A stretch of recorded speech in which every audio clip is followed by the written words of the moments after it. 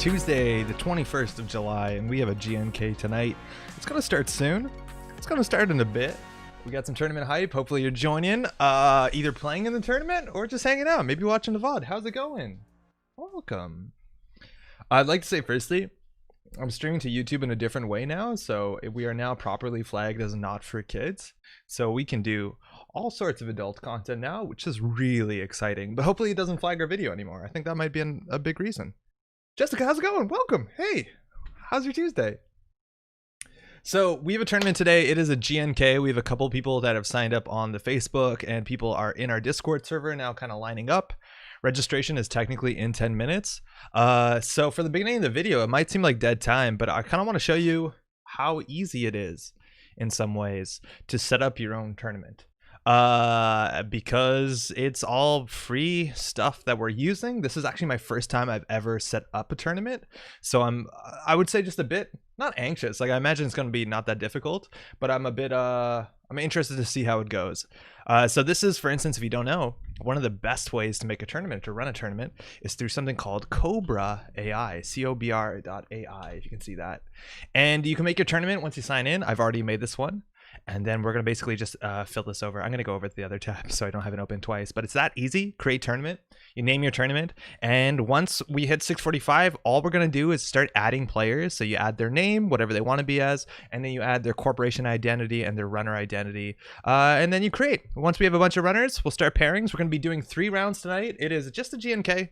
No top cut.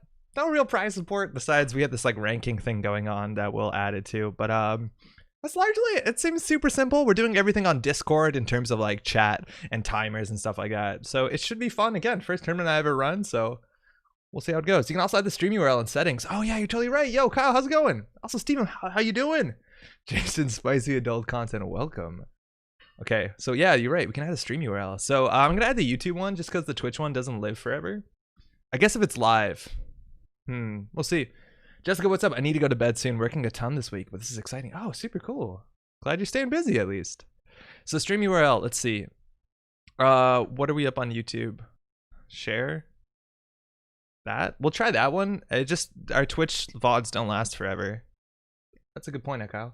When you upload it to ABR, you can add VOD links. Okay, so then if that's the case, I'm gonna add a Twitch link here, and then we'll update the link when we do a VOD link. Thank you.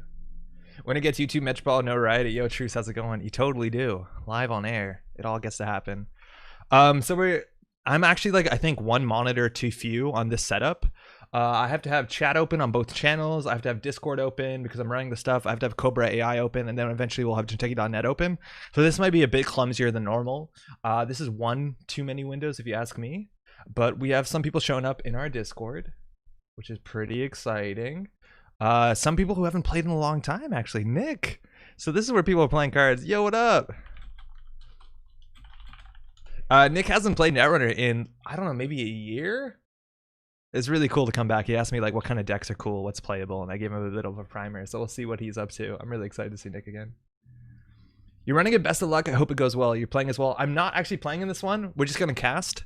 So I'm doing a lot of casting this month, which let me tell you is an absolute pleasure. It was the Asia Pacific Continentals this prior weekend, and we're not going to spoil or talk too much about it. If you want to watch the VODs, they're on Project Nisei's Twitch channel, twitch.tv/Project Nisei. We commentated through the final cuts, which was like Saturday mornings, so Saturday night, Sunday morning. It was pretty fun.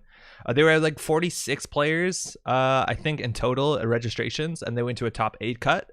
Had a lot of fun. There were some pretty exciting games to commentate, but there's more commentary. I think I'm going to be doing some commentary on the European Continentals, which is this weekend, and then next weekend I'll be doing a lot of commentary for the North American Continentals.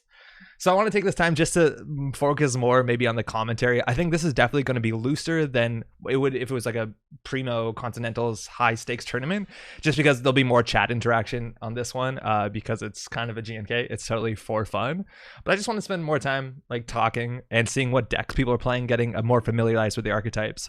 We also haven't had a tournament in,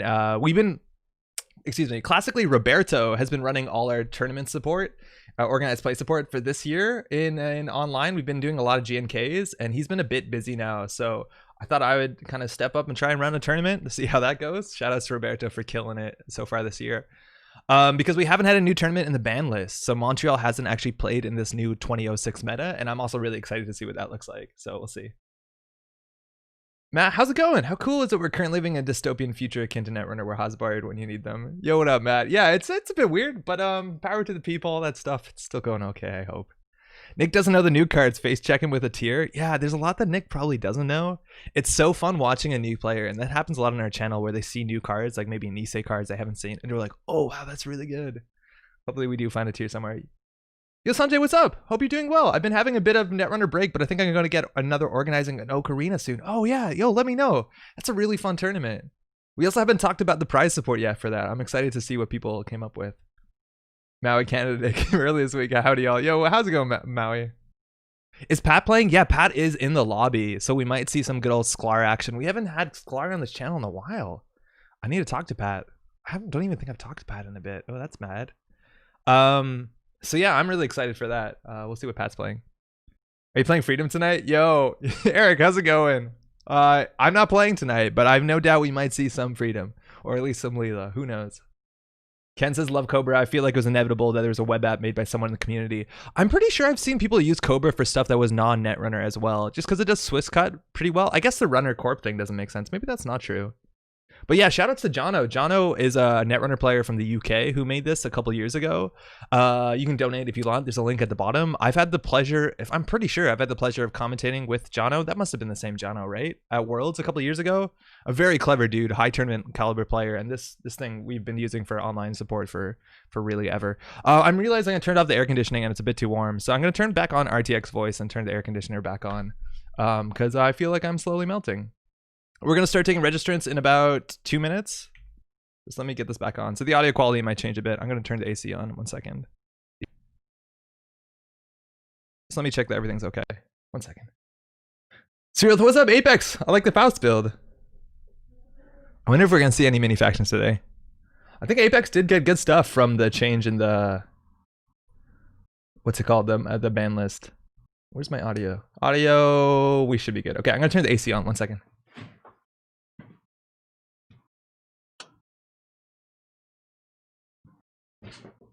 All right, should be good. More Ocarina, says Jessica. Yeah, I'm really excited for that too. I'm really excited to hear that. Also, yay, Patrick. Yeah. All right, again, we got a couple too many windows open.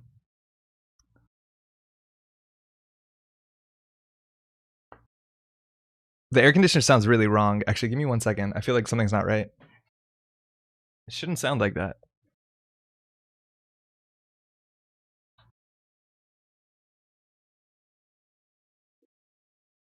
It was stuck between stations. I think I'm aiming for August 15th for the next Ocarina Saturday. Super cool. Sanjay, if you want help streaming that, broadcasting, commentary, hit me up, eh? Anarcho says, man, I'll never forget when Euros 2018 crashed Cobra AI because FFG didn't tell Jono that it was happening. Whoa, really? What happened?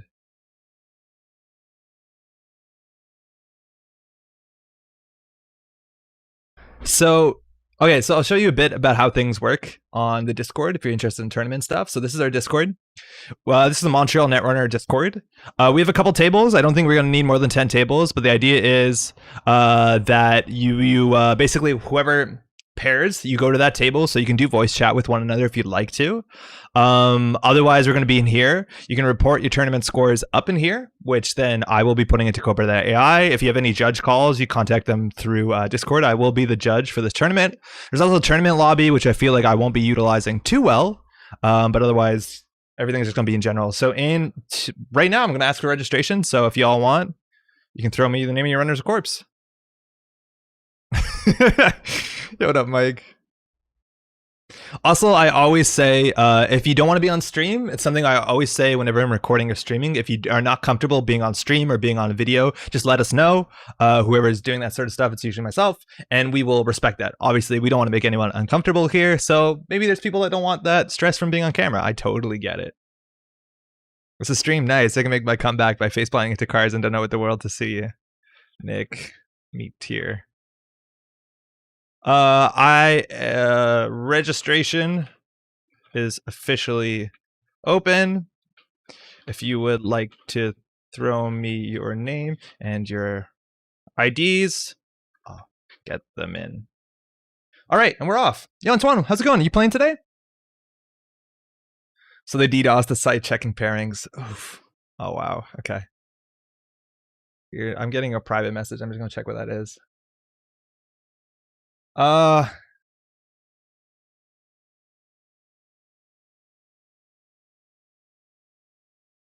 shit. I better go sign up. Yeah, see you soon, Narco. All right, cool. So these players are not all from Montreal, from this area. We opened this up publicly, so we have people from all over playing. I think, in fact, none of these players are from Montreal, if I'm not mistaken. So we're just gonna get the stuff in. So I can't have all these windows open, so I'll just do this over here for now. So name, throw that in. That's not correct, is it? Nope. And then you just throw the corporations in. I don't know if it auto completes or not. Oh, it does. Oh, that's wrong one. Oh, that's so good. All right. And this is going to be a bit tedious, but there's nothing to it. Kyle said Andromeda ETF. Oh, boy. Kyle, what are you doing? But Joss, how's it going? Good luck, everyone. Hey, thank you. Kyle, can you hear this? You're not playing Andy ETF, are you? Ninja Mike. It's also, what's really good about this website is you can get this all into always be running. It automatically exports stuff to ABR, which is really good. I don't know which kit. I don't think it matters. Which is super good. We have a lot of players from Toronto. Ooh, we're seeing a lot of the outfits so far. Sorry, chat. I can't keep up with everything right now, so hopefully everything's all right. Hey, Patrick. Pat is playing Sportsmetal and some Leela. That's classic Pat stuff. And if we goof any of this stuff, people can let us know, and we can fix it after. Corporation, Sportsmetal, and then we got Adam. I think we have 2 Adams coming in already. And Karan. Titan Transnational, someone is fast advancing. And Adam. I wonder how many plays we'll get today. Antoine is on Sportsmetal as well. Wow. Not the most diverse meta just yet. We'll get there. Oh, Kyle's not playing. Very good. Okay. Fair enough. Jessica says, I played 115 cards max on load testing HHN Boom Asta that tournament and won 2 games with each side. I was really happy with it. Oh, that sounds really fun. Oh, he said, I played on stream for the first time a couple weeks ago. I lost horribly against my friend. They were playing awful matchups for me. Oh, beans. It happens, though. Like, sometimes you just have a bad matchup where, like, you play poorly and you know it's on camera and you're just dreading it. It's a thing. Can anyone give a link to join? I would love to join. Click yeah, totally. Here, let me throw you the link. I'm going to throw the link in chats if you want to join in. It's going to be pasted in both the chats if you want to join the tournament. Just let me get the invite link. Expires never. No limit. Generate new link. Copy. Murska, how's it going as well? Sorry, I hit the microphone. Fad, what's up? It's too bad these start when I'm still technically working. Smoke break, huh? All right, so we're going to start in about 12 minutes. We'll probably wait 5 minutes after just to make sure everyone gets in. Kokotz has joined the Discord. If you want something to do tonight, if you're watching this, you want to jump in, again, super low stakes, 3 rounds, very little time between them. You can jump right in and play if you would like. Your games will be commented. You'll meet some of the nice people from Montreal and mostly Canada, I suppose, at this point. Everyone's super nice. Not Harmony Mind Tech. No, you're totally right, Diogen. I goofed that.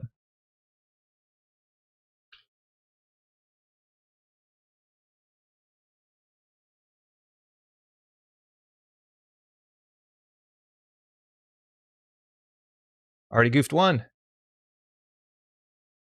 YouTube is so behind. Yeah, so we're now streaming a different way to YouTube. We might be on a pretty far lag.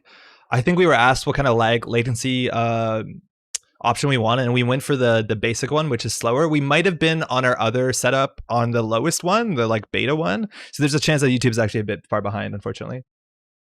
Giles says, man, I could wish I could join. It's 9 a.m. here, just starting work. Oof. Can anyone give me a link to where to register? Just here. Your name and IDs. That's all you need to do. I just want to make sure no one's in the tournament lobby, which is technically a text channel. We're just not using that. Murska says I'm working at the moment. Well, still welcome to the Discord. It's admittedly not that busy besides tournaments. Marc-Andre, how's it going? I think it's hyphenated. I'm pretty sure it's hyphenated. Everyone's on Leela outfit? Oh, some people watch the Pacific, huh? Asia Pacific tournament?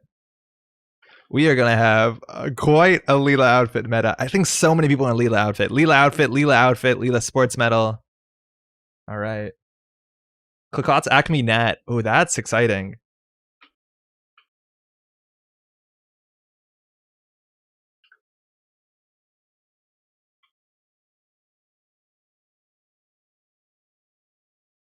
Again, it's this easy to run a tournament. If you have GNK.net, Discord is all free. All this stuff is free. If you want to do it on yourself, it doesn't have to be a big thing. It's a really nice way to get involved. People are stuck at home a lot of times, so this is a nice thing to get going. APAC was won by, I'm not going to read that, Sid, but yeah, how's it going? Nat, oh no, the masses. Yo, Truth, how'd you get the sweet mic? You asked that before in a comment. I haven't answered that yet. This was a birthday present. Maddie helped me finance this. We got this maybe 2-3 weeks ago now. It's been pretty good, but unfortunately the air conditioning in this room is like right over there. So it's I have to put on some heavy like filtering settings so the audio quality gets a bit weird when I get far away. So it'll be better in the winter, but it's a great mic. Yo, Netrunner Nuts, how's it going? Wizard says, Antoine says, and all of us on Sportsmetal probably just picked up the deck list of the week. I actually should check what the deck list of the week is, because that's something that always shows up. Murska says, I'm doing my work on the solar corona from home due to terrestrial corona. Oh, very good. I see it. Oh yeah, this is the CTC's Morphling deck. This is a Fast Events deck. We played this on stream a bit ago. It's pretty fun. We thought we'd see more of this at Asia Pacific, but more people are playing Titan, which the argument whether this is comparable to Titan Fast Advance in terms of reliability, I don't know. I think I need to do more testing, but it definitely looks pretty good. All right, we got 52 minutes. I know there's a couple people that already RSVP'd from Montreal that are still gonna maybe show up. So we're definitely gonna wait until about another 15 minutes or so. So we'll be off soon.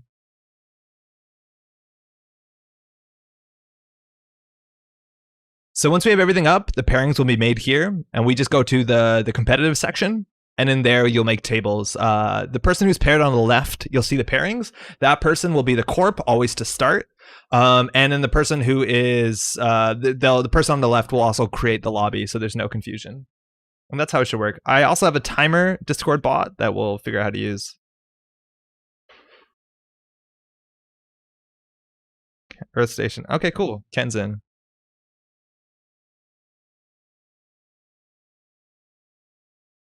It might be confusing that I'm not using people's like Genteki.net names. That actually might have been a oversight, because they'll be confused whether these are the people they're playing against. But at least to some extent, people will be learning people's names.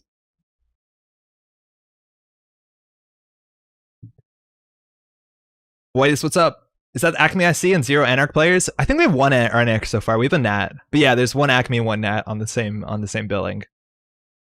You can also see like the tournament standings here and like the distribution, and it's probably pretty homogenous. A lot of Shaper. Montreal classically does like Shaper though. Still no 419. Yeah, no 419. All the criminals cropping up on that one boxer ability. A lot of Sportsmetal, a lot of Wayland, which is not a surprise. And otherwise we have technically everything besides Apex and Sunny.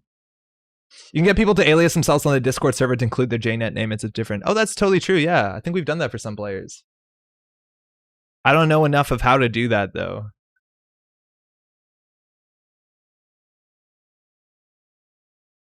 Oh, hold on. Brandon, I don't know if you hear this. Are you still looking for an Oracle?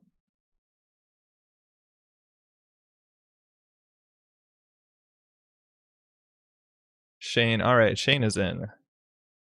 Welcome, Shane.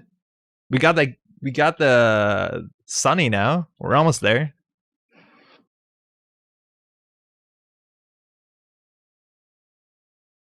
Sam, what's up? Ending a long stressful day with Netrunner stream. Excellent. Welcome. We got a tournament tonight. We're gonna be streaming 3 rounds. It's about 3.5 hours. Should be good. Terrence, whatever. You said whoever. I was trying to say hi. Terrence, whoever the admin on the server can right click to change nicknames. Oh, super cool. Also, Terrence, are you updating? I saw your name show up on a what's it called, on a monster train like document. Is that the same Terrence? Netrunner says, I'm pretty new to Netrunner, not to mention deck building itself. Would there be any chance to make an introduction about deck building regarding the card draw simulator and reparation, etc.? I don't know what you mean exactly by repartition. Excuse me, not reparation. But that's a really, I think we needed to do a stream at some point and focus on like core set only cards and start with some like really basic things. Deck building is another topic on top of that. I'm a bit time crunched right now, but when the system gateway stuff comes out later this year, there'll definitely be a lot more targeted content for newer players. I know that doesn't help you out right now, but we can keep that in mind, and maybe we'll take a weekend stream or sometime like that and do something a bit more casual, but a bit more focused as well, as opposed to doing like highly produced, tutorialized, YouTube content. Terrence says it's the same Terrence. Heck yeah, thanks for contributing. I read almost all your stuff. That's awesome. 3 rounds, yes. Okay, I don't know if it's still a thing. Ken 70 then. Okay, I'll change this.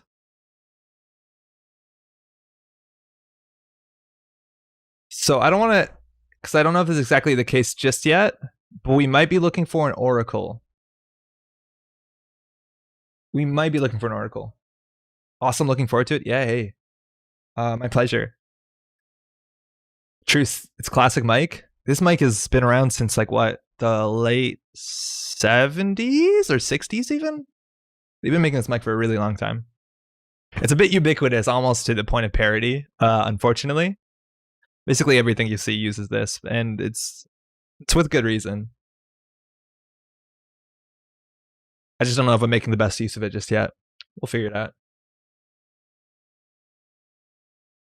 All right, it looks like Brandon is still looking for an oracle, so I think I can announce this publicly at least. Brandon, if somebody wants to volunteer their time to help Brandon oracle, so Brandon can't see, and if you ever seen Brandon play, basically he has somebody who oracles for him. So the idea is that you'd be playing Jinteki.net, you'd be on voice comms with Brandon, and you are allowed to basically say anything about the board state, but you're not allowed to give any sort of strategic advice. If you've never seen this before, it is the utmost impressive thing. We've seen this on Worlds tables. This was on the Worlds stream. Brandon, I remember the game. It's pretty wild. But the idea is that someone needs to be there basically to just say like, oh, you drew this card. Okay, this is what your opponent did, because it doesn't do a good job telling all that stuff, obviously with audio and other stuff. Zero says I played with Brandon. It's a good time. Yeah, it's pretty exciting. I've done it before at an in-person tournament, and like, I know I'm not even playing the game, but watching Brandon playing the game, and also I'm admittedly a bit stressed to make sure I'm giving all the right information. It's pretty cool. Matt, what's up? Thanks for helping keep the good times rolling, man. Hey, cheers. The world famous Oracle J. Yeah, Oracle J was awesome. Oracle J came to Worlds just to Oracle with Brandon the whole time. Absolutely, what a hero. Francis, what's up? Hey, can't make it today. Hope everyone has awesome games. Hey, hopefully we'll get you on the next one, eh, Frank? If the Oracle thing looks exciting, let me know. We can get you in on that. Brandon is looking right now for some support to help play in this tournament.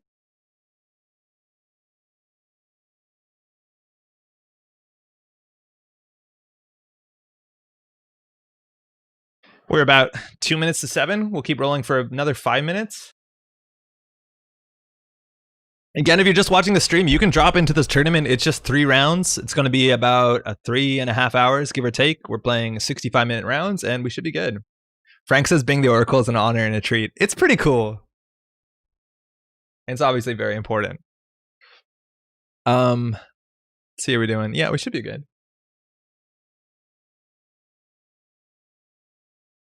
So right now, what are we at? 1, 2, 3, 4, 5, 6, 7, 8, 9, 10, 11 players, if I'm not mistaken. Before we lock it down, I'm just going to ask everyone to go into the pairings or the standings and see that everyone's information is imported, inputted properly. I'm also going to have to keep my phone loud because I am going to be a judge, so I need to know when there's Discord stuff. Andrew, how do I join? Yo, what's up? I'll throw you a Discord link. Get in there. Once you're in there, throw down your name and the IDs that you like to play. I'll throw that into Twitch chat as well.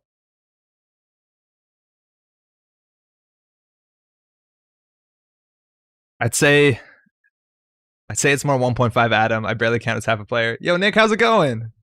I'm excited to see your play. I think you're on a pretty big lag, but Antoine asks, are you going to play or spectate? I'm just spectating. We're going to be commentating the tournament.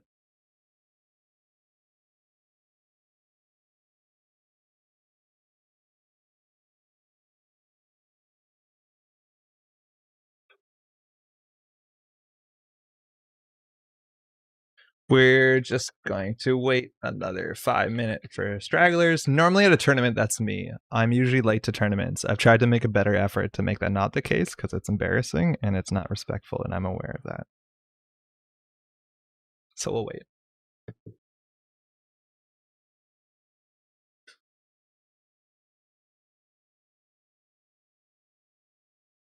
How's everyone's Tuesday? It's been a busy day. I'm excited to do this though. Brandon, okay, I have 4 more minutes. Lol. Yeah, still, again, if you have 3 hours to not exactly play Netrunner, but Oracle with Brandon, he would definitely appreciate it. It's also like a really cool experience. I would highly recommend it.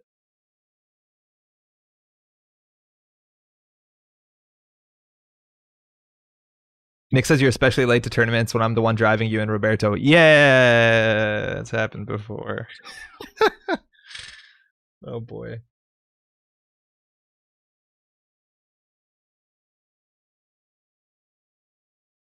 So looking right now at the where we're standing, yeah, 11 players. That means we will have a bye. It's always unfortunate.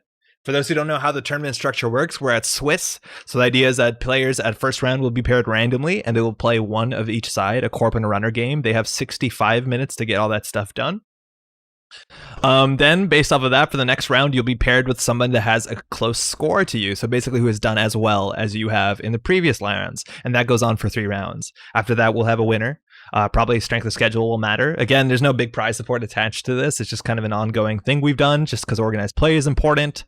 But because we have an odd amount of players, somebody won't be able to play 1 round. In the first round, it'll be random. That person won't play the round, but will get 2 wins. It's a bit unfortunate if you came to play Netrunner.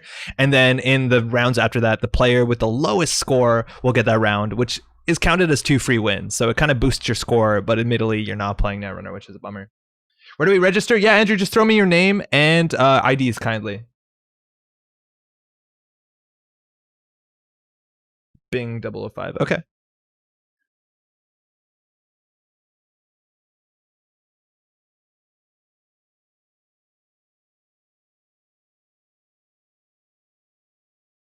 All right, we're going to go on for about 2 more minutes. Andrew, are you Bing or are you someone else? Again, you got like 2 more minutes before we're going to start. If you want to join in and join, we have 12 players right now, so it's going to be you'll definitely be playing 3 different people. It's a good start.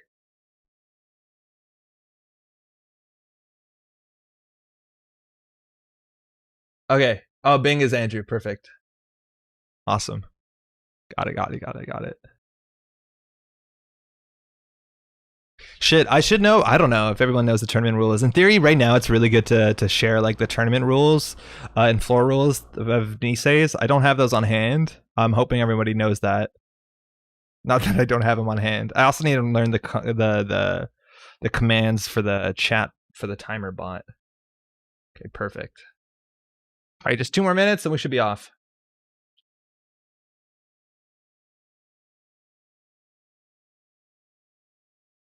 I will be streaming the event. If you are not comfortable with appearing on broadcast, please do not hesitate to let me know, and I'll be happy to accommodate that. No big deal. Corey, all right, it's 4:05. Let's get this started. Yeah, almost there. I got 30 seconds. I just need to pull up the chat commands for the robot that does our timer. Roberto sent them to me. I'll just find them above. They're somewhere up here. Oh, they're in the tournament lobby. Okay, I guess we're not. We're outside the tournament lobby. It's just gonna be annoying. Okay, that's fine.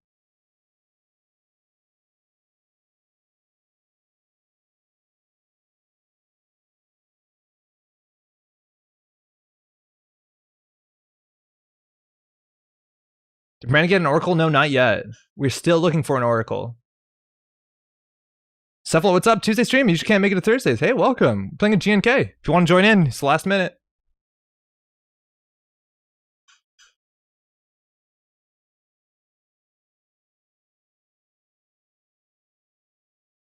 Yeah, we're still looking for an oracle if that's a possibility. And we should be all right. Can't join. It's supposed to be working. I have no voice comms, by the way. Yeah, voice comms aren't necessary. It's good to have it because your opponent can talk to you and it'll be more social, but again. Spraybirds will explain oracles again. So Brandon, I don't know the correct word for this, but basically can't see. So he just needs somebody to be paired up with him in voice comms, and you basically just explain what's going on. So when he draws a card, you tell him what it is. If he asks what's in my hand, tell him what it is. If you how many credits, what the opponent does, that's it. You're not allowed to say any sort of strategic advice or any sort of advice. Brandon is a very good player. You're probably not going to need to, but that's it. And basically, you just need to run that. Basically, you run GNK.net, and he's just on voice comms. You don't have to do any video sharing because, again, that doesn't make sense. If you'd like to join in an oracle, Brandon would be super excited. Brandon has been participating in a lot of the last GNKs. Visually impaired is common turn. That's probably right, yeah? Excuse me. I'm not sure if there are other ones. That's the one I know. Perfect.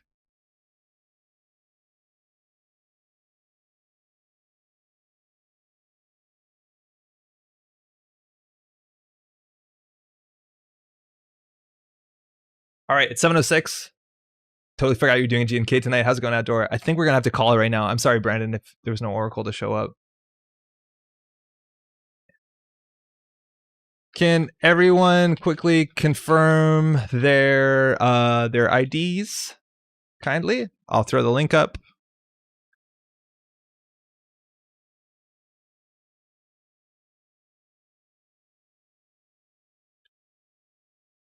Cool. Oh, copy pasted away from the clock. I think it's like dot set timers. I need to write this down. We have a bot that we got from the Toronto Discord that lets us control. I can't tonight, but I'll try and make myself available for Oracle on another occasion. Spray, that's really cool. Thank you.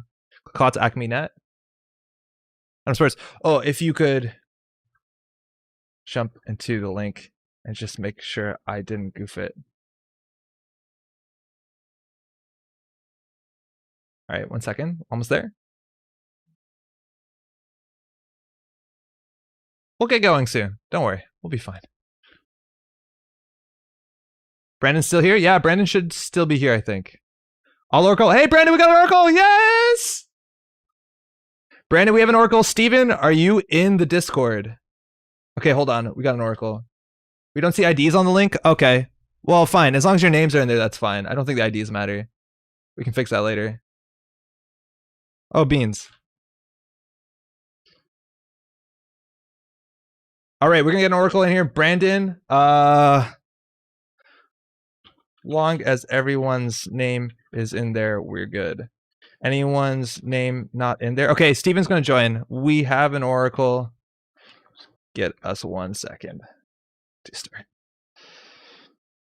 All right, it looks like we should have everyone's name. I'm going to add Brandon. Brandon, what are you playing? B King.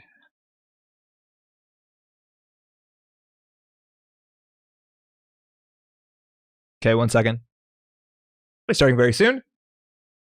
And once we got Brandon in, we can do the pairings and we should be off to the races.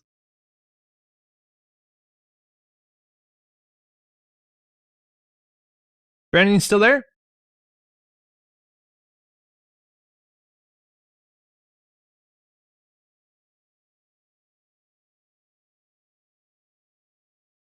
What is the link? Good question. Hold on, I'm just going to post this in a notepad so I don't forget it.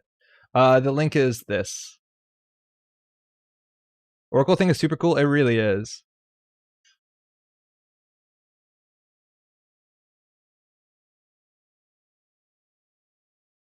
So Steven, inside Discord, Brandon is wait, is Brandon even here still? Wait, no. Hold on. Oh man. Tuesday night tourney? Yeah, totally.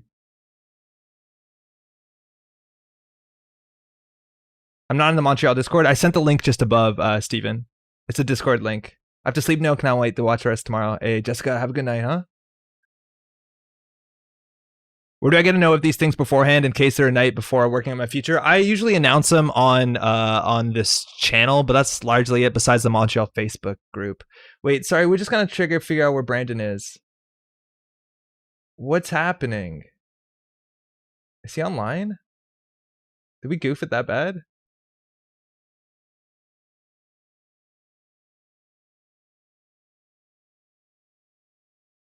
Super secret thing, have to be initiating other secret handshakes and stuff. Wait. Did we?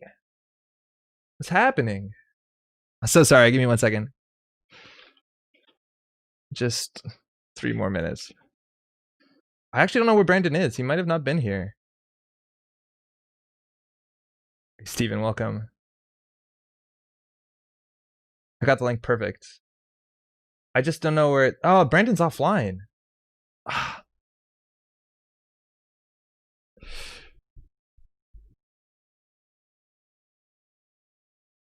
Okay, Beans. Oh wait, well we might have missed that window a bit. That's not good. Calling him? Okay, Kyle's calling him. Thank you. Thanks, man. Okay, just give us... Sorry that this is a bit late. We're just trying to get one more player in. These things never start on time, huh?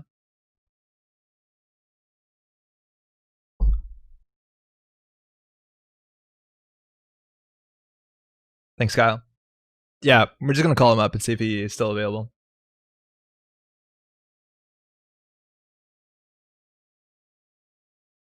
Thank you, Steven, for oracling. Super cool.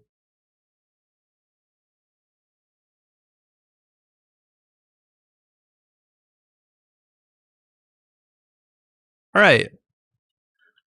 So that's when I need right to start a timer. It looks like we have everybody in chat. And then we should be basically good. We get the pairings up, 65 minutes. We should be done around 10:30, 10:45.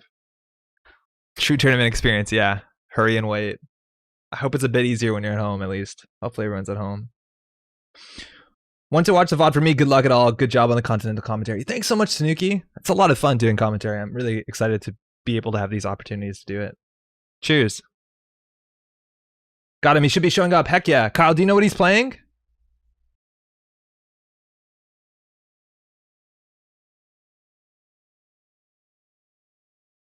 Let's give Brandon first round bye to get his deck sorted. I think he might have decks. I don't know, since we're now odd. Yeah, we could do that. Do we just give Brandon a bye? That's unfortunate. Make him Fisk and Harp. Since we're now odd. Hold on, he should be in here really soon. He's already online. Like, we'll be there in a second. The IDs don't really matter for pairing. Yeah, they don't. Okay, so we're gonna just pair. We'll be fine. We'll pair. Okay, Brandon. I'll just put placeholders. We'll put them on Fisk and what are we doing? Harpsichord? No. Harsashandra. The Harmony Medtech. Oh no, we have one already. Oh, that didn't work. Did it work? Yeah, we did. Okay. Fisk. All right, so we're gonna do the pairings. So how do we do this? Pairings. Pair new round. Bing, unfortunately you have the bye. Rounds are up. Pairings are up. Kindly. The player on the left should create the room in the competitive lobby.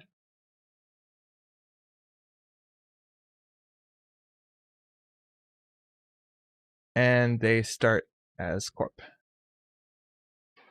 Rounds will be 65 minutes. I'll start the timer soon. Good luck, have fun. Yes. The king equals Brandon, yes. Yes.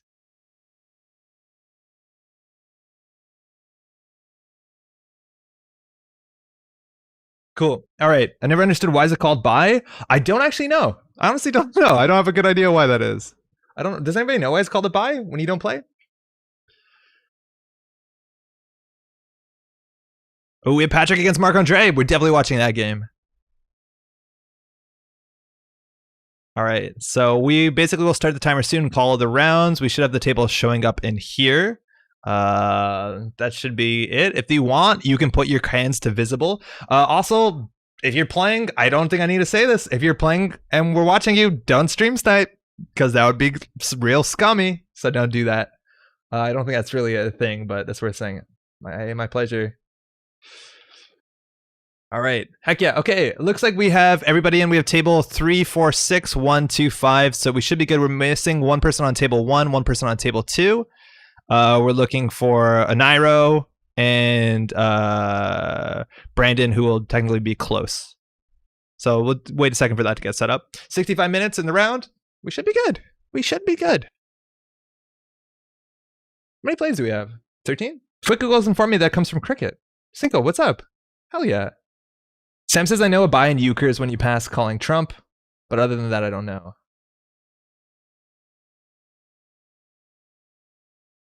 Yeah, we're still just missing 2 people to get onto the tables, and we should be good. Single says, I heard it comes from cricket. A buy in cricket is where a wild pitch, to use a baseball term, and the runner comes in for a score. So bye week was when you got to advance in the playoffs without doing anything. Then over the years, just evolved from a playoff term to anything we don't play a week. Oh, cool.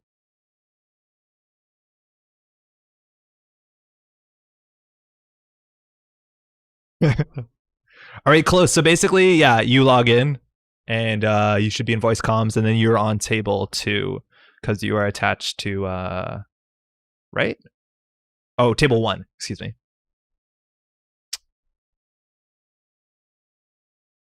So we're just missing table 1 so far. Round started? Not just yet. Go. Take your mulligans. All right, looks like table 1 isn't just up yet. So I think we're going to start. We'll just give table 1 a bit more time. I think we just need to get close in there with Brandon. Cool. That's not the right link. This is what we want.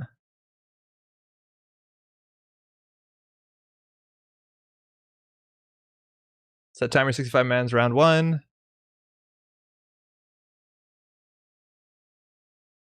Oh, because Close has to pull in the deck lists too. Okay, hey Ken, if you can hear me, Close, you and Ken on table 1 will have a bit more time. We'll start your timer a bit later, but for everybody else, round 1 begins. Oh, I called it round 3. Piss.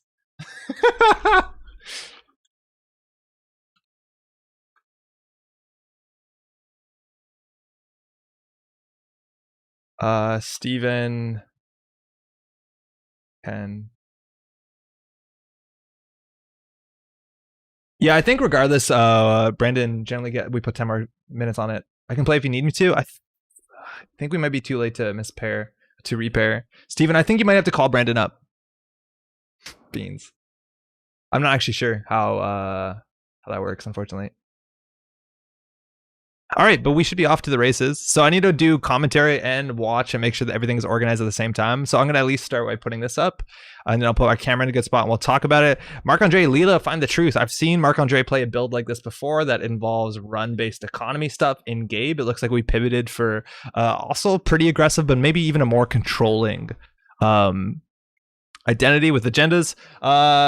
And Sportsmetal Pat, Classic League, loves playing that Sportsmetal. Those small agendas can be pretty bad against Leela, who gets a lot more bounces if you're running 1-pointers and 2-pointers, as opposed to just like, the 3-point agendas that are pretty common modernly.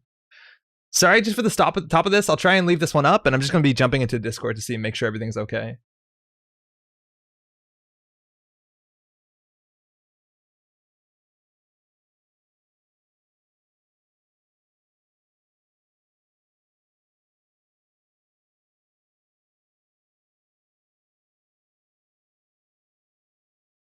Hold on. Eli being res on the face check. It's nice to get your ice resed. No pressure on HQ and install advanced in a remote server with a single piece of ice. It's pretty dodgy with things like Boomerang being so common inside job. This could just be an inside Could just be an NGO front. Now, Marc-Andre here has the option to double click through the Eli, and a single axis here can be very disruptive. Now, if this is an NGO, you always could pre-res this, but if this is a lucky agenda, that will undo Patrick's push into the remote that turn.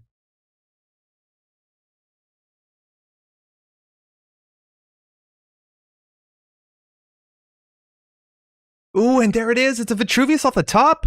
That lucky rip undoing all of Pat's turn, install advance being returned to the hand. That's 2 clicks and a credit, let alone that window.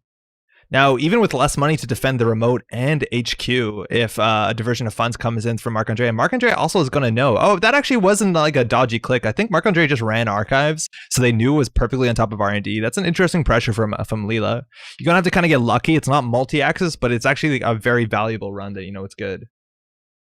And hey, double install and upgrades on in there. Again, Sportsmetal, Pat, I think got 2 credits from that. I didn't actually check. I just need to check when the other table starts for timing's sake. Another dirty laundry into archives. Find the truth again, showing what's on the top of the deck, let alone GameNET as well, getting a free card draw. Really good value. Looks like Marc-Andre is just going to go back in for that double click. Eli, a taxing piece of ice, but not ending the run.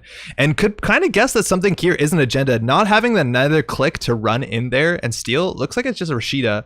Pat, not resing the upgrade, but another Vitruvius. Marc-Andre already up on 4 points. Pat getting that remote pulled apart. Sportsmetal returning a card to hand, or getting 2 credits from the agenda steal.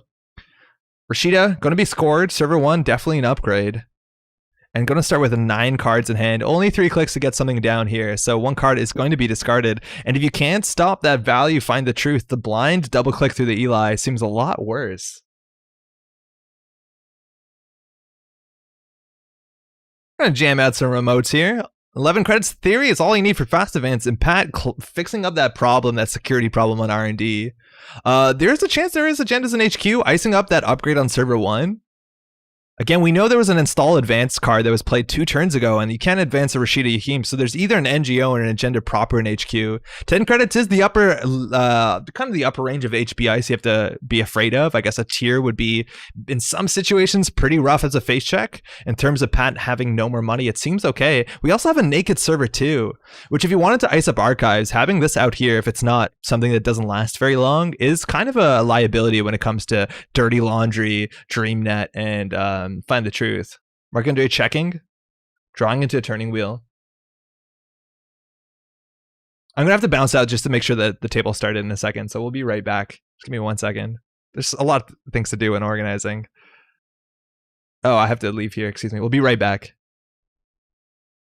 Is table 1 good? No, they're still waiting. Ah, beans.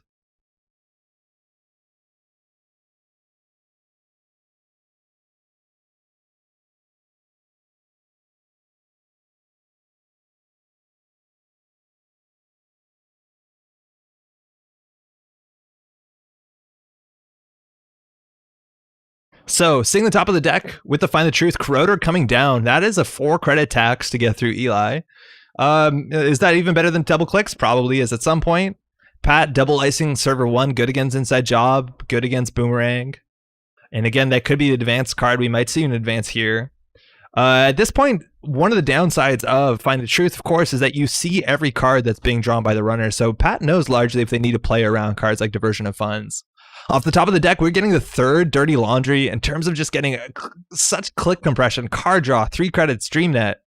This Dirty Laundry here, only for 3 credits though. Could have waited for another turn just to get additional value. Running into R&D, looks like they know what's on the top of the deck. Could be surprised by some pretty rough ice, but Pat's not resing on 10 credits. With 1 click left, might want to have something to defend the remote after that. Paying 4 to go through Eli, accessing. 1 click left. There's that 1-point agenda that you hate to see in your deck when you're playing against Leela. Bouncing one of the cards in server 1, I think it was the one that was installed that turn. Pat now up on 15 credits, getting the 2 credits from Sportsmetal's ability. I think Marc-Andre could have even decided to bounce some of the ice and checked server 1 instead, but just drawing up, but getting that sec testing again, getting that clickless compression. Now you can run archives, get 2 credits, a card, and see the top of the deck. And Pat in a really bad spot, down 5-0 now on game point. And while icing up archives is definitely a start, server 2 being naked out on the remote, there you go, icing that up. That's going to solve some of those issues. And again, something returns straight into server 1. Caddy Jones, sec testing, Marc-Andre on game point can definitely slow down a bit.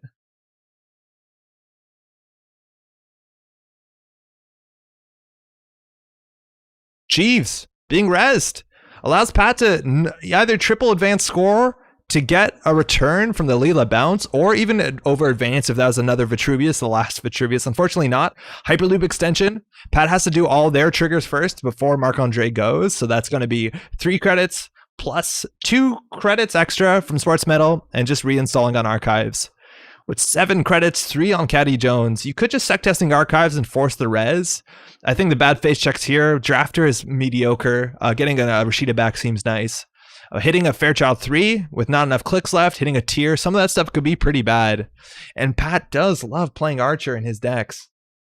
Now we have that Archer feel. And if a criminal loses a Corroder, they don't always have recursion. At this point, with Rumor Mill off the restricted list, it might be a nice inclusion in the criminal list. And install advance into the remote server. Server 2, the Jeeves being marked. Paragon plus security testing. Put a 3 credit tax on that. And Eli is a cheap res. You could, in theory, double click through that if you want to spend 2 clicks, additional clicks, mind you, for 3 credits. Scry a card on the top of R&D doesn't sound like the worst. Paying 4 credits, though. It's no longer economic value. You're paying a credit basically to clicklessly draw a card, get that scry, see the top of R&D. Not too bad value at all. And if there's an agenda on top of R&D, Marc-Andre could throw down a boomerang on the outermost piece of ice and make it in. Could close the game out. That's starting Find the Truth. That came down turn 1. So strong. Probably a 2 of an Leela deck. A very good start, I have no doubt. Checking HQ, hoping to get the bounce. Then Enigma is going to take half of Marc-Andre's turn away, putting him down to 1 click. Looks like Pat might be safe there. 9 credits, probably enough to defend the remote. Unlikely to be a barrier. I think the only barriers you're expecting are either border controls, Final Eli, or a Hagen. It's more likely to be something else, I reckon. And Caddy Jones just clicking up once more. And Pat has a lot of options here with the Jeeves. Could even score out a 5-3. Get themselves Ossel on game point. Advance, advance, advance. Just scoring out an Architect deployment test. Look at the top 5, install and res for free. Take that, Leela. Get some big ice. There might actually be some bigger ice in this deck. You can jam that onto the remote, even on R&D if you're really scared. Sportsmetal get 2 credits. Wait, did they fire this? Did Pat fire this?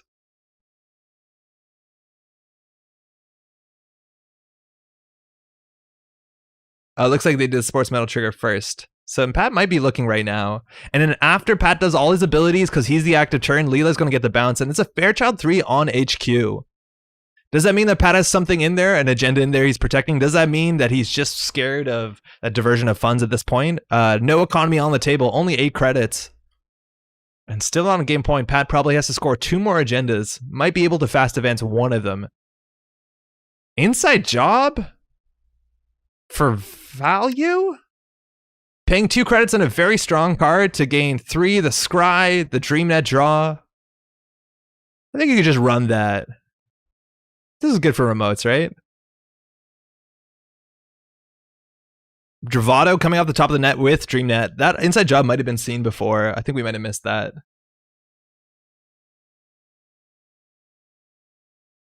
Mining accident. There you go. That's why the inside job really wanted to come in. I guess if you provoke the res, you'd be okay too. So Pat can decide to lose 5 credits, deciding to lose 5 credits to stop Marc-Andre from getting that bad publicity. Marc-Andre's economy has largely just been Caddy Jones at this point. There's a big chance a sort of run-based economy like this on security testing, Paragon, 3 dirty laundries is going to flounder if it can't get those cheap accesses. So keeping that bad pub down might be all right. Pat really needs some money here. Double credit. Triple credit with Jeeves, getting the click back. A hedge fund here, I think Pat would be very happy with, but install into server 1. Good thing about playing against Find the Truth is you can see when they draw into falsified credentials. You can know if you have to pre-res. And a Bravado here hitting into archives with 6 credits to the name. Pat could, in theory, throw some bigger ice into the face of Marc-Andre, but then server 1 would be open. Paragon firing. Bravado going to get 4 credits back. Another 3 credits from the security testing Paragon. Marc-Andre in the money. Very good.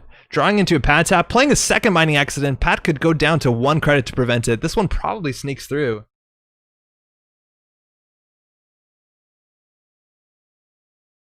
Pat allowing 1 bad pub. That's fine. But Marc-Andre not showing breakers, and that's the thing Pat can use to his advantage. He knows everything Marc-Andre is drawing, so he can tell when the boomerang's around, he can tell when the inside job's around, he can tell when the special orders or the Angolos come down, and Pat might know how much aggressive capability that Marc-Andre is showing right now. We're going to go for that triple click. Double click right now, triple click to get the Jeeves, and now Pat can do one more thing, just trashing the pad tap. Pat fighting tooth and nail to keep the economy on board. But with a 12 credit caddy, I don't think Pat is doing enough to push on the board. Still checking into the ice. That last turn wasn't res the 6 credits. Seems like a free 3 more credits. Interestingly enough, with the bad publicity, you can actually run server 2 to get through to Jeeves to get a Find the Truth trigger and a free card draw for free. You pay 3 with the Corroder plus 1 for bad pub, and it gets returned cheaply. And I think that's the exact breakpoint that you need here. Oh, keeping the money down. Amina coming down. Fairchild 3, no longer a threat, let alone Enigma. So you can pay 3 credits a turn to break a code gate largely to prevent Pat, putting Pat back down 1. It's going to be a bit of a fight for economy, but Pat triple clicking with the Jeeves, getting into the IPO range, now over on 14. Maybe the most money Pat has seen so far. The second pad tap comes down. We're running archives. I have no doubt we see a res here, unless it's a really cheap code gate. Still no res. That code gate problem when you're down behind the Amina can be such an issue. Paragon also filtering Marc-Andre's draw. Maybe needs to find that killer. Not too much. That's scaring. Special order off the top though. That's access to anything, and we're gonna pull 15 credits off. Into a Bravado. Oh my god, if this is an archer, this is gonna be so devastating, and Pat has a high chance of putting archers in his Sportsmetal decks with the one-ofs. If this is an archer, it's an archer! Oh, Amin and Corroder out of the game. Well, into the heap, which largely for criminal means the same thing. What a res!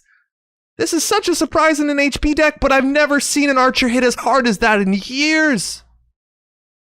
Oh my god, Marc-Andre might be out of programs for the whole game. A special order in hand, maybe that can get you an Angolo if you do have it. Maybe an Amakua that you can scrape for tokens. But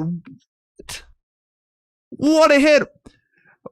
Just coasting in on that huge table swing. Pat going for the stall advance again, did forfeit a 1-pointer here. Now a big face check could happen, but still letting these accesses through, imagining that all the money in the game might not matter when R&D is protected by an archer and a code gate on HQ. Maybe you could boomerang triple click, but probably needs those 10 credits to defend server 1. Oh load, yeah, Dane, correct. Oh load, that was quite the archer. Oh man, HP archers to all the cops. Still checking to the remote. Some scary face checks here. Probably some that end the run. I guess the Enigma is a bit of a penalty.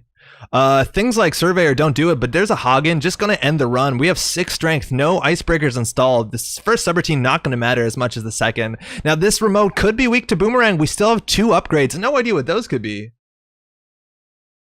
Hey, let me just pump out and check, see that the table 1's underway. Yes, it looks like we are good. I just want to see when they started so we can get them accurate time. We'll be back in a second. Oh, fantastic. They are going.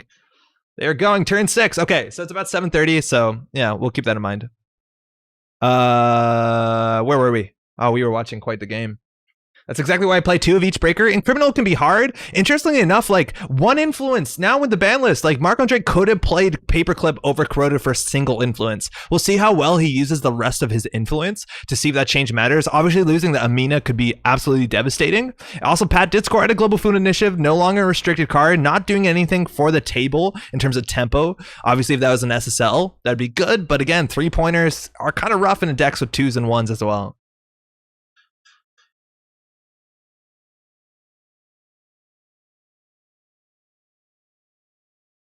Try calling again. Okay, cool. Everyone's up and running, so we're in a pretty good spot. Sec testing, still taking away 36 credits. Blueberry Diesel, I don't know what Marc-Andre could be drawing into now. We did see that, like, you know, value inside job, which I'm betting right now he's might be kicking himself about, using that to contest a remote. And the 3rd mining accident, I think Pat can be fine. Actually paying the 5, not paying the 5 credits, saying without breakers, what can you do? With a bankroll, what can you do? If I can just ice up everything slowly. 10 out of 10 would arch again. That's a good archer. And I'm telling you, Pat, you see those HB archers. Any deck that runs 1-pointers, you got to play around that thing a wee bit, huh? So the big question is whether inside jobs and the blueberry diesels, that sort of things, takes the slots that the boomerangs sometimes sneak in with. Pat still has to score only one agenda. One unadvanced card could represent the final Vitruvius. Even an unadvanced card could represent an architect deployment test with that Jeeves.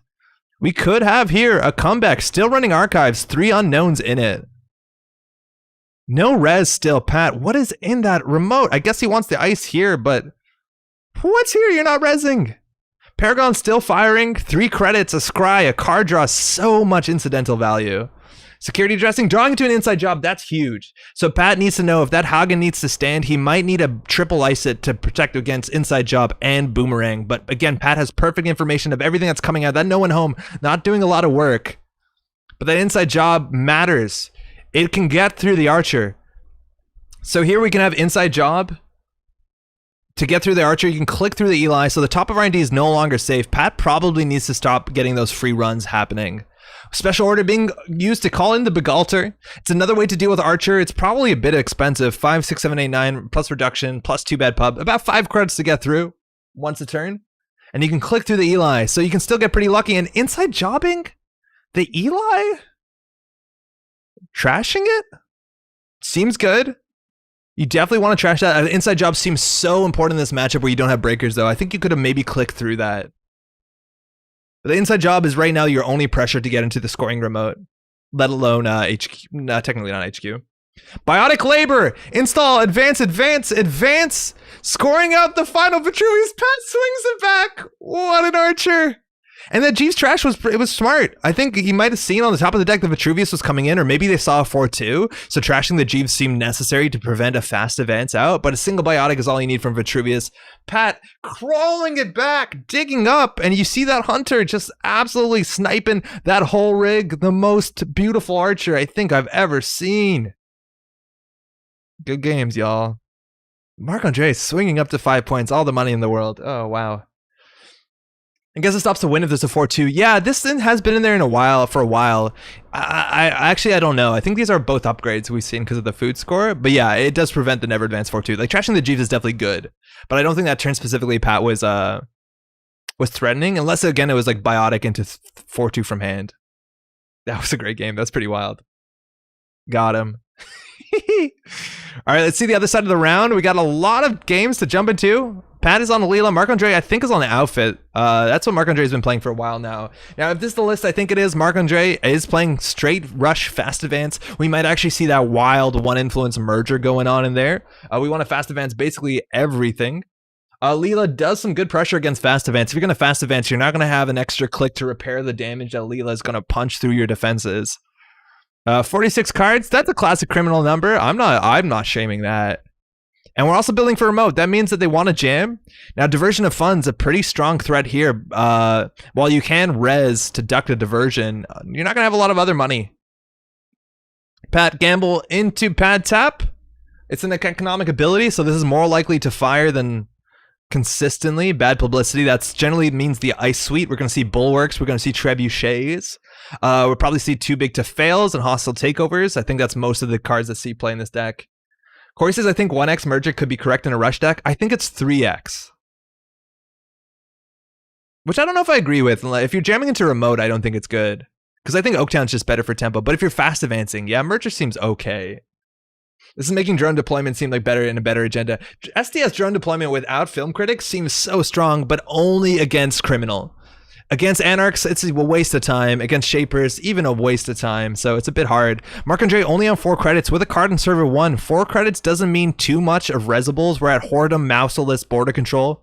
Single access could mean a lot with Leela. Could undo. And there's a hostile off the top. 1-pointers Leela loves. Could bounce the ice on server 1 to make install costs higher. Could bounce the thing in server 1 to force a no Rashida, no score that turn. Pat undoing a click. I think goof the Leela window. We can just run that back. I've once played in Titan, but I'm still pretty convinced. Titan right now can fast advance like 5-3s if they're lucky. I don't even know if you need it. So what's up? Pat putting down the daily cast and a liberated account. This actually could be the list from Asia Pacific, but not even contesting this remote. I like the contest here because it is Rashida, and then you force the res here on server 1, which makes things clumsy if they fire the Rashida because they'll have more cards in hand and not enough ice money a lot of times to protect HQ that well. But that Rashida goes through, which is huge because it gets up to that hedge fund as well. Yeah, I like the Rashida pressure. Now, the thing is, like, we don't know what list this is, right? Because a lot of outfit decks, you have to respect things like punitive, you have to respect things like hard-hitting news. And if I'm not mistaken, Marc-Andre isn't playing any of those things, but you don't know that until it's too late and they're up 5 points and they scored a merger. So Pat might play a bit conservatively here. This server 1 could just be a merger. It could just be a blank Atlas. While blank Atlas is not particularly good, it does just give you points. And if they score this blank... Okay, that's an install hostile. I like that a lot. It lets you repair so you don't score a hostile and then the HQ ice gets bounced. Not even bouncing HQ ice. I wonder if Pat has strong R&D multi-axis because a lot of times, you know, the diversion threat is real and they'll probably repair that. But we are going to repair here. Going to throw out an extra card. Wait, he put the counts down to click for 1 credit? For real? Yeah, he did. That's weird. Turning wheel down, Earthrise down. Wow, what a board. No breakers to his name. I know Pat is a big fan of Angolo, which is a 1-card pressure situation or solution. And we got install and remote, ice it up, and a single advance. That's now threatening some pretty strong stuff with an Alice token. And we're talking Leela here. So getting to the remote is one thing, but multi-accessing R&D, getting a bounce, HQ, getting a bounce. I don't think it's too likely there's an agenda in HQ. I guess it depends whether Marc-Andre mulliganed or not. But with 22 credits, that seems like a very safe server. Bulwark is only rezzed for about 7 credits, if I'm not mistaken, with the refund. And it has some pretty strong subroutines. Bravado for HQ, just for value. You want to poke, could get a bounce here. And it's just an Afshar, so Pat going to lose 1 credit with the bad pub, hit that hard, end the run. Now this is also a bit rough, because if they were going to threaten to score out a full Atlas next turn, you could get that HQ ice bounce and go for a diversion. So the sort of pressure from Leela is always a bit calculated a couple turns down the line, and I always get a bit upset when I force to res when I don't need to. And that's now another res opportunity, and there's the Maker's Eye. There's that multi-access threat that I love in Leela. This still could easily be one of the Asia Pacific tournament lists. Boomerang getting through the Whoredom. Faux free. You can in theory let the credit fire to gain a credit off pad tap. Not the worst. And we're going to see 3 cards here. If any of them are agendas stolen, which again, SDS drone deployment, if it's in this deck, is unstealable at this point. We can bounce either an ice or this card in server 1. Unseen, unseen, unseen. No trash, no steal. Unlucky.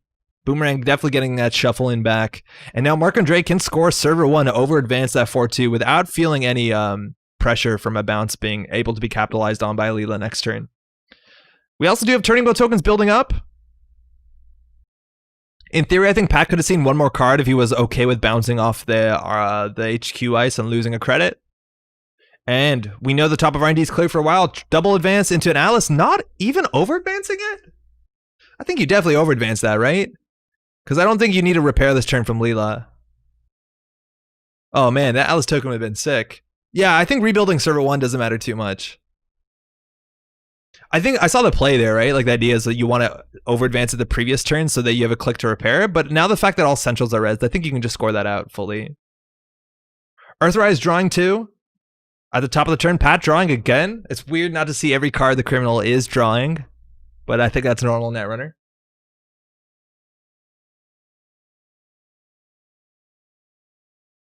Pat not showing any pressure just yet. A single Angolo deals with a lot of this ice. So far, we only see code gates.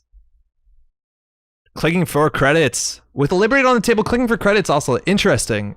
There's some reasons to keep a Liberated around. It's largely because of like closed accounts, and I don't know if you need to, if that's ever better than clicking for credit. And we have install advance here once again. 15 credits. A Bulwark can be rezzed plus a Trebuchet, I'm pretty sure. Liberated counts also can be hit by Trebuchet, but I imagine the turning wheel gets it a bit sooner. Boomerang, just on HQ. I don't know what pressure we're going to get here. Probably diversion. There is a diversion off the top. That's 2 clicks, leaving Pat 1 click to capitalize, but 10 credits on the remote is big enough to res even a Bulwark. Boomerang breaking 2 subroutines. Technically can't break both of them, so Pat's going to lose 1 credit with the bad publicity. HQ might be full of agendas. That'd be reason not to get an Atlas token. I don't think so. Because they can't bounce the Afshar, and Pat wasn't showing pressure on HQ. I think you'd still score it. Like putting another ice on server 1. Like, I think you can throw something out. You must be able to. Pat tap coming down. So not even poking the remote. Marc-Andre on 10 credits. That's technically too many. I mean, you gotta know, like, economy pressures are pretty hard against the outfit because of too big to fail, which they can recover from less than 10 credits very handily. And we're just going to start advancing out here. Marc-Andre could easily be on game point. Please get an Atlas counter. There's the merger. Hey, so this is no pressure, just fast advance. And now with Audacities and maybe even Biotic Labors, Marc-Andre is so easily on game point. For a deck that I know has a lot of fast advance, I really like the Atlas counter there more than anything, because they could definitely be threatening out the win here. Pat might be seeing the writing on the wall. Putting down some pressure cards, daily casts, not pressure cards, some like value cards that are probably going to pay off a bit too soon with how fast this deck can go. Marc-Andre playing the hedge fund last turn. Let's see if they can capitalize on the money. They might want to just jam for the remote, might not have the fast advance, but that was 2 credits for Pat tap and just installing the remote. Pat is on game point, needs to do something here. I still can't believe that early turn they ended on low credits didn't result in hard-hitting news. That's normally a very quick end. Yeah, I don't think this deck has hard-hitting news. It's just straight fast events, I'm pretty sure. We actually haven't even seen any influence, but it might be like 3 Biotic Labors or something absolutely wild. So, installing the remote, install outside of the remote. Again, a lot of this ice can come out relatively cheap for how taxing it is. I think you're only paying 7 credits for the Bulwark, 4 for the Trebuchet, even less for the Bulwark if an AI hits the table. And Pat hasn't shown a breaker just yet. Has gone through about half their deck, 20 cards, 19, I guess. It's just boomerangs for days. Boomeranging ice on the inside. Border control also scary face check here, and we're face checking. I don't think there's any ice here that doesn't end the run in this deck besides maybe Mouseless. So it's very unlikely for this to go through. Yeah, there you go. That's a bad publicity. At least Pat's going to get 2 from the Pat tap. We're going to hit the Bulwark. The subroutines don't matter too much besides the double end the run. At least the first one. The double end the run matters a lot. And going to gain 2 credits back on the face check. So we only paid 5 credits for an 8 strength, 3 subs. Absolutely great outfit value. And on 7 credits, Marc-Andre is still threatening the win next turn for sure. Sure gamble into class act. Pat getting the burst draw might not matter. There you go. Just advance, advance, advance. That's it. Double merger. That's it. Okay, so this is my argument against merger. If you're not fast advancing it, this could have been an Oaktown, right? And that would have got you money and something else. Like, I just feel like there's so many good agendas in Wayland that you don't need to do this. And sure, Marc-Andre might have like a lot of biotics where this is really good because it's something you can score from hand. But I feel like if you're just installing behind ice, you can do something that gives you more value than this. This is good for a never advance for sure. But like, I don't know. I don't think if Pat knew that was an agenda, like it doesn't change anything. Yeah, Leela can't bounce Oaktown either. That's a good point, Sid. Specifically against Leela, it's pretty hot. All right, these players did split. Not a bad showing for game 1. And again, I wonder what else there's in here. We haven't seen any influence besides the mergers. Good games, y'all. Not even inside job.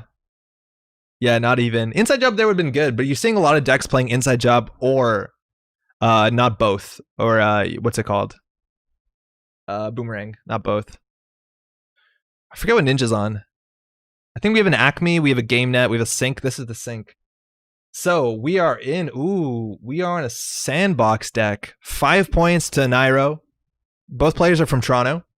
We're playing Sync. Sync says a tag is 3 credits to remove. No one is buried in tags right now, but a Nairo is accessing with very little money. We're seeing a run-based Leela. Oh, Ninja plays for the snare to do 3 damage, hitting Bones. Begalter, that's a big deal. Special order.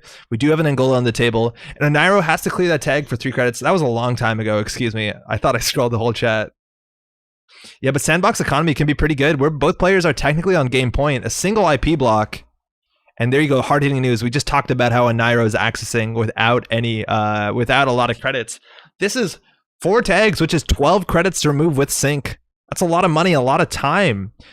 This sync ability it was competitive, almost won worlds, and then cards like, I guess, like Deuce is Wild, but more misdirection makes it a bit harder to capitalize on. There's some pretty cool plays involving reversed accounts. I don't think we've seen any so far, but we definitely have some pretty strong tag punishment. Not only can you trash resources for free by flipping your ID, but you have cards like closed accounts, you have cards like exchange of information. This is always what happens to my sandbag decks. Yo, Mnemonic, how's it going? Classic drawing an additional card. A Nairo also could be threatening the death here. The flatline could come in pretty easily. 4 tags, very difficult to clear. A single boom, a single high profile target. We've seen no Whalen cards so far, so I don't even think we've seen any influence so far. Endless Eula. Oh, that's a really hard res against a Hernando Cortez. You want to pay 12 for that? Interestingly, this is we don't see this a lot, but this is Swift. I think I've been seeing more Anacom and Criminal as a console or Paragon, but there is, you know, a fair few run events. I guess we've only seen Dirty Laundry and Bravado and Stimhack. I wonder if there's any more. Tapeworm coming down after the central run, and Ninja can definitely capitalize on this turn in a pretty meaningful way. Instead of meat damage, instead of closed accounts, instead of flipping and trashing, just going to head and purge the Tapeworm. That was going to give a Nairo 2 credits a turn. 2 credits a turn at this economy level. I guess that gets out of hand a bit with daily quest, but I want to see that sync flip. The problem with the sync flipping is that once it's flipped, it's easier to clear the tags. I don't think a Nairo is anywhere near being able to start clearing the tags, even if they're only 2 credits as opposed to 3. But it's cool to see the art on the back of this card. It's pretty nice. And I have no doubt you want to trash at least the turning wheel.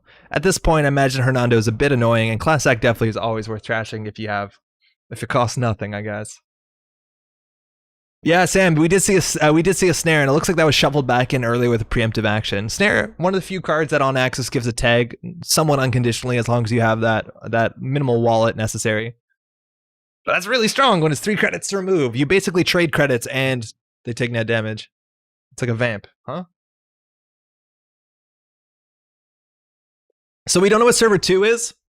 I have a slight suspicion based off the fact that we're seeing Cyberdeck sandboxes, multiple that they're on Macrophage, and the fact that we see Endless Eula. There's also a small chance that they could be on Chief Slee.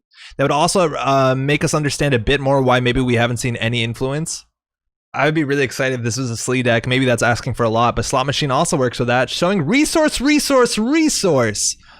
Pull them bones. That could be 3 advancements on the card in server 2, representing a 5-3, winning the game, if that's what that is. That has been there behind mind. A simple trace 3. Actually, no, this does end the run because they are tagged. Now, you could break this with Ngolo. Only going to cost you 5 credits to break all of it. You could risk the 3 advancements. You could risk it. Joseph said, what? Sync has another side? Yeah, right? It's a 35 card minimum deck on that side. If you want to choose to start with it. Oh, this is so cool. So a lot of these players also might be in voice chat. These are both players from Toronto, so they might be talking to each other, which is always good fun. It looks like we're going to boost, so we're going to break some of these subroutines. It's also important to know that this was raised for 6 credits, if I'm not mistaken, because of Hernando breaking all of it, so we're not going to see our fun. DreamNet and Class Act triggering at the same time, so much value. And again, Onairo buried with tags, but in theory is on game point here. Doesn't have the credits to steal the Bologna, always a bummer. And as a 40 card minimum deck, we have to count as if there was 18 agendas in here. The math looks like they were playing 44. So 18 agendas means there's probably not too much left. 3, 6, 9, I don't know. 3, 6, 9 Bolognas, 10, 11, 12, 13, 14, 15, 16, 17, 18. Yeah, they could be running 3 Bolognas, 3 sandboxes, 3 AR. I think that adds up to 18. Daily quest. Refunding the Hernando. And the quest is going to go at some point. Imagine this is the scoring remote, but as a scoring remote, the Data Raven loses a lot of its teeth if the runner goes tag me. I think at this point, they might be looking for an exchange of information. You could trade that 1-pointer for a 2-pointer. They would still put both players on game point. It isn't particularly strong. Psychographics would probably be the best tag punishment besides, of course, any probably very lethal meat damage. I don't think there's any meat damage card besides Traffic Accident that wouldn't be lethal here. Tag based at least. Ninja giving it a thought. Being buried in tags and surviving seems pretty good. Installing, going to underneath the Cortez tax on 9, installing on HQ again under the Cortez tax on 8, and a new remote. This also could just be like news teams. Sometimes those show up in sync decks. The thing is, the news team is pretty bad right now, and Nairo is just going to take the tags. It doesn't do anything. At least they waste a click if they go check it. I'm just going to check the Discord. I haven't been checking enough about timers. Show timers. There's about 33 more minutes in the round, give or take. Nick is celebrating he won a game. Hey, congrats, Nick. That's awesome. It's always exciting to come back and still, you know, have it. DreamNet Class Act firing. Seeing a daily business show with only 2 credits. That looks like that's going to stay. Daily business show is going to let Ninja draw into their tag punishment, whatever they need at this moment. Neuromancer going for the integer rollover strat to clear the tags. We got double pad tap down, which is pretty expensive to clear, but it's going to fire off daily quest. It's pretty good value, and we have the IP block. That's going to be a trace 3. And it's going to end the run because Nairo is deep in that tag territory. It's probably going to be the 5th tag. I don't see them boosting into this, let alone they don't even have the money. So 5 tags, I don't think that changes much, besides you could spend 1 click drawing before psychographicing out the winning Bellona if you do get all of that. And again, when it comes to daily business show, you're more likely to find that psychographics you need, maybe that 5-3 you need. Maybe, I don't think there's a Beal in here. I don't think it's much better than Psycho. Hedge Fund? I think you need to clear those pad taps. And there you go. Mike, keeping that economy down, not flipping their ability. Oh man. Also, sometimes it's a mistake. I love that when you're tagged and the corpse pays 3 to trash this instead of 2. Pretty good stuff. You could have always flipped this over to trash those for free. Probably not the worst. I don't think 5 tags are going to be removed, but actually trashing one of the turning wheels, or the turning wheel instead of one of the pad taps, I think that's right. I think you lose to turning wheel. You don't lose to pad tap. It's pretty good. I don't know if we're ever going to see the flip on this bad boy. A few more tags at this rate. Maybe it's a short and 7-int. Nairo still. 12 cards left in the stack.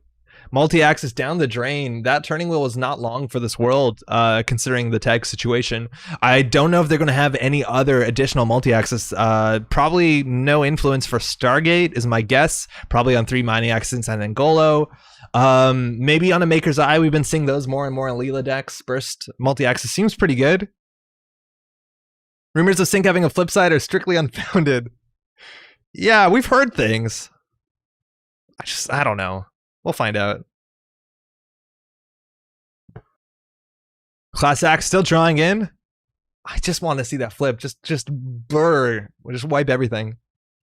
I think you flip to save 4 credits there. I think you do. It's just kind of slow, right? Because I wanted to hedge fund and trash too.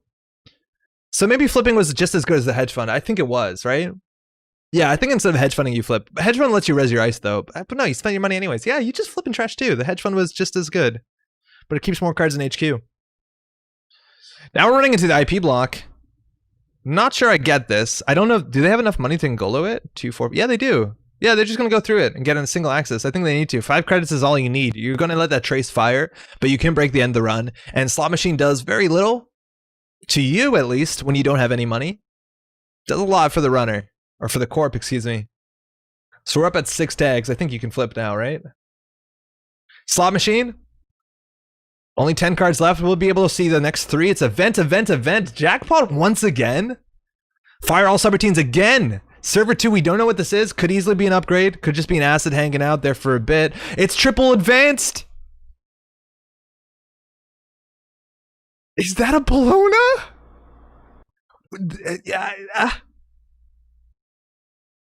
Oh, it's any card. It doesn't have to be a card that can be advanced. Okay, so this still could be anything. DreamNet fires.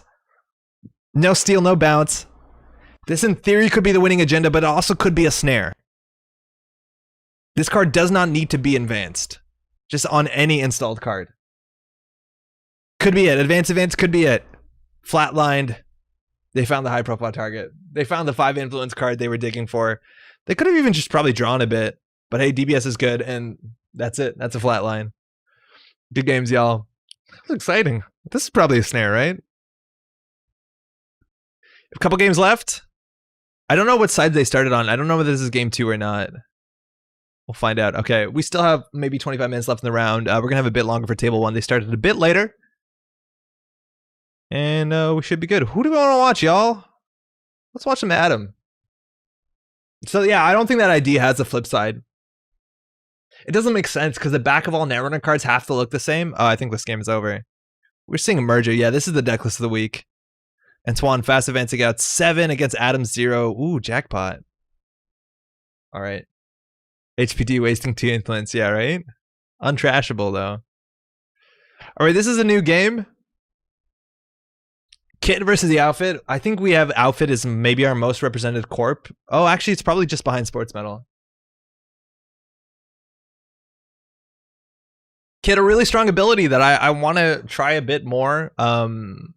Got comments about playing, you know, Inversificator not being restricted matters a lot for Kit. You can get some pretty cool value with that. You're ensured the first size is a code gate. You can move it around as long as you can capitalize on this. Only 10 influence though, spread across 47 cards in Mike's list. And we're against the outfit. Now the outfit, you kind of know what the ice suite you're dealing with is, and it face checks very hard. Trebuchet is massive. Bulwark is massive. The fact that that's a high strength code gate, 8 strength code gate, 5 strength code gate, I don't know if anything can deal with that too cheaply regardless, outside of maybe a study guide.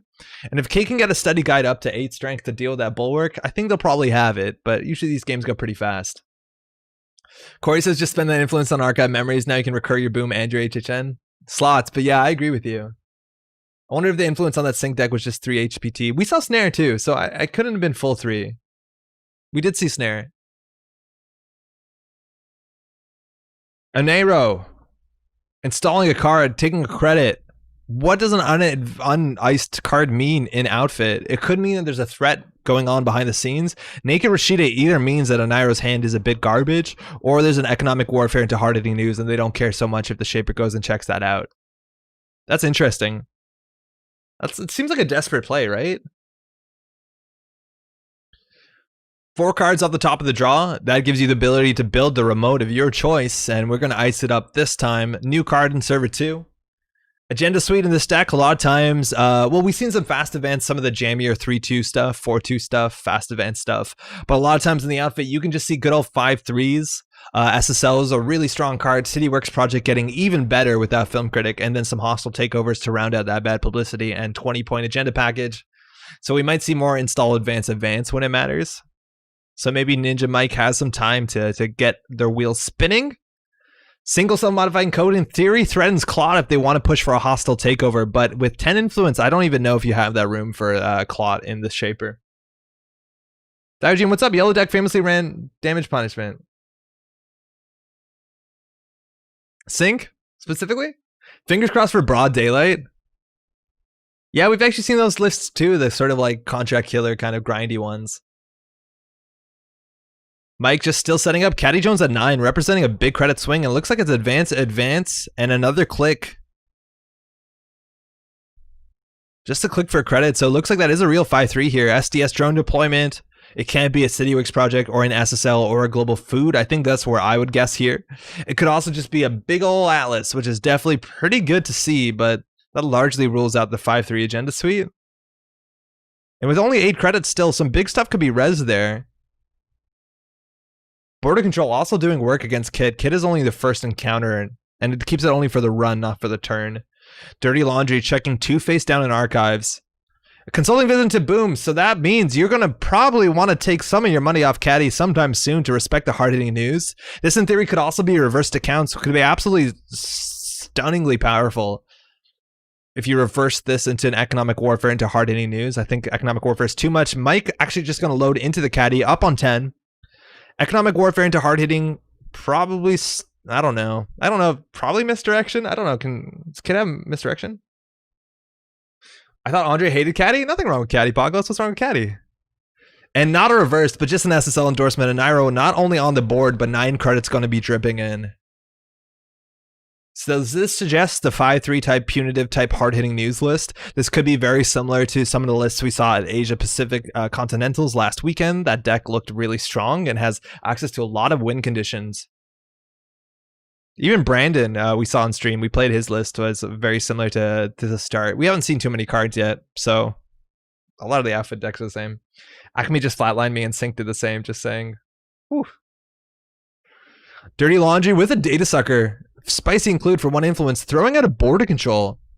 That's a weird throw, right? That's a very powerful ice, let alone very good against Kit's ability. I wonder what's in HQ if that's where we're ending up. Not taking the money off Caddy just yet. In theory, a bad publicity card is under the bus. I think it's even a credit gain to trash Caddy. Trading the bad publicity for the end of this delivery. Cityworks Project. So much stronger without the Film Critic. Hitting the table face up. Take that, Leela. We could see a dedication. Dedication off the top. 3 advancements. If you want to steal this, let alone access this, that's going to be 5 meat damage. And then you have to play into punitive, and with 8 credits, I guess there's 3 more coming in from the SSL. But even after the ice res, I guess the scary thing is like too big to fail into punitive into punitive. But sometimes only a single punitive is all you need after a CityWorks project is stolen. See, audio desynced? Is it actually? Oh, I can see why that is. Ed, how's it going? Let me know if it's desynced. Michael, what's up? That's probably the RTX voice. I have to disable that, turn off the air conditioning.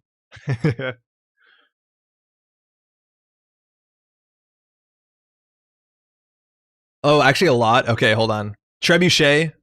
We'll wait till after this round, we'll fix it. So, 6 strength. This is a code gate. Ninja Mike has 28 credits to their name, probably enough to get through this. Trace 6 matters too. Trash 1 installed runner card matters too, but we have an Inversificator. You can move that Trebuchet around all you want. Now with 6 cards, Mike can steal this. Whether they can defend off against the punitive seems likely with that much money, but we're spending so much. Again, at the end of the day, with outside of study guide, even if this is a code gate, there's no cheap way to deal with this besides like Cyber Trooper to loot Euler stuff. I definitely remember discussions sometimes in the last 4 years about how Caddy has so many clicks to pay off. It does, but you saw this Caddy was like 12 to 15 credits. Like they did Caddy correctly. Stealing it, losing a Cyberdelia, a Dinosaurus, an R&D interface, a Spooned, and a Proco. 2 cards in hand, doesn't survive against double punitive, let alone single, but 13 credits could be enough. I think the worst case scenario here is too big to fail into punitive, and Onairo will take this. 1 click to draw. Even double punitive? Maybe the math is okay. I don't know. You have a 2 credit lead on the trace. Oh. Ninja stealing the CityWorks. Looks like there's no punishment. And again, that's the strength of the Inversificator. Yeah, you spend money to defend your remote, but now it's on R&D. It's in different sync on my 2 devices? What? Really? Yeah, Caddy pays off slowly. She's definitely very good if you're sitting back and setting up, which is pretty good on Shaper, and some Leela matches up against Glaciers if you're playing Control. And they played it perfectly. They knew they have to play into punitive. They knew they're going to have to spend a lot of money setting up, and they can't really stim hack that remote. So I like that a lot. Mike drawing back up. Unadvanced card in server 2 doesn't threaten too much. Gamble, setting up Caddy again. We're playing Control. We're playing full Control.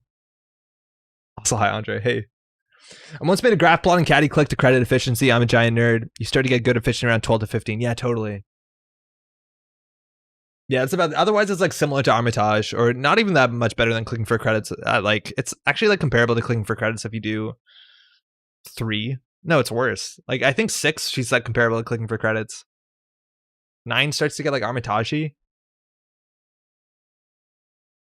SSL. Nairo clicking for 2 up to IPO, just trying to get that credit lead. And the Inversificator is not on the Dinosaurus. I imagine that's what the plan is, saving 2 credits per kind of run. A lot of influence could be spent on the Spoons. We've only seen otherwise the Data Sucker, and Spoons are very strong when everything you see is a code gate. Dirty Laundry running HQ, 1 bad publicity, 16 credits altogether. I'm losing my voice. Refreshing the browser fixed it? Oh, that's really good to hear. Single access on Dirty Laundry, hitting the hard-hitting news.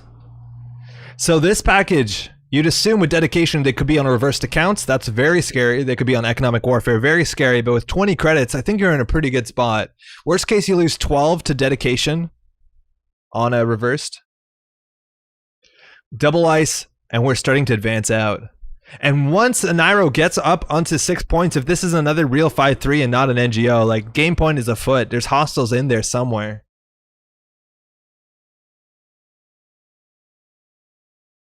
Stim hack. Is 30 credits enough? Mind you, Inversificator is until the end of the run. So you can make Trebuchet a code gate, you can break it, you can push it down, you can break it again. You only need 1 breaker in theory. Data Sucker lowering its strength only for the encounter. Still a lot of money to get through this. A bad publicity and the Stimac will probably do it for free. They can't run it through this ice. They need to Inversificate it. The chance of this being a second code gate is pretty low with how many bulwarks are standing around here. And there you go. There's the trick. Inversificator again lets you swap a piece of ice you just passed. Or just broke all the subroutines. That's way more accurate. So you can go through this twice over. A lot of pressure there. And Onairo, again, later on, you can start Moving the ice around and getting it really unfortunate for your opponent. We're all the way through. Single axis here. Likely to be an SSL. Obviously can't be a CityWorks project. Still have to watch about the punitives, but you're going to have 3 cards in hand and at least 19 credits. You can pull 6 off caddy if you really want to. And it's an SSL endorsement. Ninja now on game point. Cyber Trooper Talut getting ripped out of the hand by the stim hack. They might actually be on an Euler package as well. Maybe we'll even see Pawn Shop in here. And just putting on a Rozeki probably still pays off at this point in the game. Caddy up on 9. Ninja just coasting on that back of economy. 17 credits. Not likely to get punitive. Although a single punitive will do it. I think I would have been scared to put down the Rozeki. Like, how could you punitive here? Economic warfare puts you at 13. You could technically lose to economic warfare punitive. But you didn't get punitive like 2 turns ago or 3 turns ago, so that's pretty unlikely. But yeah, econ warfare punitive would be lethal. That's pretty narrow outs. We haven't even seen a single econ warfare, but I think you expect it with hard hitting news. A narrow drawing up, that probably means that there's no case of that happening. You're actually not the worst as this corp to trade all your money into like a big punitive, even if it's not lethal, because you could buy back with too big to fail. But with 9 credits on caddy, that sounds awful. Econ Warfare double punitive also does it? Oh, that's true. I'm very bad at the double punitive math. Card and remote. Ice on HQ. So card and remote. I don't know if there's defensive upgrades here. Either a slow row hostile, but I don't think you have to respect Clot, or it's a Rashida. Could also be that slow row 5-3, but yeah, there you go. There's a Rashida. Draw 3 cards, gain 3 credits, plus mandatory. Gonna hopefully give Onairo exactly what they need here. Daily quest coming down. Caddy's still getting powered up. And again, with only 2 ice on the remote server, this is why that border control seems so cute. You can contest this. We haven't seen any other breakers. We only have 1 MU left, so if like an Angolo comes down, it's gonna be something's gonna have to give. But we haven't even seen a console. Well, we did. It's a Dinosaurus. Doesn't just 1 do it down to equal credits to punitive 5? So if they punitived, were they on equal? Actually, were they on equal? Maybe I goofed it. Maybe you're right. Because as long as you can be up to 1 credit behind, as long as they don't have link, if I'm not mistaken. Okay. SSL also ticking in. Onairo now in theory has on paper the credit lead. Of course, we have 3 credits in on Drip and 12 on Caddy, so that's not gonna be accurately true. Dedication ceremony into CityWorks project. So there's no longer a punitive threat. That's a big thing in this game, is once you're in game point, punitive kind of falls out the window. But Mike understands what they need to get into this remote, and all it is some amount of money and at least 6 cards. So you can just run this. That's probably game. I think the only case is that if this is a border control, it is. It is? Oh, that's sick. So this border control is going to get the pop. You don't need to pop it now. You could wait for them to get through. And this is what's really awkward for Ninja. Is Ninja could break this. Ninja could shift this. I think you have to do it no matter what. Oh, no, actually, Onairo has to fire it now. Because otherwise, if you inversificate it and you can put it on HQ, they can't pop it anymore. This is technically Onairo's window. They could goof this. That being said, then they would need to produce a way to deal with Trebuchet. But I don't think they can trace the Trebuchet out, so I don't think it matters. So Onairo needs to fire it now before they break the subroutines. As soon as they break the subroutines, the inversificator will throw this border control into another remote. There, Onairo found it out. You can pop it after they break, before they pass. Doesn't matter since they have 2 bad pub. Wait, what's the wording on this? Oh, because it's pass. It's not when you break. Okay. So I thought this is when you break all subroutines like Hippo or like Forked or like Cutlery, but it's not. It's when you pass it. Wait, is there actually a window there, Kyle? I honestly don't know. You can pop it after they break? Weird. They just had 1 more click, and that's kind of the click compression there.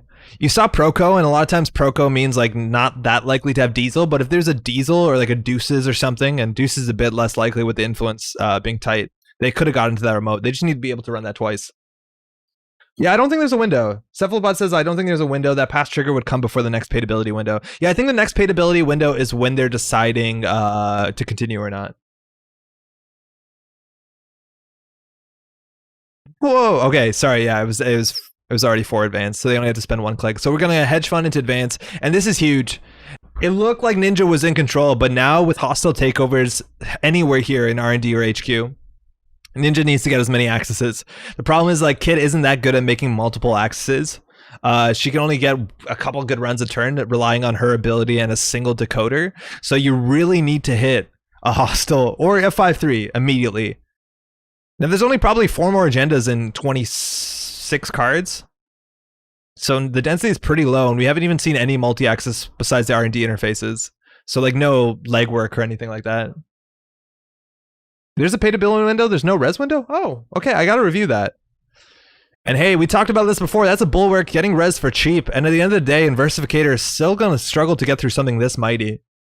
At the end of the day, Inversificator still has the same stats as a Corroder, and this lines up pretty well against Corroder.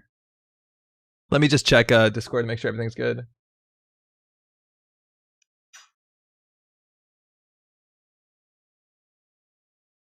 Yeah, seems okay. We have about 8:16, about 7 minutes left in the round. We'll get a bit more than that to collect scores, and also table 1 started a bit later after everyone. And Versificator just pushing an ice aside and jacking out, just scared. Doesn't have the economy to go through this twice. So they're just pushing out of the side and making HQ easy, which is a cool strength of Inversificator. Kyle is saying, encounter phase, the runner encounters ice, paid ability window, and subroutines can be broken. Unbroken subroutines resolve, go to 4. Interesting. I have to review a chart. This could be it. There's in theory abstractly a clot threat because there's a self-modifying code in the bin. But again, 10 influence only goes so far. We've seen 2 data suckers, a stim hack, and spooned. I don't think you have to worry about clot. You could do install double advance. In theory, if you have Audacity, but it doesn't make sense with a deck of 5-3s, you can even say install action, and if they're really scared, they have to run here. But a 3rd ice on HQ into a too big to fail, 4 bad publicity? There's probably 5-3s in there, and Nairo's not going to try and score them. They know that the remote is pretty weak. It's going to come down to protecting those in HQ. There's a lax bulwark. We're on 5 bad publicity. More money coming in. Yeah, Nairo can probably just keep drawing. Now HQ could flood up, but again, the chance of them drawing a 5-3 is just as good as the chance of them drawing the assumingly 2 hostiles here. They also can throw out punitives. There's a lot more dead cards at this point. Now Nairo Ninja allowing a Nairo to trash the subroutines. It's important, the distinction here. It says the runner trashes 1 program. So that's Ninja's choice. So they're not going to lose their Inversificator. They're just going to lose their data sucker. Yeah, Zareth is a GNK. How's it going? Drawing up once here.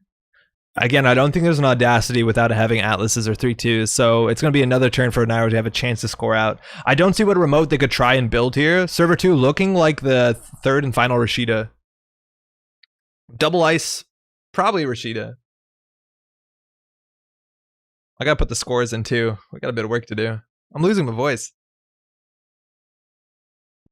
Well, this is unlikely to be the game-winning agenda. Mike knows. They have to contest it to be able to stop the Rashida, to stop a Nairo, the better chance of drawing into the winning hostile. That's the 6th bad publicity. Runs would be so cheap if they had another breaker, I reckon. Man, a paperclip would go so far here. You break this for 1 credit now, at least once a turn. Paying 9. They can push that down the line. They're going to have to break it again. They have the credit lead. They have 15 on caddy, so they can deal with the hard-hitting news. They're hitting the trebuchet here. They're probably going to swap with Inversificator, go in and trash that caddy.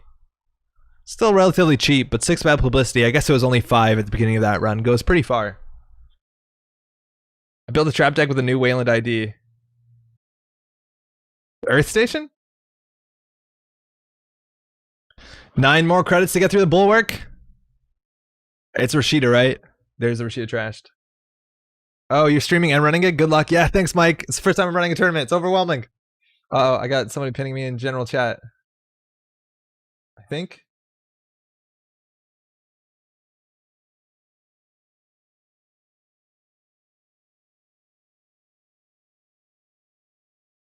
Perfect.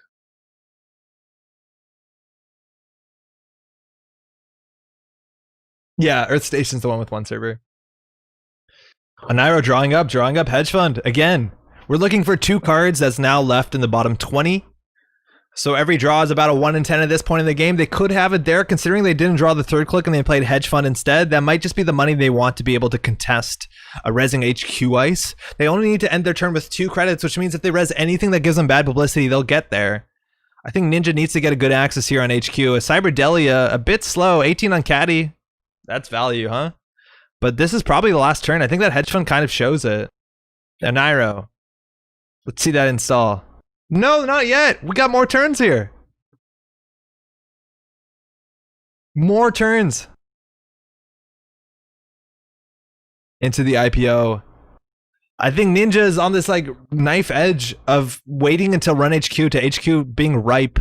We're pretty sure there's no hostiles in there. There might be one now. There was an IPO instead of a draw. I don't think you need to check archives. You always could. But again, there's 2 3-point pointers, 2 more 3-pointers. It's probably in there. The usual event organized choke tonight. How's it going, Roberto? Roberto, you want to join in? I don't know if you can join in second round. Yeah, you probably can. Why not? You want to play? Just running this remote. Why? What's happening here? Inversificator to put it onto HQ? This actually might be free with Cyberdelia. Like, you might actually gain credits. Yeah, so they're putting the Trebuchet on HQ. So in theory, what you can do here is you could actually trash your Inversificator to install an Inversificator. So this once per turn ability would be new. So that lets you pressure HQ. Now the issue is that you can't get to 3 pieces of ice. Maybe you just need a Palangi as well. I feel like Inversificator Palangi you can get through 3 pieces of ice as long as you haven't used the Inversificator ability. Oh no, but that's more dependent on kit than it is the Inversificator, excuse me. So you'll definitely need some support. Oh, Roberto says you'll play after versus the bye for round 2 and I'll leave after. Okay, cool. You know these guys, just call them and ask what's on HQ. Alright, so reorganizing the Trebuchet. Simulchip gets access to, in theory, self-modifying code, but not run on an HQ, just setting it up for a later date, but there could be no later date here. We're still looking for 2 hostiles. Draw!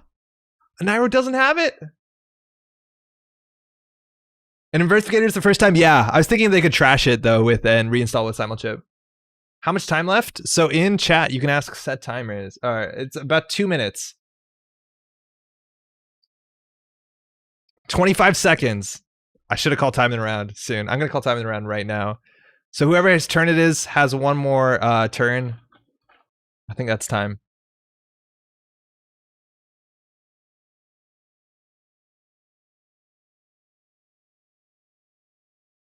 Six seconds.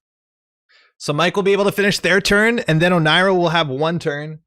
I should have probably called a 5-minute warning. Unfortunately, because I'm organizing, I have to leave this and go into the other room and give them an extension. It's a reverse to counts in server 2. Okay, we'll be right back. So, Mike, you can finish your turn.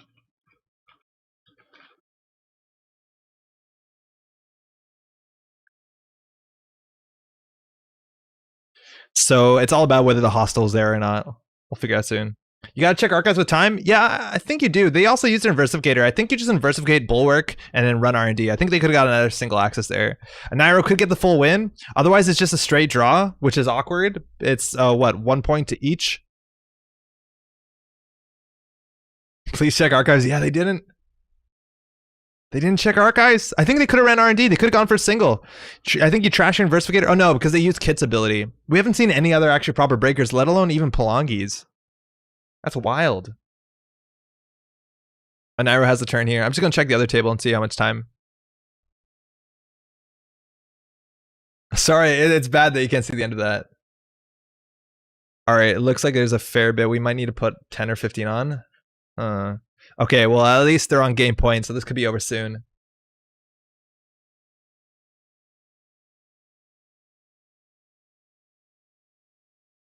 Give me 1 second.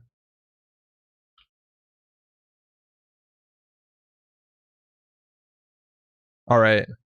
So we'll just take another 10 minutes at least, and then we'll go from there. So this might be a good time to get a drink.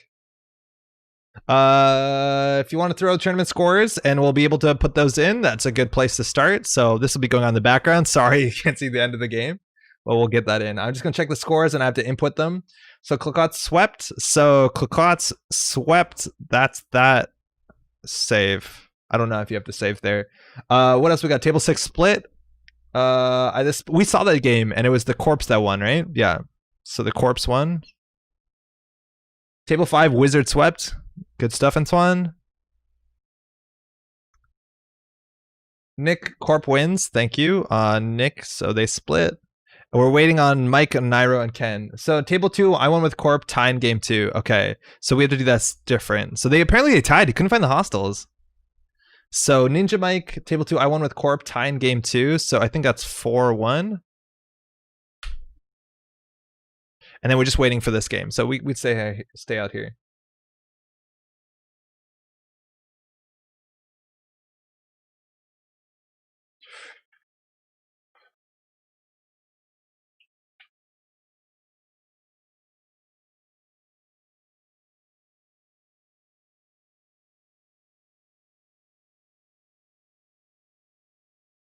Awesome.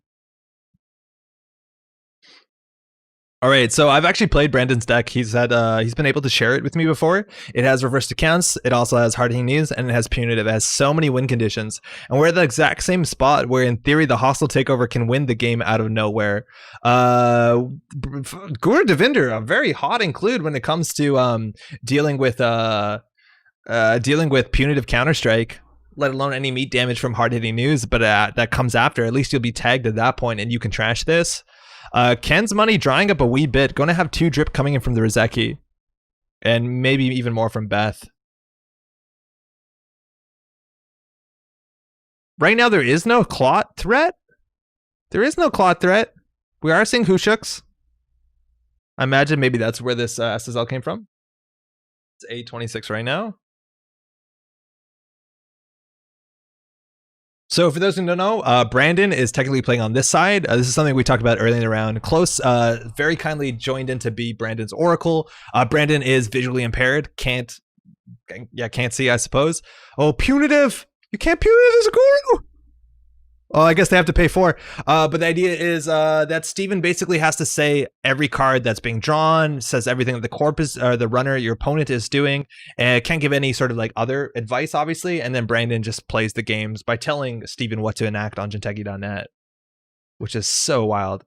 Guru Devinder, preventing all the damage. So if Ken wants to keep Guru around, it's going to have to pay 4 credits. In theory, this could be a triple punitive turn if Brandon has all of them in hand. So it's 4 credits to keep Guru around. Paying the 4. So Ken down to 1 credit. Basically trading a punitive for 4 credits. It's an economic warfare for 3. So unfortunately now double punitive isn't lethal. But if Brandon can do a single piece of meat damage, it looks like the punitive was just there to rob 4 credits from Guru Devinder. So the hard-hitting news is easier to land. Hard-hitting news now going full through to 4 tags. Rizeki gaining 2 off the top. Beth gaining 1 off the top as well. 4 credits. The big magic number here a lot of time is 2 tags. I think you can clear 2 tags pretty easily. But that is going to rob you of some tempo here. I don't think we've seen a misdirection, let alone a way to pull it from the deck. I guess Kabonesa can always pull it from the deck if they want to. Michael, didn't realize I was on game until halfway through game 1. Yeah, it's a Punomic counterfeit. That's totally true. That's so cool. I'm just going to start a timer on my phone, excuse me. But we probably are not going to have that much longer.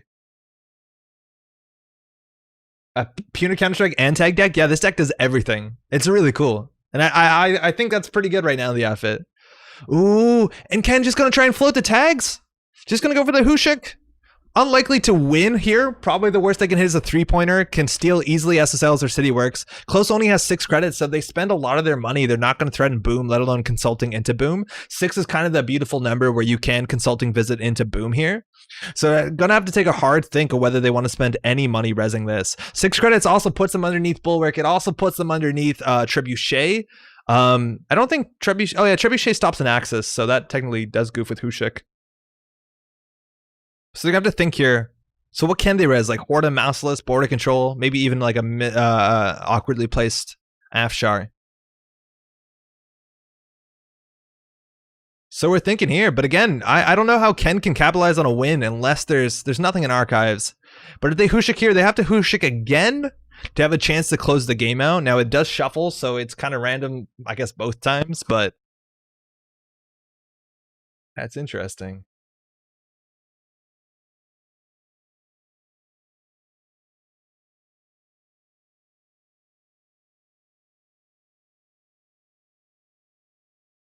Sarah's saying is usually tag or punitive, both is just scary. This deck can do it. I love having multiple win conditions, and outfit does it really well. Brandon figuring this one out. Again, quite a puzzle when you know how much money you need.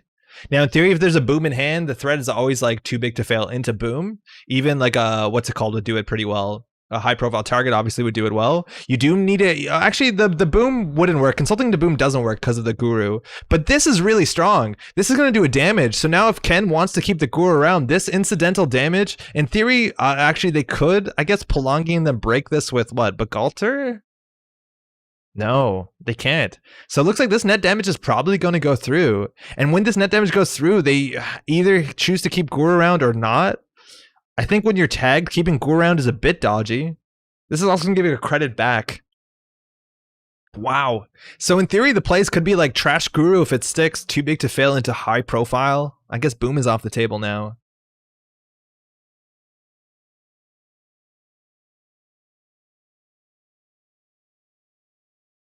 Ken figuring out whether they can break or not. Not showing any threat from cards from hand.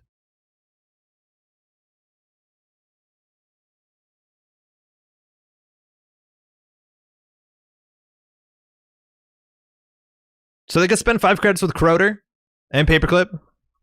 It looks like they're going to do it. They're making the barrier. Now they don't have to break the credit subroutine. They don't have to break the tag subroutine. It's kind of the net damage subroutine that seems to matter, just because it's really awkward with Guru. But if you're floating tags, the Guru is just kind of gonna get lost on the way. So we're gonna fire the other 2 subroutines. So Brandon's gonna be up on 3 credits. Ken is gonna be a bit deeper into that tag punishment on 5 tags. That amount doesn't matter as much as it means that they will be floating. 3 credits doesn't mean a lot could be rezzed here. I think probably just Afshar, if anything, in the list.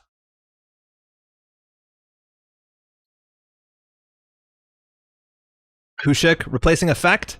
Seeing Border Control, Rashida, too big to fail, Archive Memories, and Trebuchet, no agendas. Ken, gonna choose to access one of them. Can in theory trash the Rashida if they want to lose all their money. Hitting the Archive Memories, getting that shuffle there. Ken on 5 tags, 1 click left. There's also 3 more credits coming from the SSL. I totally forgot that. That definitely changes what Close can do here. If they have the boom in hand, they can always do Trash Guru into boom. They can also do Trash Guru into high profile target. They could even Trash Guru into consulting high profile target. The chance of Ken surviving here seems very low.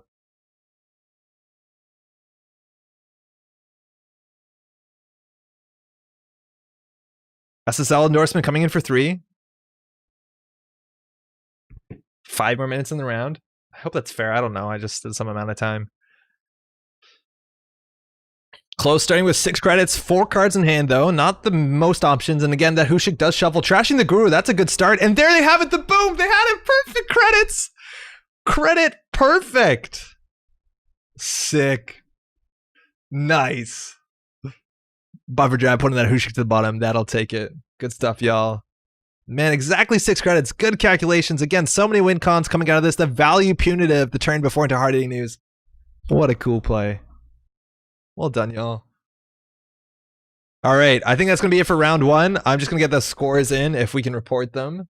We just need to figure out. Does anybody know? Darren says hashtag value. Totally.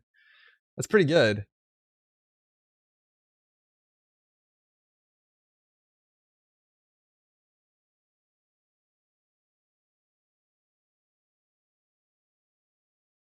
Two pairings up shortly. Just pinging Ken for scores.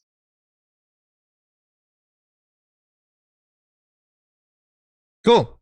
Breaking the mouse there didn't save any money, by the way. It only cost an extra Palangi token. Yeah. Swept. Ah, Brandon takes it. Nice. Okay. All rounds must be completed. How do you do that? Complete. Okay, our standings up. Steven said, sorry that it took so long. I'm playing hooky from work to Oracle and calling. We all appreciate it. Standings are up. If you just want to double check that, pairings will be up. Also, round 2 has the pleasure to play against local Roberto if you'd like to play. All right, we're on to round 2. If they broke the credit subroutine, they would have survived another turn though. Yeah, the credit was the most important thing because it was credit perfect. 6 was such a big break point because of trash to boom. It doesn't play into a high profile target, but that should be it. This is our standing so far. I guess I'll move my face. Outfit's so hot right now. Yo, Chris, totally.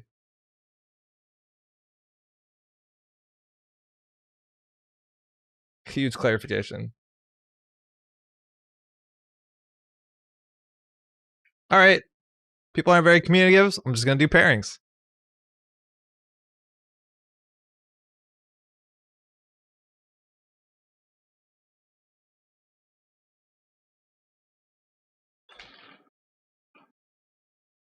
All right, pairings for round 2 are up.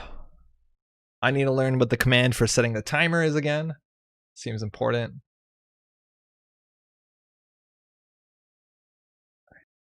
We should be on our way. Set timer 65 round 2. Good stuff. Okay, we'll figure it out. Cool, round 2. We're off. Just finished our last King's Dilemma game. Saving the resolution for next week. Ooh, don't spoil. We have to put that one aside. We felt that one playing in person was much more important. I built a Discord bot for drafting. I spent a lot of time on it. We used it once and we were just like, we'll play when we can see each other again. Awesome. So our buys gets to play against Roberto, which is awesome. Good stuff. Yeah, King's Dilemma, excuse me, is really cool. It's definitely very exciting.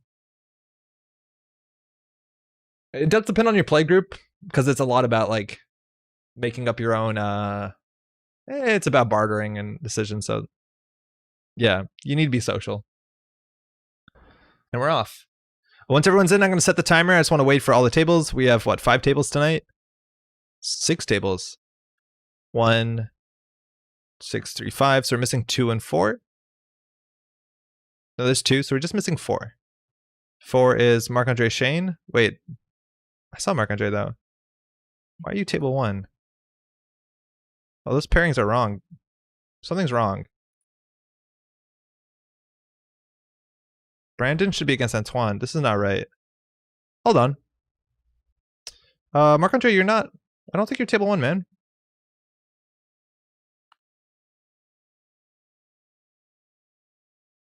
Hey. Hey. This pairing isn't right, is it? Did you keep playing so you could commentate? Yeah, totally.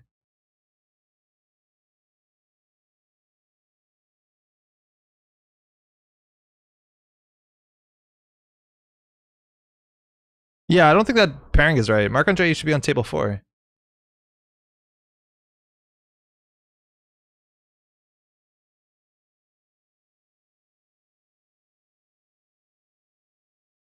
Do I see pairings wrong?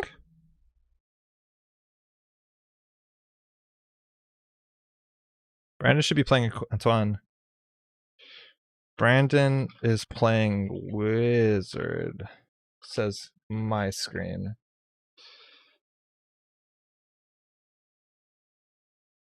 Oh, 10-minute timer. All right, give us 1 second. Are the pairings goofed? It looks like the pairings are goofed. Yeah, yeah.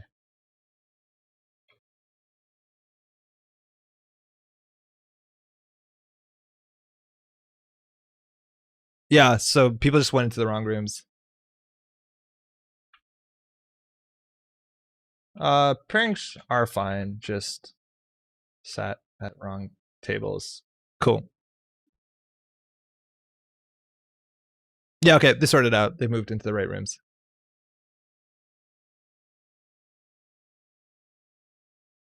All right, it looks like we're good. 7. Oh yeah, 7. We have 7 tables. 63514 All right, that should be good.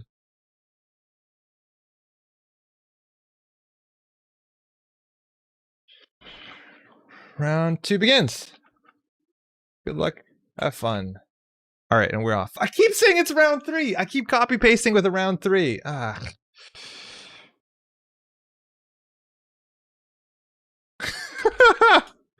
Well, I'll get that right one day. Okay, who are we watching, chat? Who are we watching? Table 1 is Antoine versus Close, which is Brandon. Yeah, we can watch that. It's a fun deck. Oh, it's right there. All right, Hayley. So, Antoine classically plays. Eventually be round 3. Classically plays a lot of like Proco control shaper stuff, and Antoine says they haven't played a lot into the new ban list, so I'm excited to see what they come up with, see how that changes like good stuff, you know, ASOS pawn shop type shaper. We've seen Brandon play on this side their outfit, a lot of win cons. They have punitive counter strike, they have hard hitting news, they have reversed accounts, they have good agendas and a bit of fast events. There we're seeing that shaper start. No Hayley trigger that turn, unfortunately. Just Proco gamble and some value. Hayley's pretty good at playing tech cards if they really need to.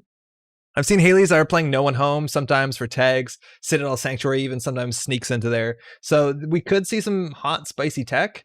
But a lot of it's just about economy and value.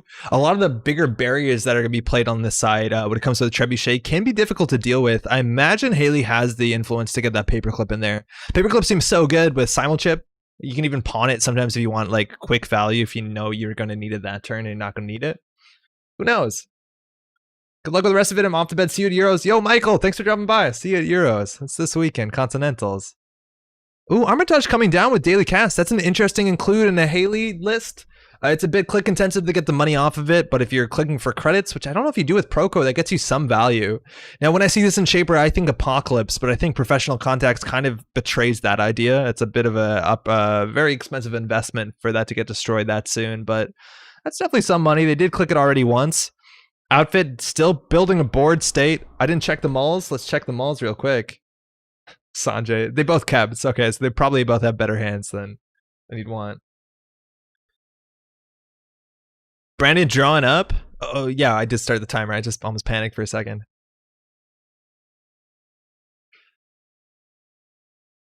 Again, you need cards in hand and money to be able to interact with Dedication Ceremony, CityWorks Project. A second remote. Oh, undo click. Probably want to be on server 1 too. Building that double ice remote. If they're dealing with Palangi to get through some of the bigger ice, maybe, I don't know what they do for a Sentry Breaker. Nanotech seems a bit expensive and slow, but if they need to deal with Trebuchet twice over, that can be pretty hard. But hey, if you're not going to pressure Shaper to do anything on the board, they're going to set up and set up efficiently. Akamatsu come down 2 of. The chip's so nice, they installed it twice. And Proco and Armitage just to round that up. Pretty good value. Unfortunately, these Akamatsus aren't going to do much when you have all the unused MU. Maybe you pawn these off relatively soon if that comes down. I think Armitage code busting also works pretty well with the pawn shop if you want to save a click to get 3 credits. You can also just pawn it if you don't think you're going to have the clicks to use it. Brandon. The question is whether he has a window, and it looks like he is. CityWorks Project, we talked about this. The dedication ceremony, not only is this going to be at least 5 meat damage, you have to get through 2 beefy bad pub fueled ice, and then take 5 meat damage, and then still survive against what could be punitive, and make that 6 meat damage while we're at it. Now, this is a big change. We're seeing more and more of this card now that we're seeing no film critic banned from the format. There are still ways to deal with this. Because I can, I think, as a Shaper card. But on top of that, maybe you could start pulling imps from your deck with some self-modifying codes. Yo, Parallel, how's it going? Welcome. Welcome to the GNK. Proco double drawing off. I think the good part, at least, about the CityWorks project is that it's not an SSL. It doesn't give them tempo when they score it. It doesn't give them value besides those points. And again, they're going to score 2 agendas and then, well, 3 agendas to win, largely. So as long as you can contest from now on, you're okay. Pawn Shop coming down and the Pat Tap. You don't see that too often in Shaper, but a 1 influence cheap free install with Hayley is never too bad. And Pawn Shop showing up just in time to show that daily cast the door. Brandon finishing off the CityWorks project. Still got 2 clicks.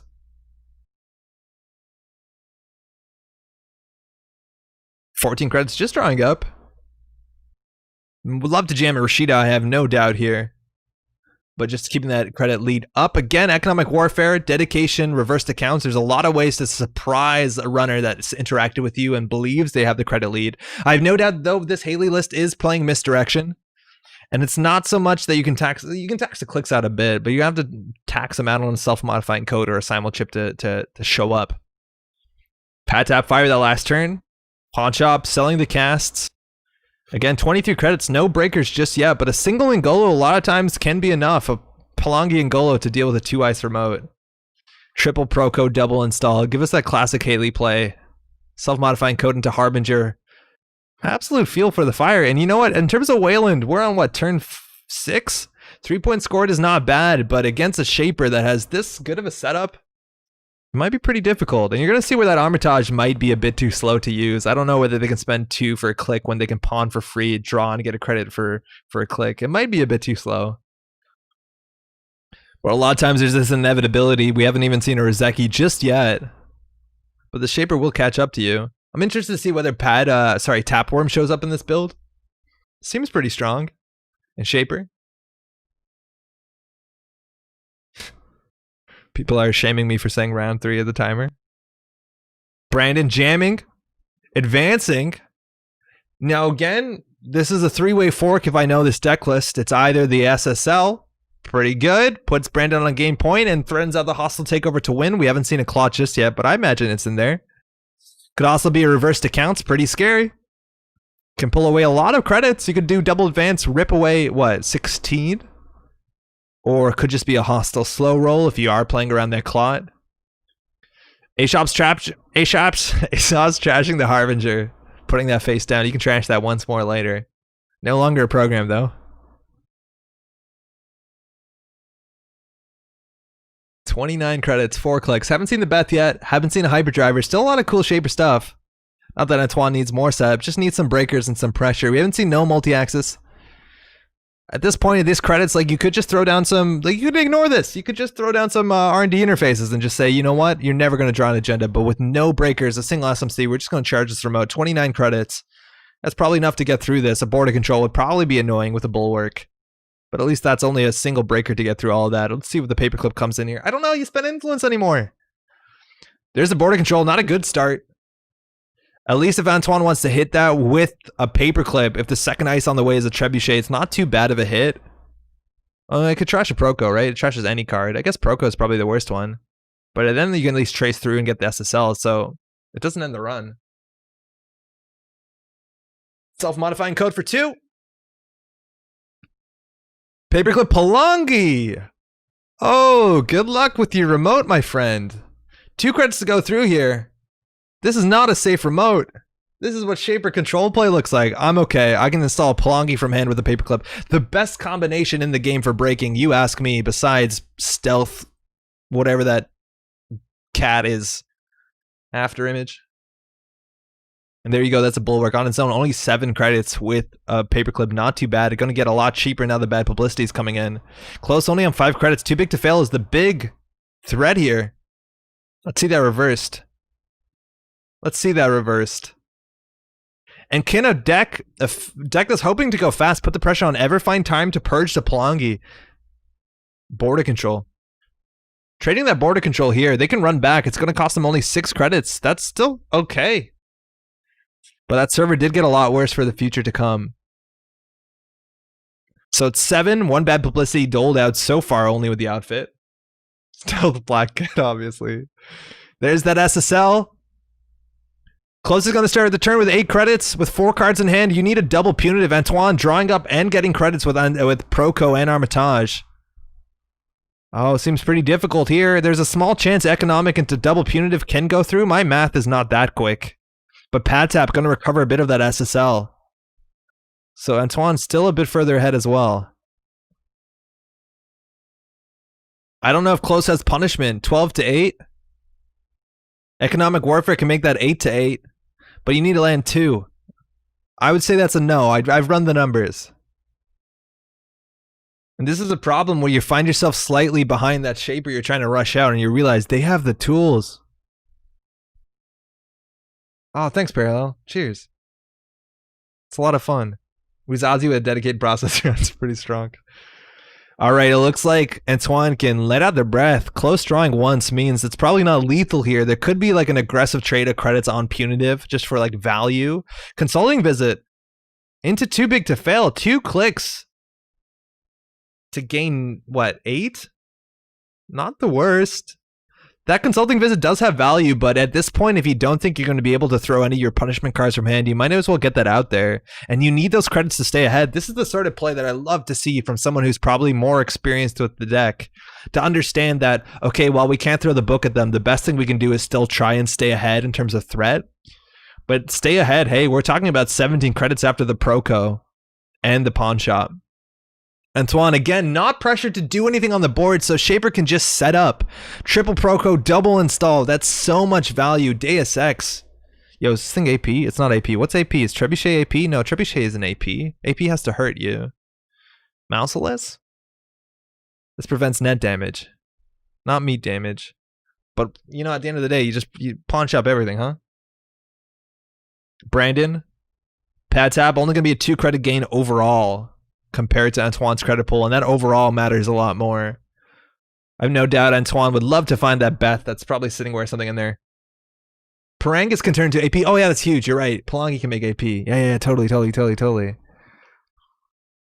Brandon's saying, you know what? I've had enough. I wonder if Steven, who was kind enough to Oracle tonight, is saying these triggers like Pat Tap fires, or whether Brandon knows Pat Tap fires. I have no doubt Brandon knows Pat Tap firing. So hey, that Pat Tap's down, but the hedge fund is up. Aesop's trashing the Harbinger, second Pat Tap. I love that. When you just put out one slightly trashy, you put out another. You kind of bait them into it. Slow them down. Daily cast, gamble, Shaper setting up. 22 cards left in the stack. The amount of efficiency through Proco. Absurd. The ideal Oracle should read the chat log. Yeah, I think so. I think you should read everything. I've only Oracled in person once, and I don't know if Pad Tap showed up in that game. But you say everything the runner's doing. Or your opponent, I mean. Pad Tap still tricking away. Tricking? Still, let's try to say trickle. Trickling away off of that SSL endorsement. I don't see the line here. We have a second ice on server 1. Border control, probably the most important ice in this matchup. But again, with a Paperclip Palangi, anything besides a barrier will start to be taxing. I guess Paperclip Deus Ex is the biggest threat here. You could go for a window somewhere where you can, I think one of the better agendas you have at this point is dedicating another CityWorks project, just because then you only have to land a single punitive, very likely. I don't think we have burst draw. I don't know whether these lists run diesel. Oh, I'm losing my voice.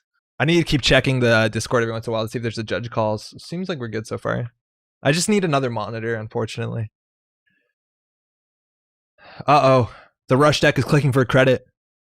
Pawn shop trashing the Harbinger. It's been not a turn since that pawn shop has come down where we haven't got 3 credits of value. Proco throwing Antoine over 30. Into 30. Please Proco again. Thank you. Over 30. And Daily Cast is coming down. Does it have a friend? Yes, it is. It's another Armitage. What an interesting card. Again, like, I don't think Antoine needs to click this. Always can, though. If you're clicking it once a turn, though, is that better than Caddy? Maybe if your deck is too slow. Yeah. We'll pawn those, right?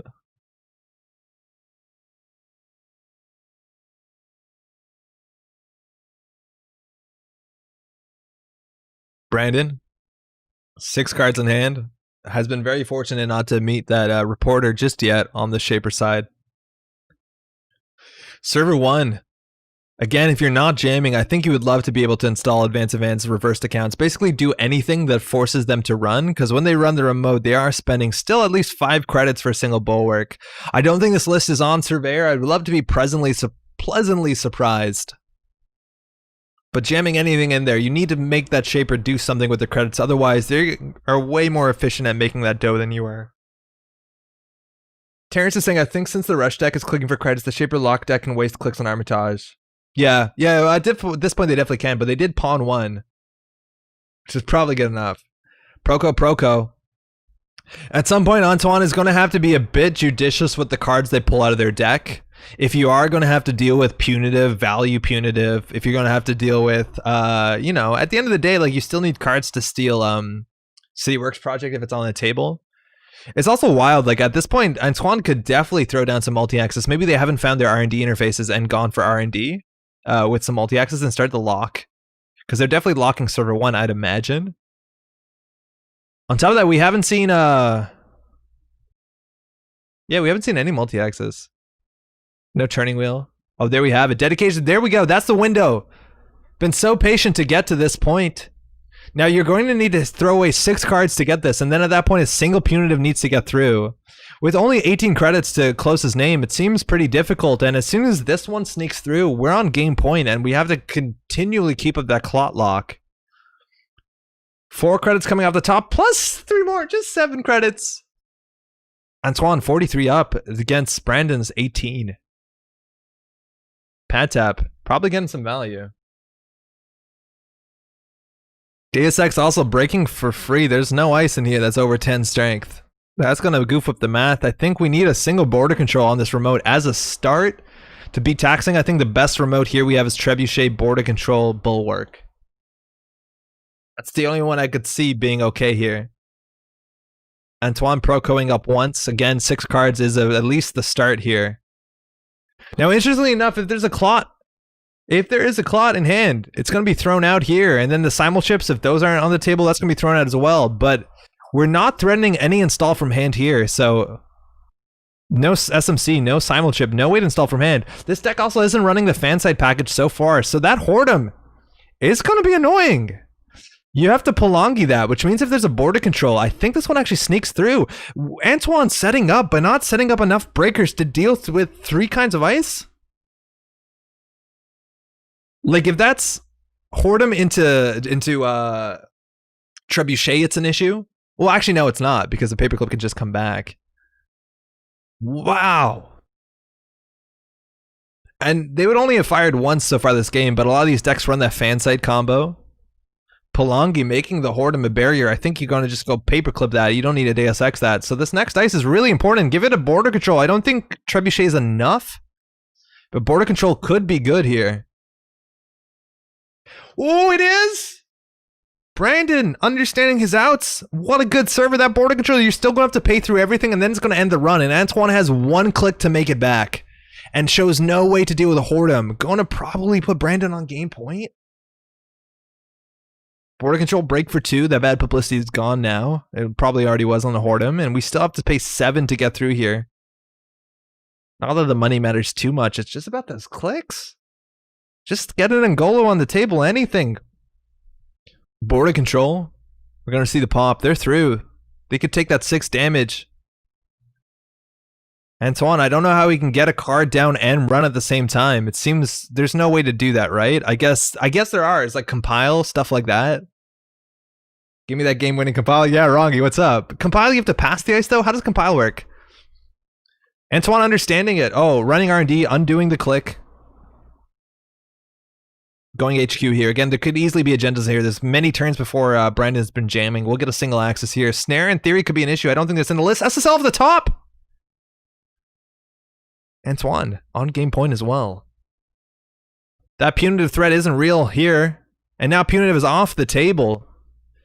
This seems where it could be very bad, but if Brandon is not threatening Clot, next turn it could be an issue. I imagine we might see R&D interfaces coming on down and then just locking the top of R&D. It could be in hand that are that hostile, but in theory, if there's an Audacity in this list and Brandon has that in his hand, he can win with the hostile. Advance out, 2 clicks left. Both on game point. What's the 4-credit Huntress run? Diana. Yeah, Diana's Hunt. Yeah, that would have worked.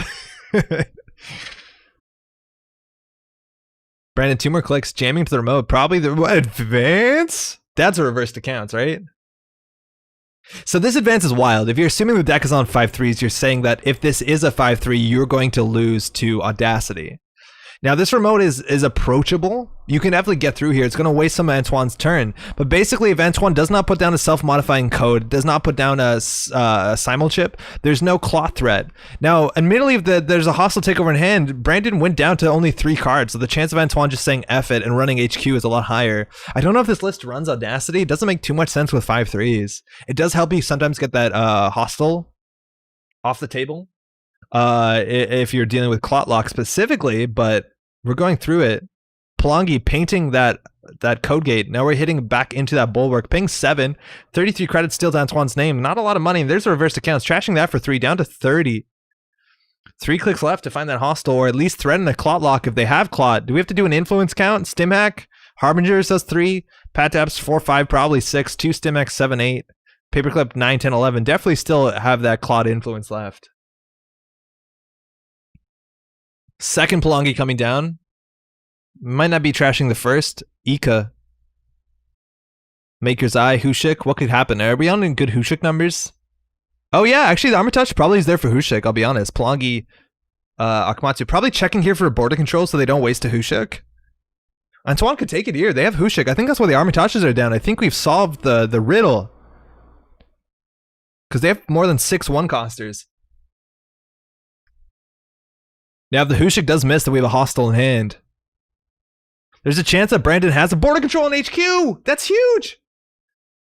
Now Antoine can go for a single, but if he does Hushik, it will be border controlled. I don't think Brandon will end up border controlling the single axis. He does! Oh, that's bad. Hushik probably going to fly in here. Antoine has a big chance, 6-card axis, just to steal a single agenda. There's 8 in the deck, so there's 4 left in 30 cards. Out of 6, are you likely to find one? Uh-oh. Swinging HQ, no Hushik? Single axis archive memories. Brandon could have it right here. Hostile takeover in hand. There's no clot threat from any point from the Shaper. SSL giving him 3 credits.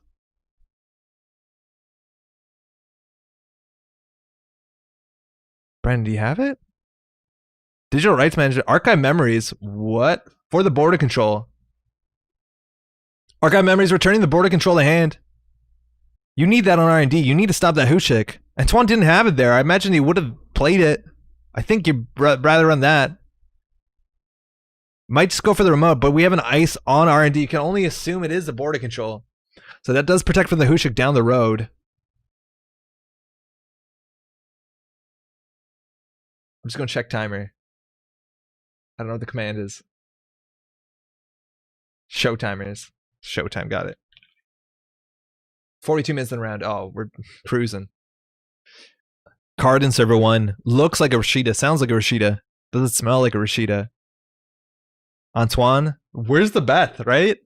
It's a one of usually in these lists. 32 credits with 2 bad pub. Checking R&D. We know what this is. You run this for free with Paperclip. Brandon popped that for free. Last run. Single axis. Nothing. And as long as Brandon keeps that border control there, Hushik is not an option, but it's very easy for Antoine to build up double Hushik. Imagine he has at least 2 in his deck. Maybe he goes for the late game where you play a single and then you play like Levy, Harmony AR Therapy to get it back into late game. But Hushik and DeHushik will do it. One of those can only be border controlled.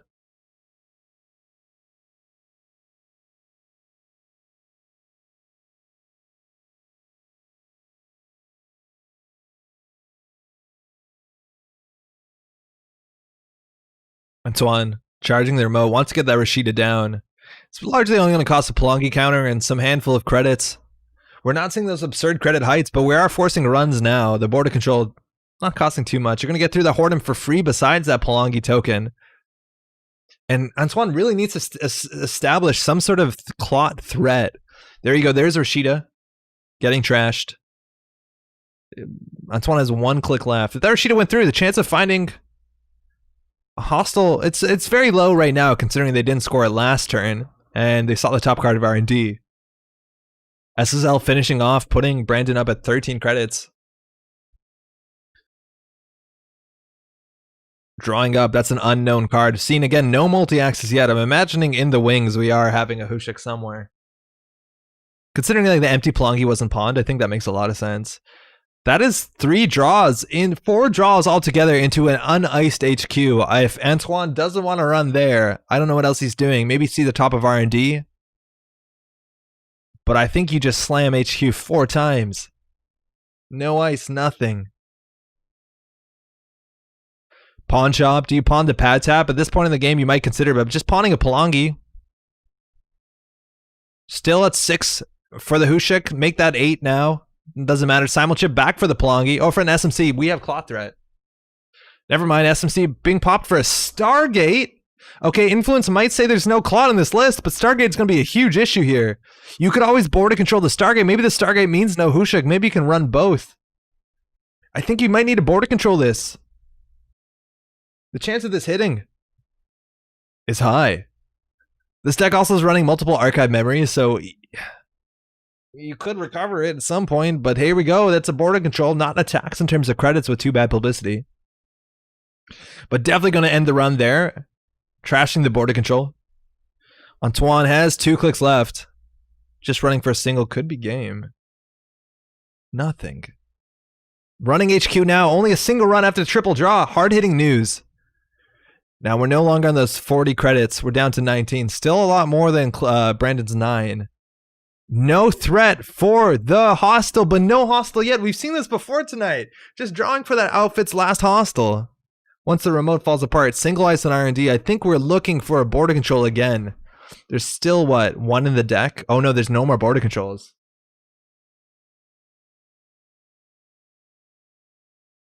Did Brandon draw the hostile?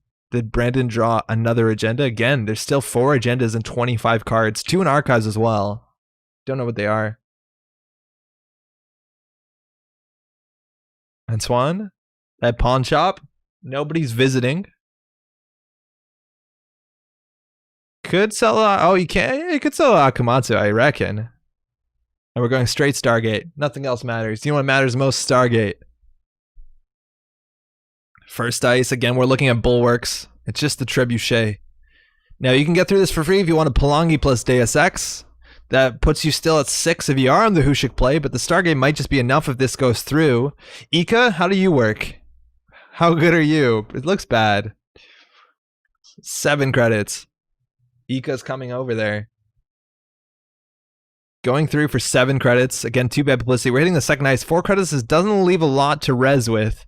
I guess a Whoredom is resable. Would eat a Pelongi counter, but no res here. Triple C off the top. Reveal hostile SSL. Oh, that's so bad. Oh, Brandon. Oh, that's so bad. Hostile into SSL into hostile. We found the agendas. Not only like when you see the hostile and be like, oh, if I clicked 1 more to draw as opposed to get, you know, the ice on, it wouldn't matter because there's 2 more agendas in a row. Huge oof. Yeah, big oof. Just those hostiles. And again, I'm not sure if this deck has Clot in it. I think Stargate kind of shows that. Maybe we can do a preliminary influence count, but we're looking at like 7 on the table. 8, 9, 10, 11, 12, 13, 14. Yeah, probably doesn't.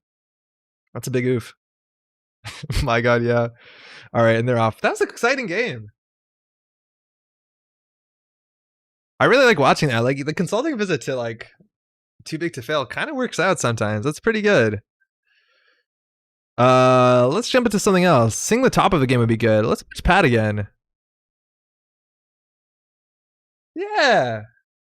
All right. We have probably like 35 minutes left in the round. We are at Leela against Sportsmetal, a matchup Pat has probably seen many times before today already. Ash, that's an upgrade. We didn't see the upgrades in Pat's last deck. It's important to know, if you're watching from home, Pat had the most beautiful play I think we've seen so far this tournament, where a criminal ran into a piece of ice that turned out to be an archer, and Pat trashed their only corroder and their only Amina and won the game. It was sick. They were down 5 points on like turn 4. So that's good. We have the same sort of matchup. You're seeing the DreamNet. This is a cool list. It's running Swift. I think we saw just a bit of an Iris list so far. We didn't see inside jobs, but we did see bravados and stim hacks and dirty laundries. It's going to give you that. It's kind of like in some ways like an Anacam, as long as you spend that click to draw, right? Less influence. A lot less influence. You can run 3 of them even if you want to. To have 3 agendas together like that, yeah, it's so unfortunate. And hey, we're throwing out those mining accents. Pat is classically paid for these. With 16 credits, I think you can. These run-based economy decks, if you can lock out all servers that make it hard to run, and by hard to run, they have to pay real money, you can really hold them down. This is Leela, though, so triple advance. Pat's deck does run legitimate 1-pointers, can be kind of taxing. Another card in the remote, double upgrade, and double advance. Now, running archives does give a free card draw for Leela with the GameNET, which is pretty good when you can combine that with additional value cards like Dirty Laundry specifically. That's kind of the reason why Paragon seems pretty good in these lists, but let's see if Swift gets more value. I'm pretty skeptical. I'd rather have quality draw than quantity of draw in a lot of matchups, I reckon. But maybe it's overkill with Class Act. I don't know. Credits are also nice. Class Act, filter draw. We've seen no access to breakers. A special order was played earlier. Maybe it was trashed. Maybe we can see what it hit. What did the special order hit? Control F. They discarded it. That must mean they have something in hand. Pat tap coming down. So Pat wants to score a 5-3 here. I think we've seen foods in the list. Ooh, a very on-brand Pat card. I forgot about this one. There's that Global Food Initiative, not giving Pat tempo besides the 2 credits gained from Sportsmetal. Now Pat has to do his triggers first, which is install and place an advancement on it. And now Nairo has a choice. They could either undo that advanced card that Pat gets installed clicklessly. It doesn't have to be in the remote server. It could also be in front of it as an ice. Or bounce R&D, have an open R&D, which could snowball even worse in some cases. Arella Salvatore gonna lose her full value against Leela. Feels terrible. But Pat still on 5 cards, only 6 credits. 6 credits is the big break point, specifically with Fairchild 3, so a Nairo might want to face check here. Sometimes you want to keep that ice on res to keep Leela's ability relevant, to keep that pressure up. Looks like we did face check into Fairchild 3 at some point. 4 clicks. Turning wheel, also, if they don't have a lot of money, they can build it up, and there you go. Throwing out the special order makes a lot of sense if the Ngolo is in hand. Sneak Door Beta. Sorry, that was in chat. Vincent says, I love the Sneak Door included in the Asia deck. Yeah, it seemed really cool. We're hitting a Hagen. You can either spend a pretty penny to make that a code gate and break it, but the end of the run subroutine is the only one that's going to matter. Ngolo is a decoder. Otherwise, I think you're paying, what, 5 credits to get through this? It's a lot. You do get that card draw. You don't get the Paragon. We're playing Swift. It looks like a Nairo is actually painting here. 2 credits. 2 credits again to boost. 1 credit to break the single subroutine that does matter. You don't need to break all the subroutines on a piece of ice. You don't need to break any. Get those wheels. Yeah, you can bounce off that for wheels for days. I feel like 5 credits for a single axis here is really rough, specifically when you're down to 1. There's a chance that they're doing this just so they can credit mining accident, but I feel like you can just bounce off of this and run HQ. I don't know. There's not very few econ cards you can play on 1 credit. How many gambles have they played? They played 2 gambles. Maybe their high end is gamble. Now we're going HQ again. Turning wheel counters are being built up. 2 credits does not threaten anything from the HB suite. So this is probably a single axis on HQ. Could make it a double with the turning wheel. I wouldn't mind that. Again, a card that was advanced was bounced back. Turning wheel being used. There's the Vitruvius. Could be the card that was put in this remote server. It doesn't need to be a card that can be advanced. And that's another bounce. You can even return the upgrade on server 1 into HQ so you could access it, but not much you can trash. Pat tap. Gaining your credit off of the 2 credits Pat's gaining from the Sportsmetal ability. And accessing an Enigma, which lines up pretty well against Angolo. Yeah, Terrence, this is a Swift deck. I don't get it. I don't think there's enough value for this. Tapworm, an unrestricted card, or actually an unbanned card now, returning to the meta as of last month, hitting the table. Not going to get anything from Pat, and Pat just does install single events, ending on 0 credits. What is that? And then Geofront, you probably want to pre-res. I don't think you need to play around with falsified credentials, but at least before an access, you don't want that to be bounced. But what does 0 credits mean? Good thing about being on 0 credits, can't get diversioned.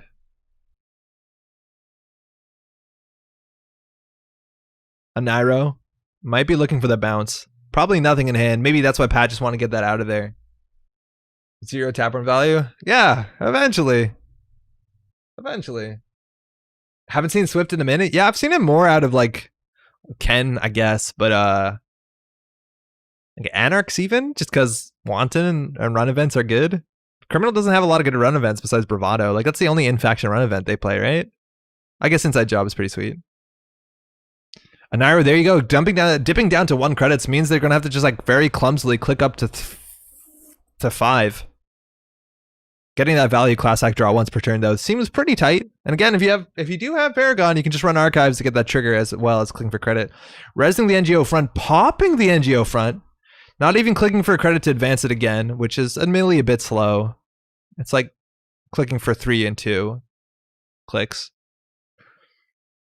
But Pat just gonna jam, gonna try and capitalize on that low credit values, icing up HQ again and going to exactly 5 credits. That's gonna give Pat Tap, or Tapworm, excuse me, a credit. When did Pat clear the Pat Tap? Oh, Pat cleared the Pat Tap last turn. Excuse me. And now Hagen does something. Yeah, you're actually right. The Tapworm's pretty bad against the Hagen. Yeah, that's actually a huge point. Data Sucker, Amakua, Tapworm, they're all pretty good criminal hits. Piggy Bank, I don't know what that card is called anymore. Bankroll? Got it. All that stuff does get pulled aside by the Hagen. Pat on 5 credits. Again, this remote, if he can't res the outermost ice, does not end the run. Even with 6 credits, that's enough, right? And goal is 5 to go through a Fairchild if you want. I don't know what the big face check here is. On 5 credits is not too much. A Hagen would probably be a bit bad, kind of taking the Tapworm out. But then Pat isn't on a lot of credits to his own name. I think he's hoping server 1 is a Rashida, giving him a bit of the credits and the card draw. If he fires Rashida, he can likely IPO, which there's a chance that is in his deck and he'll get it. But he's down 3 hedge funds already. Also, imagine a cheeky quest completed in a Sneak Door Crim. That would be amazing. I feel like in almost every situation, besides maybe Anarch, you play notoriety over quest completed, right? It's just so much less influence, and guaranteeing 1 agenda point is way better than accessing in a lot of matchups. Especially because a lot of people are running 5-3s, right? Even in this matchup, like you steal 3 agendas notoriety. That seems good. Tapworm for credit. Anairo, value class act up, Caddy coming down. We're going to slow roll this on a bit. Anairo knows that their economy has dried up. So might as well get that slow roll going. Pat not resing, so it looks like not a what's it called? Rashida triple advance into a score. Mega pre-qualifier. A really cool new-ish Nisei card. Going to get that install, that sweet Arella install, which Leela really doesn't give a shit about. But now the other Mega Pre's are 2-pointers, only for Pat. Return to sender. Address not found. Arella's work being returned to HQ. Now, Pat, in theory, is threatening out fast events. We did see Biotic Labors in this deck. Now, he's not threatening out a winning fast events. He's only on 4 agenda points, let alone he doesn't have the requisite 7 credits to get that done. But that's one of the big things, the big plays against Criminal, is once you can get to 5 points, rush out an early food. That's how we used to play back in 2016 or 17 or whatever. You'd get some points on the table against Criminal, and then you just Biotic out the rest while they struggle to keep your economy down. Merska says, I play Apocalypse in the place of notoriety. Quest completed. That was pretty good too. Class act, getting that filter draw Tapworm to gain 0. Still a trigger. Technically a trigger. Let me just check the Discord. Show timers, we're about half an hour left in the round. We're a bit more than halfway through.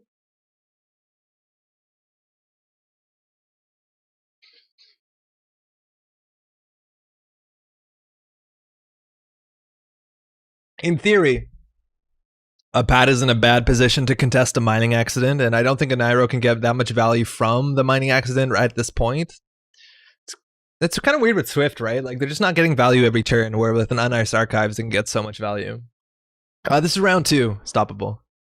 We have one more round after this. Hunting Grounds getting thrown out. Hunting Grounds can suggest that there is an Amakua in here just to deal with the IP blocks, but I'm seeing less and less Amakua. I'm even seeing less IP blocks. This is just good against a lot of the meta, though. A lot of those NBN cards are annoying to deal with. Round 3, oh wait, round 2. Yeah. Pat icing up archives, up to 5 credits, card in the remote. Good thing about Sportsmetal is that you can score this stuff out and still gain some tempo with it. You're only spending 1 credit in theory to score a 3-2. That's not too bad at all. Tataki, what's up? Sting below 5 credits to own the Tapworm? Unfortunately, Tapworm is owning Pat. 1 credit coming out there. And again, there was a card that Pat installed advanced in this remote server, and with only 5 credits, can Pat even defend this? I think ideally he spends 3 credits to res an ice out here and then 2 credits to res an ash in the remote server. But with 11 credits to their name and a bravado coming out on HQ, Anaira way ahead on credits. And if Pat wants to be able to res ice on HQ, that's going to be less defense for server 1. And if Pat doesn't res ice on HQ, that bravado just gets more brave and can bring in more money. Hold my wine. Wow. It's like a 5 credit run. DreamNet getting a class act draw. Absolute stunning value. NGO front. Trashing that for 1. Bravado gaining 8 on Nairo, now on 18 credits. Remember a couple turns where they're on 1? Caddy Jones, I guess, helped a bit with that. But Pat's still holding on to 5 credits, looking like that's what they need to defend this. But Nairo closer and closer every day to the diversion of funds, every click. Mockler coming down, technically a fractor you can play. And charging the remote server. Now sentries are the only thing that could present a problem, but they don't generally end the run. Oh, Pat could archer! We went prime archer position! Pat could archer to no, you can never mind. Archer never works as an Ngolo. I'm sorry. Yeah, excuse me. Ngolo is gonna make Pat really upset. Fairchild going through for 5. Pat could flip over that ash, dead ash. We'll see. Oh, it's a Maryland campaign. Oh, it's just nice old Maryland. And that ash. That ash is probably the best trash here. I don't even know if you spend the time trashing Arella. You do. You do? Yo, Anairo had money a minute ago. I think they had 18 credits a minute ago.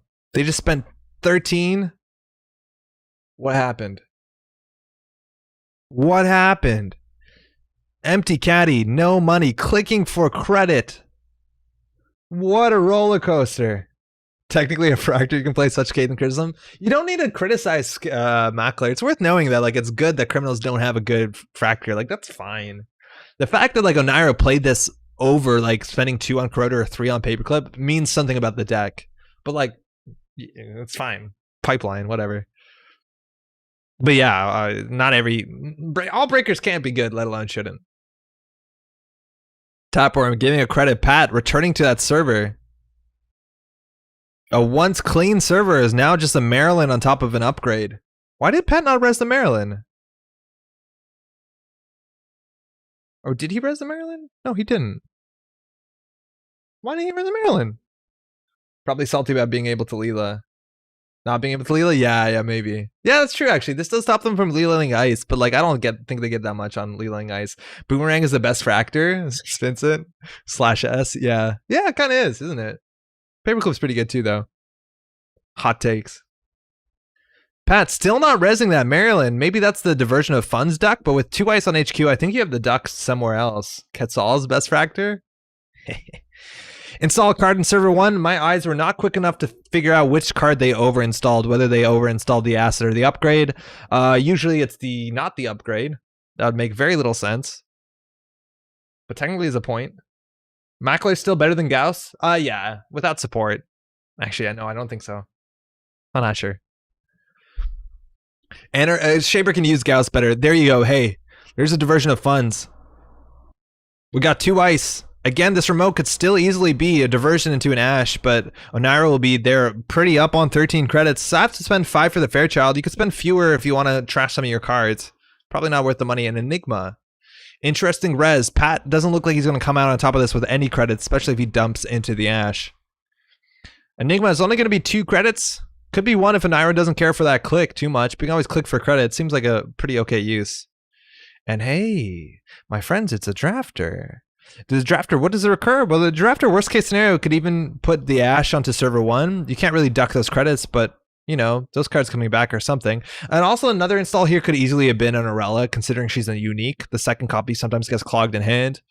Now this drafter could be broken by the Ngolo. It's going to be a pretty penny. It's 6 to get through all of it. I wonder if Onairo will just let this fire. This just mean dip into Discord, no judge calls. A very civil. Well, it's not civility. It's more about like rules questions. All right, we're going in. Ngolo 2-2. 2 more credits. We're down to 0. Now the diversion is money's bad. DreamNet. The question is whether you want to get a single access or whether you want to rob 1 credit. Honestly, the 1 credit, the access is probably better when you're Leela.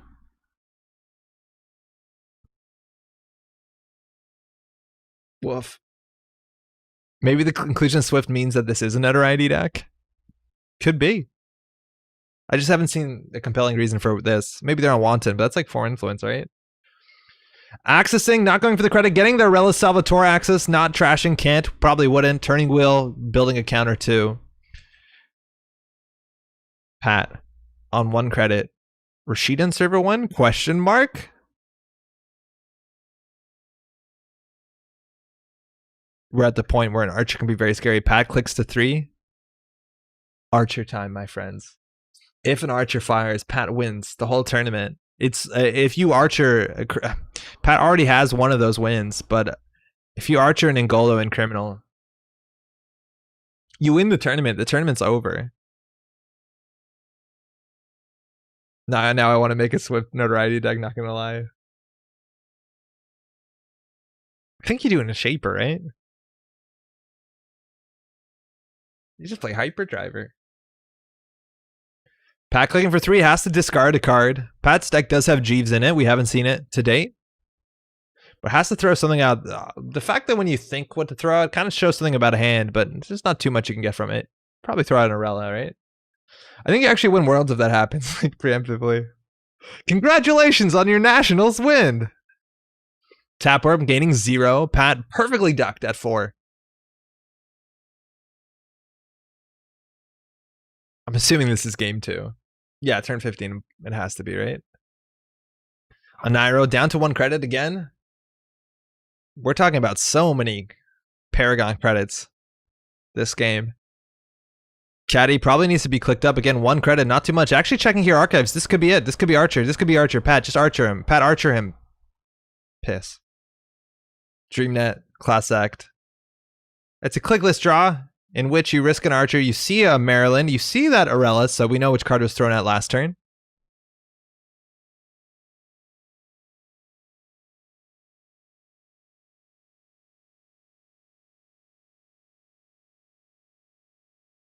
And Nairo dipping down to 0 just to force Pat to be accountable for the terrible accidents. But Pat is available to score an agenda in the remote. Advance. Where are we going to see a 3rd advance? And there you go. That's the mega pre-qualifier. And 2 credits probably coming back to Pat. And now we're on game point. If Pat can start the turn with 7 credits, they are... Pat is threatening out the Biotic Labor for the win. The bounce is here. Not too relevant. In open archives, can you capitalize on that? I guess you can with the 2 more Dirty Laundries that are likely in this list. But we are returning server 1 ice. Again, Pat probably can win this game without putting any other cards in that remote server. And then ice, I don't know. Hitting the archives ice means Pat can reposition it, but Pat's going to have to discard 2 there. Do you know if Pat's on Audacity? I would assume not. I don't know. We didn't see it yet. We saw Biotic only. But I think Audacity is a sweet include. Terrence asks the exact same question. Yeah, I don't know. Nairo again going archives here to check what that agenda, what was thrown out, excuse me, and getting that the GameNET draw. And it's a Gatekeeper and Enigma. 2 pieces of ice. Code gates, mind you. And again, that's the only breaker. Oh, actually, there's a Mockler. But again, Mockler is not great. What is it? 3 credits to break a Hagen? That's fine. You did spend 5 for it. I think at this point, like last click, you run into Enigma. I think you need to build up Turning Wheel tokens. I think that's all you need to do. There's 2 more diversions too. That's the only way you can largely defend against what's it called? Biotic Labor threat. Caddy Jones up on 6. Pat next turn, unfortunately, if he clicks for 3 credits, is 1 credit short of the Biotic into 3-2 score. So maybe Pat actually just wants Nairo to get an access on the central server to steal an agenda to give Pat those 2 credits. Jamming into the remote, double credit. Could be Rashida.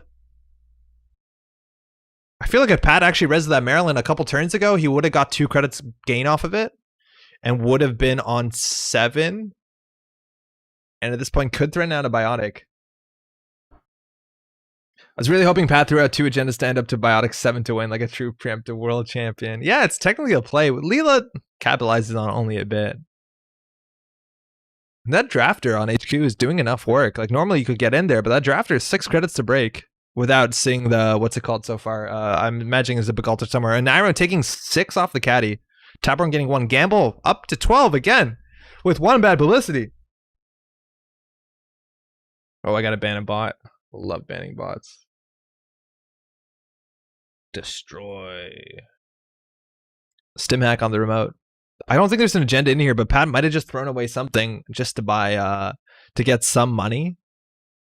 Fairchild 3, you're going to spend 5 credits from your 9 from the stim hack. You still have bad pub over. 2 accesses here. DreamNet firing. You're going to get a click back from the stim hack with Swift.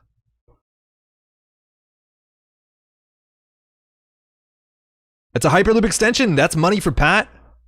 A lot of money too. 5 credits of money.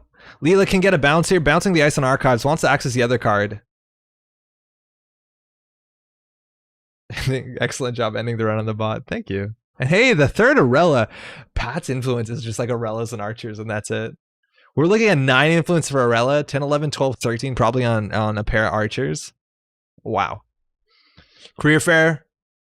Getting brain damaged out of hand.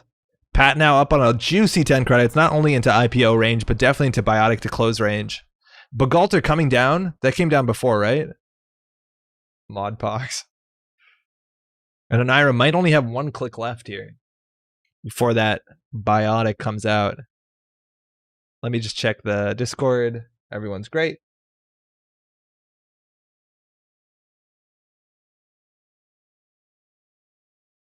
Good stuff.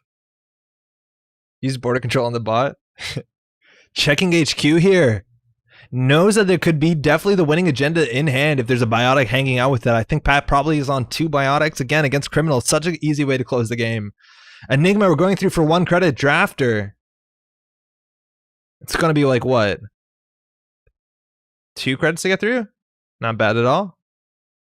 You can also dump some turning wheel tokens into that.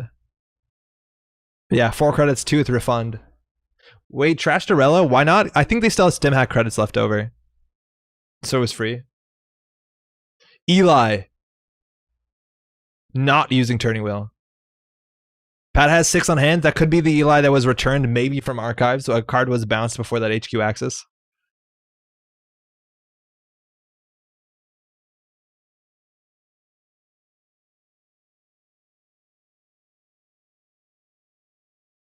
It seemed to be hung up on this Eli axis.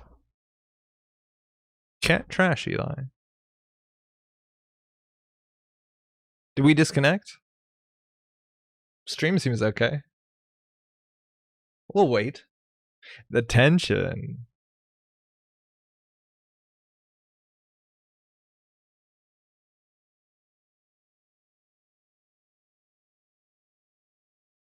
I don't know what's happening. Is everyone okay?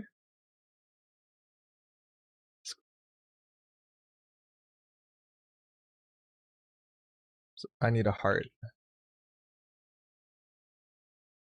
All right, turning wheel. There we go. We're back in it. You might type something in the chat to check if you see. Yeah, it seems okay now. I don't know what that was though. Pat could have it. Undo click. Oh, they're probably talking. What's happening? Why are they discarding? No, because that was a bounce. That's fine. Huh? Are they? Yeah, they're in voice chat together. Wait, why are you discarding? What's happening? I don't know. They were sorting something out. They're probably like, why do you have 6 cards in hand? It's because of Leela. Weird. Yeah, GameNET won't let you start your turn with the end your turn with too many cards in hand. All right, so they just undid it and run again, which means in theory a Nairo can access a different card. Probably meant to use turning wheel, tossed Eli, set to rerun. Oh yeah, that makes a lot more sense. Yeah, that's actually pretty fair. Hyperloop extension. Okay. That's not the game-winning thing, but that could also just mean 2 more card draw for Pat. If Pat wants to take the 2 card draw, that puts him closer to the biotic labor, and 2 card draw, that's pretty scary. Yeah, and he's going to take the Eli back. Yeah, that makes way more sense. Moribund, how's it going? Yeah. So they throw out the Eli. Yeah, that's legit. Pat could have it. 13 credits. Going to start the turn with, in theory, 8 cards in hand. Wait, more. 9 cards in hand? Wait, did I do that wrong? No, because they lost 1. Yeah, 8 cards in hand. Pat could have it. All it takes is biotic and then what? A mega pre-qualifier. Oh, he doesn't have it. Vitruvius. And that Eli's not coming back anytime soon. So Pat's gonna have to throw out another to follow it into archives. Double ice on R&D. Pat is just waiting to draw into 17 credits. In theory, he could biotic out a 4-2. We did see an architect deployment test earlier today.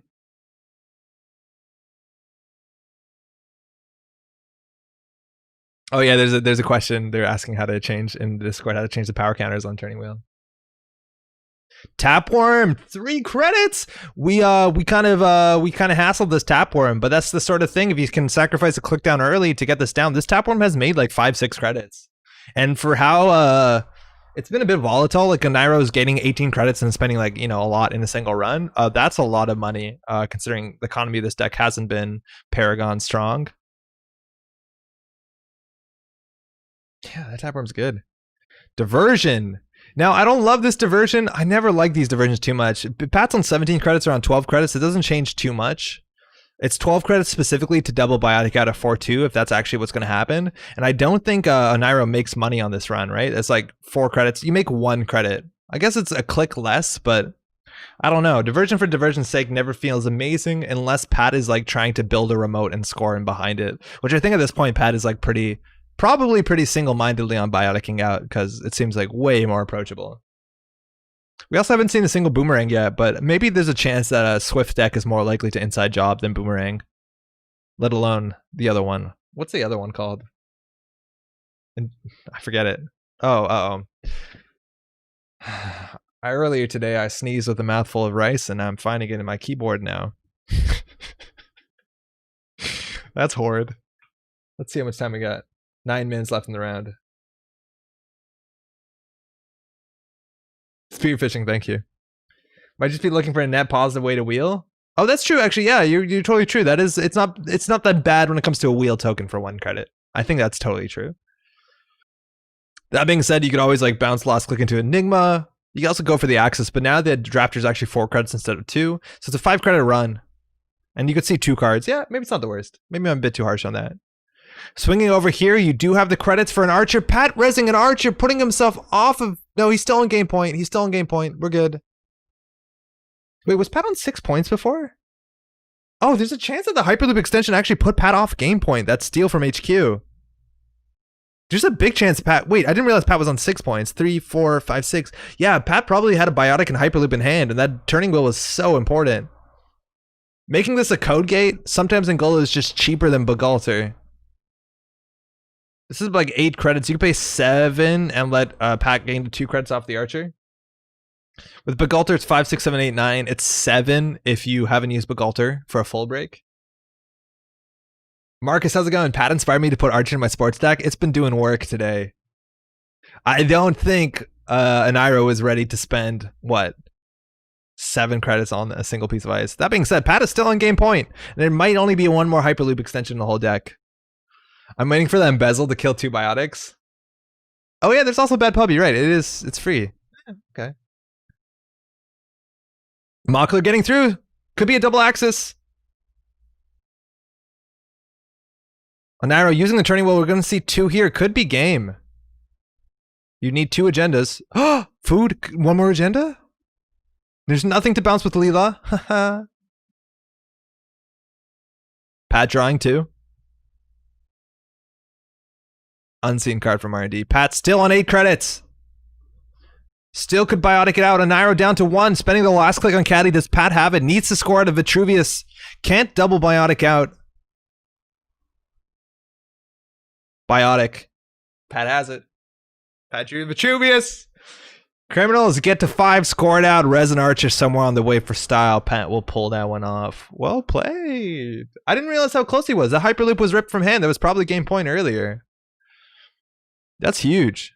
Anairo dug when he needed to dig. Good stuff. Credits gained, runner 121, Pat's 82. Yeah, Pat's economy is like the sort of economy where it's like, I'll just get there. And I think he ate 2 diversions overall. One of them didn't actually land. But like the economy seems a bit lacking. I guess no IPOs were drawn. And he didn't res the Maryland at one time, which was only 2 credits. Neat. Good enough. Good enough. Well done. What else are we doing? We only have one more game. Oh no, that's it. Is that's it? I think that's everyone. Let's put our scores in. Start round 3 a bit early. Oh, that's the wrong window.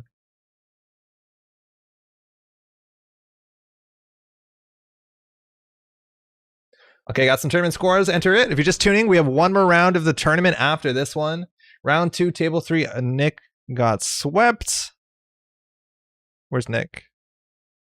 So Mike took table 6. I swept. Anarcho taking those wins home.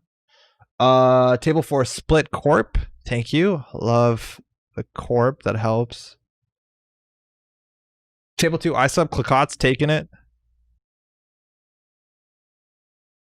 Table 1, runner split. Antoine. Table 7, Roberto won with runner and I won with corp. Unfortunately, we can't track that one. Table 5, Patrick sweeps. That was Patrick Sklar. It's Patrick sweeps. Let me just double check this. So the sweeps were Clicot's Ninja. Okay. Clicot's Ninja Pat. And Narco. Yeah, okay. Seems good.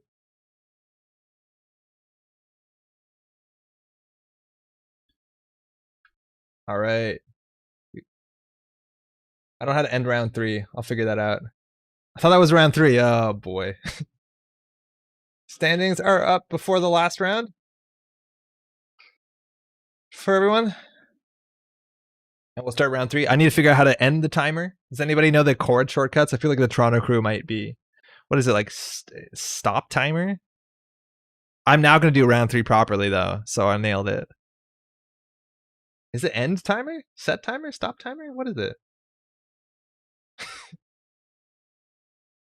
Nick says, I think you forgot my bribe. Whatever. All right, so right now what are we looking at? How's the image? Clicot's up there at the front with ACME and Gnat. What is happening here? Haven't seen any of those. Ninja Mike just slightly behind with 10. Did take a draw. That obviously hurts the strength of schedule or your points just a bit. Otherwise, you would be at 12. I guess if you won, that's not really saying much. We got a couple 9s. And then a lot in the middle. Just there in Splitsville. Not too bad whatsoever.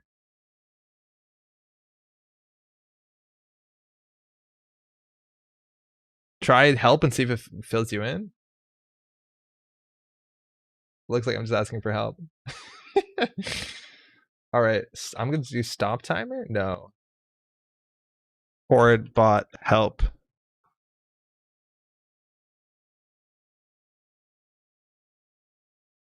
Okay. We're going to find it. 1 second. Did Twitch go down or is it just me? Uh-oh. Twitch still up? Seems fine on my side.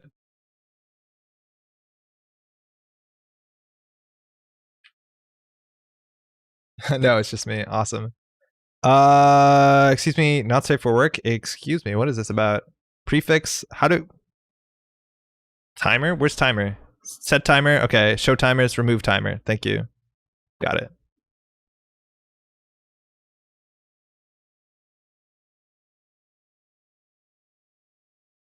I would like to report that that did not work.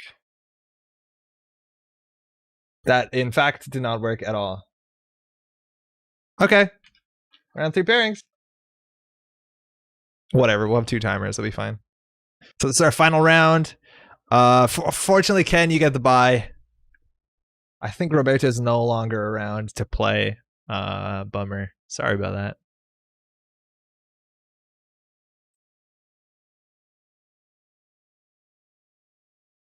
I stopped timer 1, just like they said.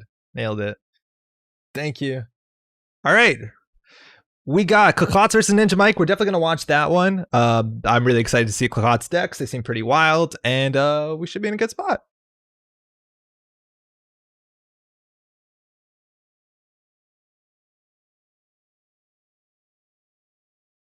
Cool. It wouldn't be confusing at all since you named the round 2 to 3. I thought it was because it says, okay, I don't know if I'm dumb. It says remove a timer by ID. Show timers to see ID, but my ID is called round 3. That's the ID I gave it. All right, let's just wait. We have 5 tables up tonight. Is it 5 tables? 6 tables up tonight. We're at 1, 2, 5, 4. 2 tables missing. 1 table missing. We're looking paging Onairo. I hope this isn't diaper Gnat. I'm really excited, Brick. I don't know even what diaper Gnat means.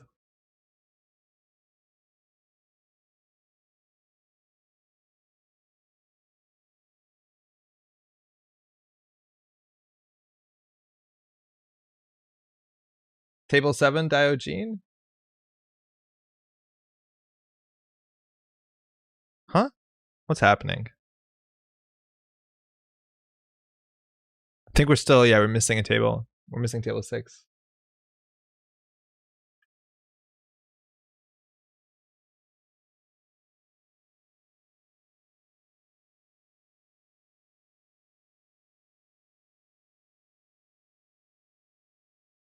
People are in voice chat. I love that. That's kind of the, I wouldn't say an issue, but yeah, maybe it's an issue. But because Discord has different channels for different tables, it's very easy for you to sit down next to the person you're playing and actually talk, which is something like with doing Netrunner online for a long time now, I haven't done. I guess the thing is the last times we do GNK, I'm always recording gameplay, which I probably should just record it without commentary and record while playing against the person to show what that looks like and then commentate maybe on top of it. I think that's a better way to do things because otherwise I'm not talking with people and it's a bit lonely.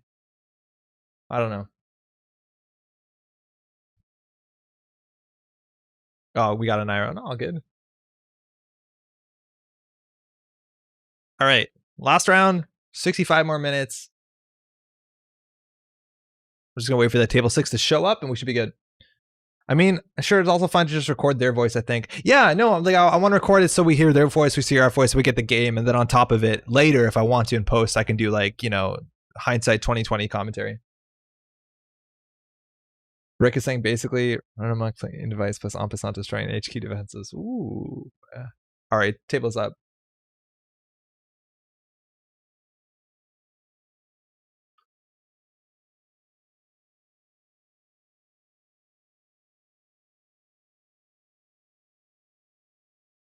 Set timer, round 3, nailed it. Let's go.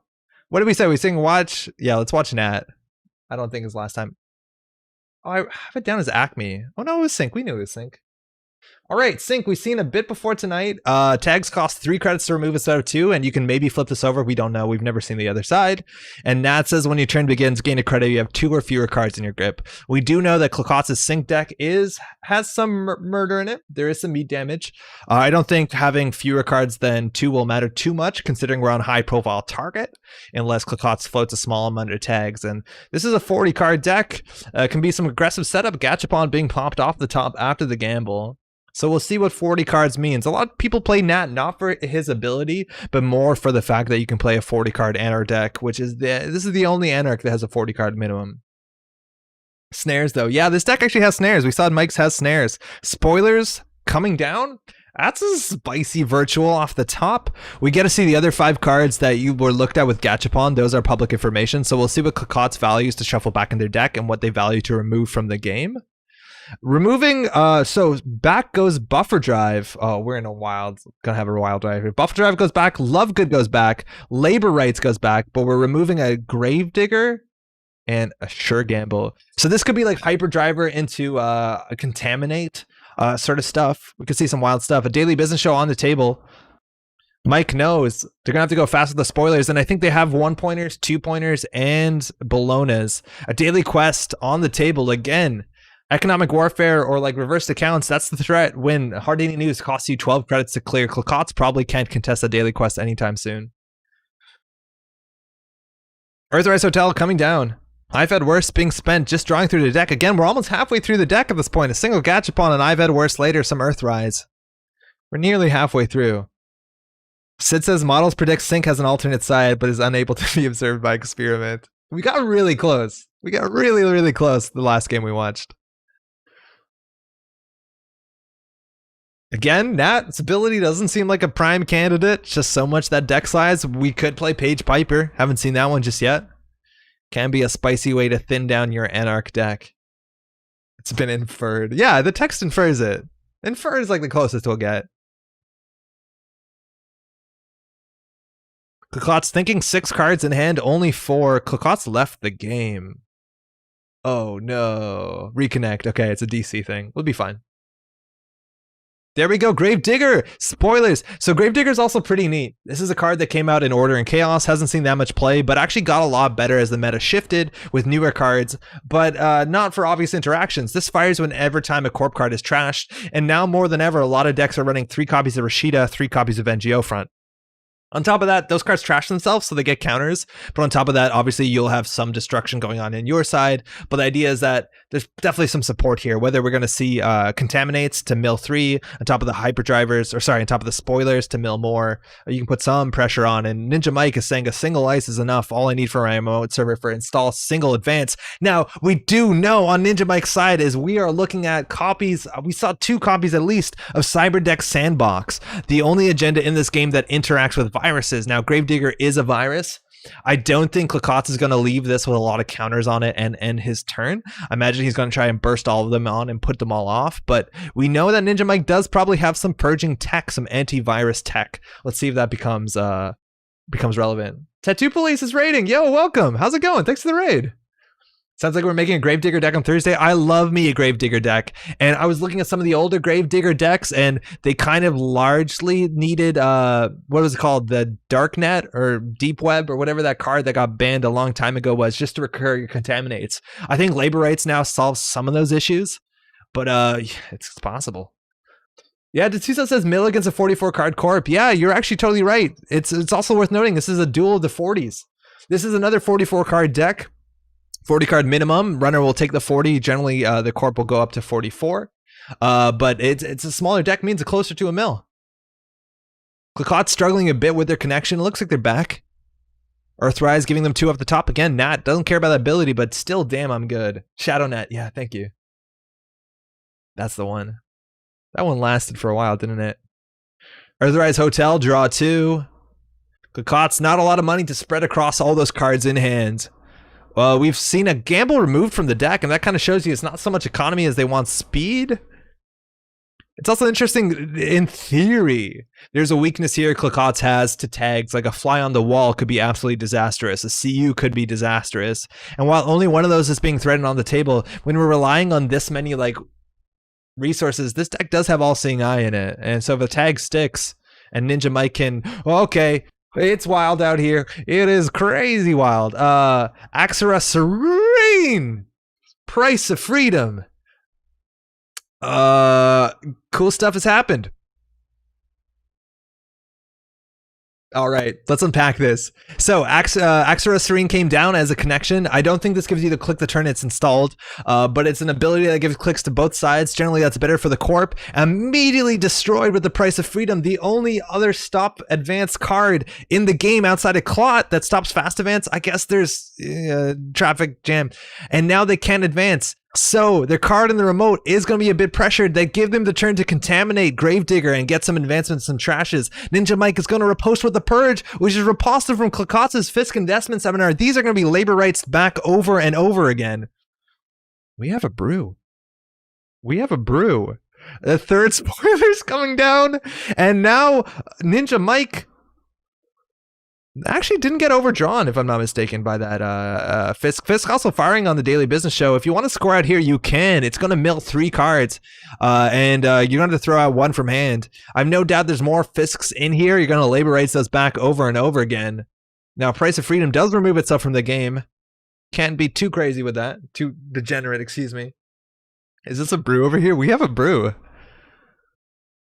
Icing up everything, no DDoS. So this means that Klakotz, if they want to get access, is going to be more honest about it. I've had worse powering through their deck, only 15 cards left. There's this really scary point where you're at the end of your deck, where labor rights will basically ensure that you draw those cards that you want to recur. Like labor rights into a Fisk means that you'll draw the rest of your cards, you labor rights into a Fisk, rinse and or repeat. Ninja on double advance here. Could be the Bologna, giving them 5 credits back. Even could just be a slow roll of something that gives virus counters. We've only seen, oh no, don't hit that button. We've only seen 1 contaminate so far. Definitely a 3 of waiting in there. We also seen run amok. We're seeing HQ pressure stuff. We're assuming if this is like some HQ Fear the Masses wildness. Fear the Masses could be here. We've heard that being said in chat before. Klakotz might be on a spicy Fear the Masses. The thing is, Fear the Masses had a big chance of being revealed by Gachapon, and we didn't. We have an labor rights. What just happened? They played labor rights, trashing the Fisk and double contaminate. Probably very, very bad hits. Oh, no, that's not true. That's not true. It doesn't say what they trashed. So it looks like they trashed 0 and a contaminate and maybe the Earthrise Hotel, and they shuffled a Fisk and double contaminate back in their deck. Excuse me. It doesn't say what they trashed, but it says what they shuffled back in. And Klakot's just taking credits. Gonna need some money. We haven't seen any breakers so far. There's a chance that this is fully breakerless. There's a small chance. Ninja, no credits or no agenda points on the table yet. Gonna change that really soon. Getting that slow money from the daily quest, but gonna mill 3, scoring the Cyberdeck sandbox. I'm telling you, there's virus support in here. Purge for 4, trashing 3 into archives. Ninja Mike? Did I say something wrong? Uh-oh. Ninja Mike installing into server 3. Daily cast, clicking away. There's that Fisk. We also saw love good in this deck. What does that mean? Like, can you fit a black file in here? What are you love gooding? Louis Guilherme? Oh, just seeing how the ninja's highlighted? Yeah, it's pretty great. You see that in a couple people's names. This was a card at one point. Sure gamble. Kakot's then not on 2 cards in hand, but on 6. Ninja Mike can now close this in 2 more agenda scores if they play this properly. They're going to need a Bologna. I think they're on AR enhanced security. I don't know what the other 1 point is. I think it's AR enhanced. Tatake, I need to see this deck list. I feel you, man. Seems good. Seems fun. Now, this list would have absolutely loved to have a DDoS in it. Love good is for black file. Means you have 3 turns to score out. Grant, yeah, black file kind of makes sense, but do they have influence for it? I guess we haven't seen much. We've seen 2 Fisks. We've seen Price of Freedom. That's like what? So far, only 8. Plus black file is 5 though, right? If I'm not mistaken. 9, 10, 11, 12, 13. So they could be on black file. It obviously plays a lot into this game plan. Buffer drive lets them play 0. It also lets them get more value from labor rights, I guess. Ninja Mike having those extra cards in hand, slow rolling another agenda. If that's another Cyberdeck sandbox, that's going to be 8 credits, but I don't think money's going to be the deciding factor of this game. ARE is pretty strong against this kind of deck, actually. Well, it depends. I don't think so, because the Corp trash is the top of R&D. Who trashes here? The Corp trashes. So AR actually is not going to fire against Gravedigger or Spoilers. Whether or not it fires off of Fear the Masses, it depends on the wording of the card itself. Peace in Our Time getting fired. Buffer recurs Fisk. Oh, yeah, because it has an ability on it. I keep forgetting it has ability. Is there some way to finagle Lovegood into blanking Axara? I can't think of how, but maybe I'm not thinking of something. Not really, because it'll be only blank on your turn.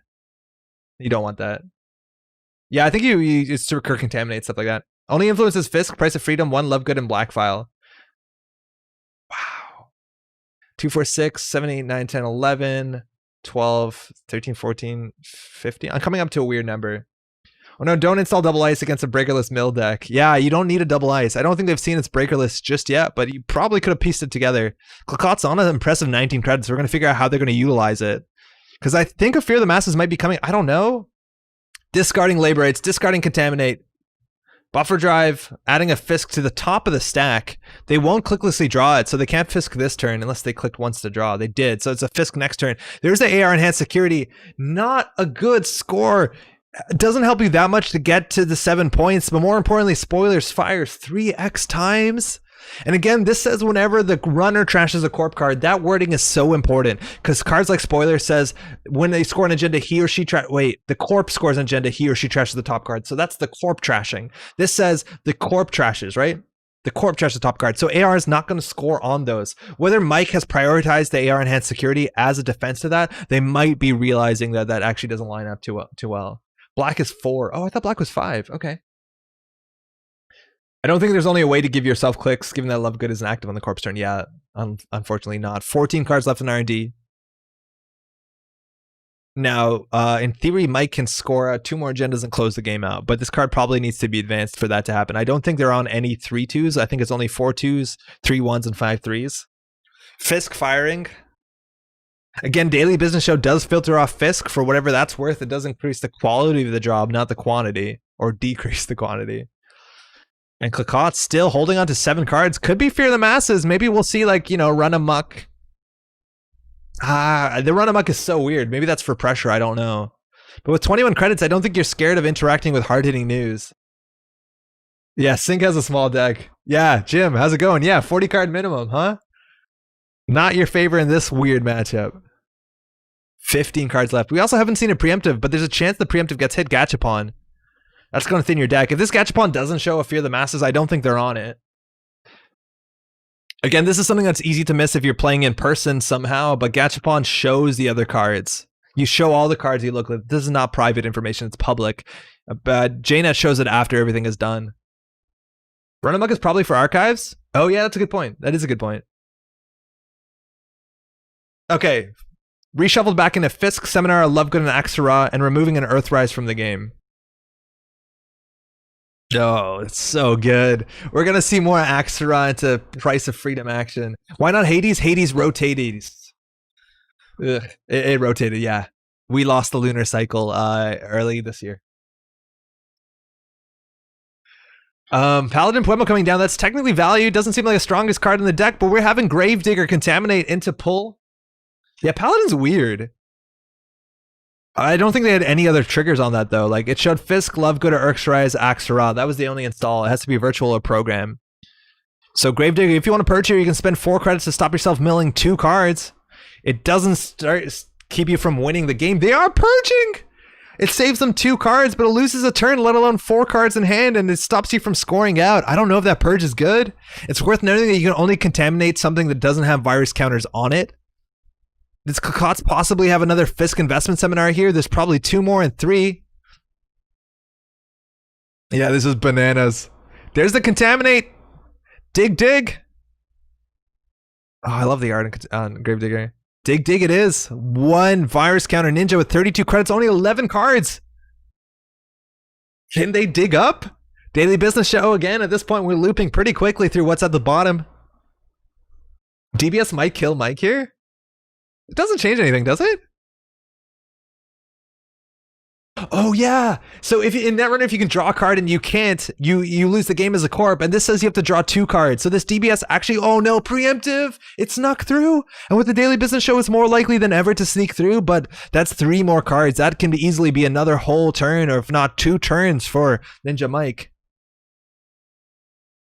DBS has a new wording. Does it still say draw on it?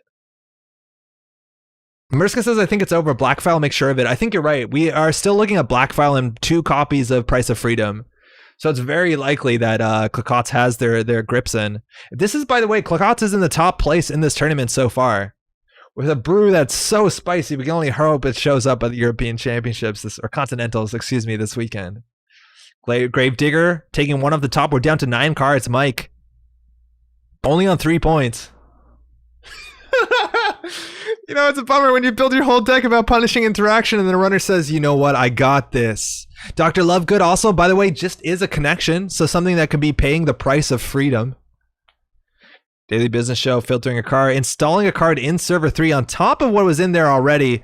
If Mike gets a double install on this, that could be a food threat. Putting Mike only onto 6 points. At that point, he could close the game out with a 15 minutes. I imagine there might be a 15 minutes in this deck. I think we've seen one when we've seen Mike hit the broadcast earlier tonight. I guess Corp's got to get really unlucky and didn't draw agendas. Did they click for credits? Paladin, you're up on 3, my friend. You're a liability, buddy. Axara, Price of Freedom! Yes! Sit there for a turn and do nothing, says Clicot. Blackfile coming down as well. Lovegood going to be able to blank this for 4 influence. You can play this unique 5 credit card. It's a virtual, mind you. Gachapon can get that out whenever your turn begins. Place a power counter on there. Lovegood's never going to let that happen. When there are 3 or more power counters on Blackfile, remove it from the game. So you keep blanking that until the corp is threatening. Ninja, you can't. There's no way out of this. Ice up archives. I don't know what you do. I don't know what you do. They purged the game for to trash a Gravedigger token. Oh my god. Yeah, there's 18 cards also in archives. Like, they could just be winning agendas, but I don't think that's a point. Klakot says Fisk, 3 more. They're going to draw 1 more. There's only going to be 2 more in their deck. Daily Business Show, excuse me, that was overkill. It's only 4. Still pretty good. Labor rights. Do you know what's going to come back? Fisk, Fisk, Fisk. Or probably not. Fisk, Contaminate, whatever. Good game. There's no way out. If you get to 7 points, you can't just wait 3 turns. There's not enough in RD. Yeah, you can't wait out. Unless there's like 2 more preemptives, even there, I think it's almost impossible. Now, interestingly enough, competitively, whether you know what this list is, I think you might be able to rush out against it, but if you don't go as fast as you can, I think it's over. Wait, did Mike just purge again? Why did Mike purge again? Oh, because they contaminated. Okay, that's it. Daily Business Show. Good game. And I honestly think, didn't Fisk draw the 4th card? That was amazing. What a list. If you want to see the whole list, screenshot, I guess. Kakot's, you played on a public channel. I don't feel bad about this. We're missing 3 cards in hand. You can probably piece it together, but what a deck. 0 runs. Runs not necessary. Quality Netrunner. That's sick. Sick. If people know you're on it, it's very easy to get hate out. Yeah, I wonder what the hate against this specifically is. I think just going fast is fine. Like, they have no breakers. Like, you just score behind ice and go fast. Oh, man. Love a game of No Runner. That's wild. Wild! Wild! Now, actually, on the other side, if I'm not mistaken, Klakotz is on ACME, which I'd be interested to see. Let's check that out. People play this sort of deck on occasion on Genteki. Yeah, totally. The hate is probably a single barrier. Yeah, it's an end to run ice. Fast events would be a problem too, to some extent. There's a lot of ways to beat that, but like, you have to go fast. Like, you have to be basically like, I don't care. They're not going to go for singles. But that's some Swiss cheese. That'll get you through some parts of the tournament for sure. Peace in our time without game loss potential. Yeah, that's the dream, eh? Peace in our time without the game loss potential. That makes the card so much better. It's way tougher with a DDoS and Apox. Yeah. All right. We're on the other side of the table. Let's just check. I need to make sure that there's no judge calls. That's the text. No, we seem good. Check timers? What is it? Is it check timers? Does anybody know the command? Show timers. Thank you. 44. We're good. We're totally good. Tech startup. Oh, we are on something spicy. Tech startup. This is a Chief Slee list. What is this? Proco coming down. Simulchip. We're on Real Cat Peddler. Excuse me. That's early Simulchip, doesn't help too much. Ninja, not a lot of money, and we're playing yellow. ACME says the first ice you encounter every run is consider having a tag that makes a lot of the ice a lot better. IP block, Pachinko, Data Ward, and it looks like we have a daily quest in this remote. Tech startup, an interesting flexible card. This might mean they have other things to support it. I don't know, Echo Chamber, but the idea that they can ensure a daily quest early in the game, that's the best time to probably get the quest up. Get that credit differential, throw in that hard-hitting news or that C-source or whatever that you want in an NBN deck. Also, this could be a fully operational list. ACME works specifically well on 1 ice per server, so if you want to build horizontal, remote with something in it, something in front of it, fully operational, you're off to the races. We've seen that before. Kind of looks like that. I think the tech startup kind of suggests that. Weird hate is over advancing Hollywood renovation. Underway renovation too, huh? Tech startup screams CU. Yeah, CU could be there. Mike not threatening too much. The SMC in theory does threaten a claw, but again, we're talking about Kit Peddler, only 10 influence to spread across their whole deck. So a lot of times you have to make some concessions. Maybe you want the spoons in there for 3 influence a pop, maybe Peace in Our Time to get you set up. I think we've seen Mike's list before. Unless there's 2 kits in this tournament, it's been a while, and that is obviously on Inversificator. Never made its way on top of the Dinosaurus, but abstractly is pretty good. I think we did see that matchup, yeah, versus Onairo. Klakotz might, it seems like they might have disconnected, so we'll just press square for respects. No, we're good. Install double advance. That looks strange. NGO front could just even be a Bologna, and they know if they interact with us, there could be some punishment. Mike, not even considering it, just setting up a bit that daily cast, that Brzezicki. Probably looks like an NGO front, but like worst case scenario here, we have Fly on the Wall. Kind of a wild install, if that's what that is, naked in that server. Tech startup. We're on some weird acid spam something. That's another daily quest. Again, not unique. You're definitely going to ice that up. And when it comes to ACME, again, single ice is all you want. Man, Clicot's on the spicy brews. Server 4, daily quest, not unique. You're going to get a credit lead as good as like Aesop's Pawn Shop is if the corp has 2 of them that doesn't take installed cards to boot. Good luck keeping up with that economy. CU does seem pretty good in that list. Now, if that is in between there and NGO front, those daily quests are going to actually collapse together in touch, which I think will make me happy.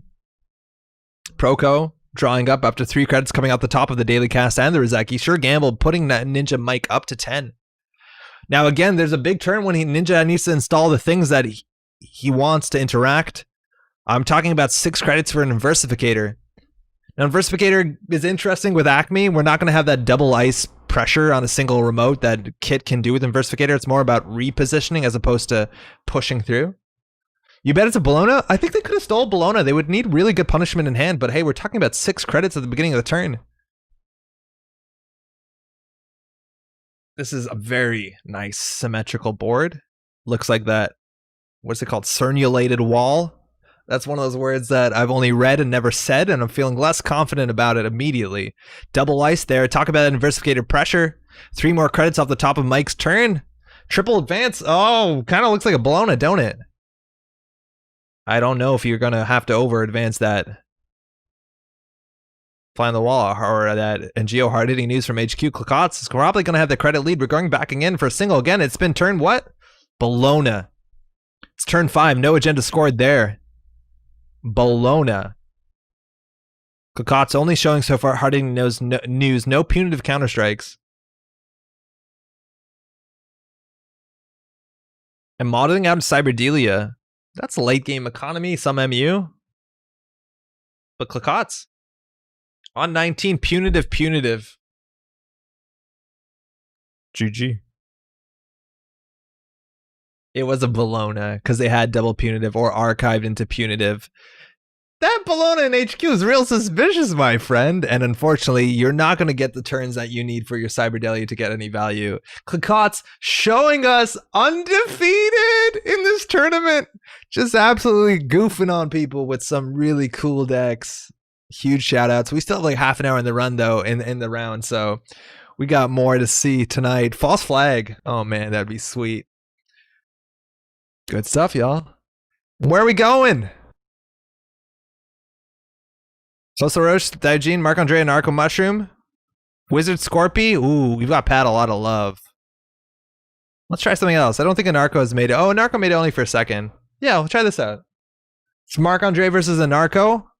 I say Marc-Andre because I know Marc-Andre in Purge. This is a close game. We're on 6 points each. And I don't know how to say his actual handle.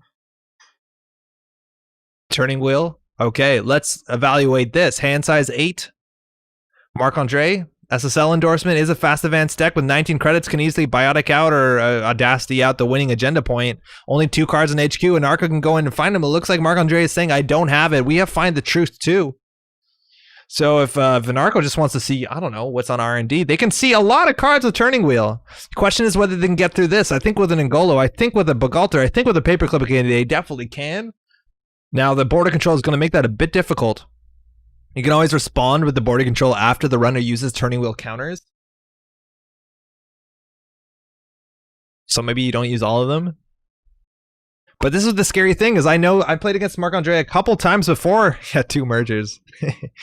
But this deck doesn't run any punishment, if I'm not mistaken. It's only fast advance, and you don't know that. So sometimes you want to play a bit more defensively as the runner. Anarcho, you need to go for an Axis. No Axis here. You're giving turns, Marc-Andre, more turns to find out what he needs to score out. Server 3 might not be that defendable. We're not saying a Logic Bomb here, but I think you go HQ, right? Finally, I can enjoy some Metroball Grid stream. Clicot's, those are wild decks. That was so fun to watch. Dirty Laundry on Archives. Find the Truth. Going to see the top of R&D. I think you want to go HQ. See 2 cards. It's probably cheap to run. But just clicking for credits, I don't know what you need. You need pressure at this point. They're on 1 fast event away instead of Marc-Andre just piling on top of R&D. So now the HQ run seems a lot worse. Unless there's a 5-3 in hand, but I think you need to do it. Build up those turning wheel tokens. I guess with the border control, it doesn't matter too much, but now it's so hard to run R&D. I don't think you need to set up, and I think Anarcho might just be respecting hard-hitting news and punitive and all that fun whaling stuff. This deck is running SSL? Why? It's on 2-pointers. 3-pointers even with merger. You can lose in 3 accesses.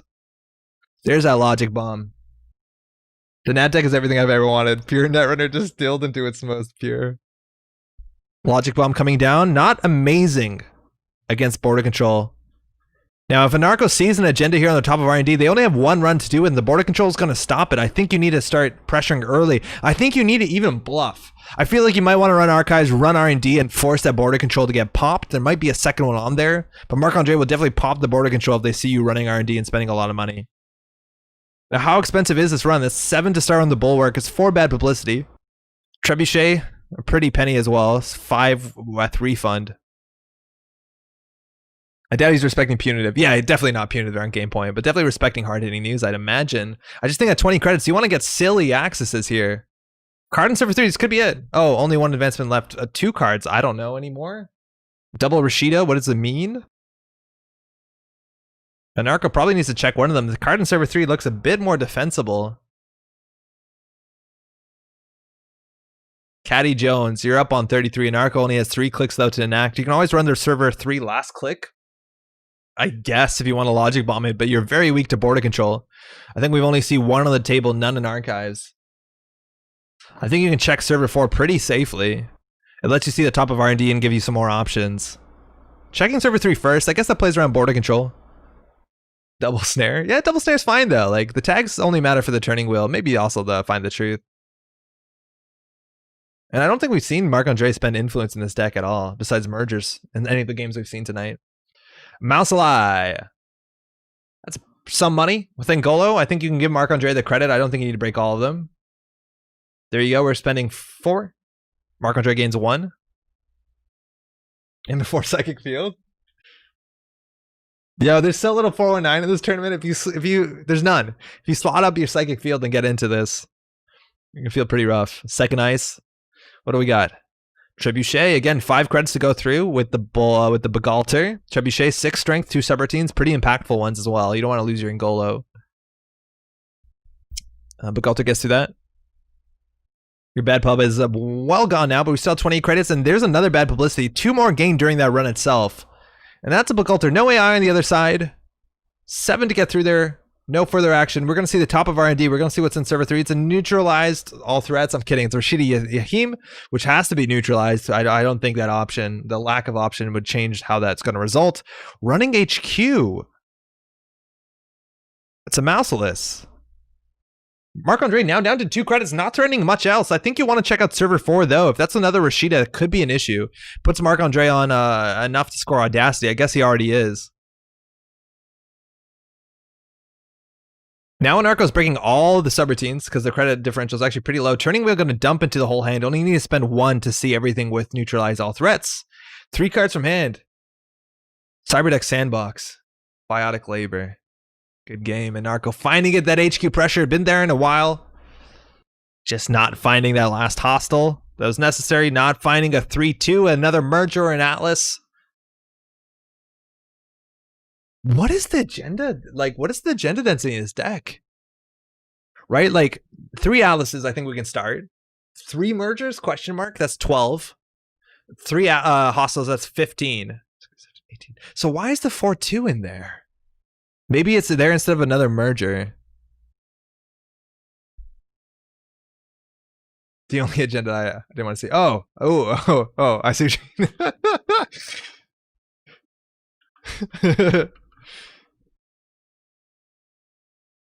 I think they were asking Marc-Andre, not me. Okay, wild. We got a couple bit more left in the round. Brandon swept. Heck yeah, Brandon.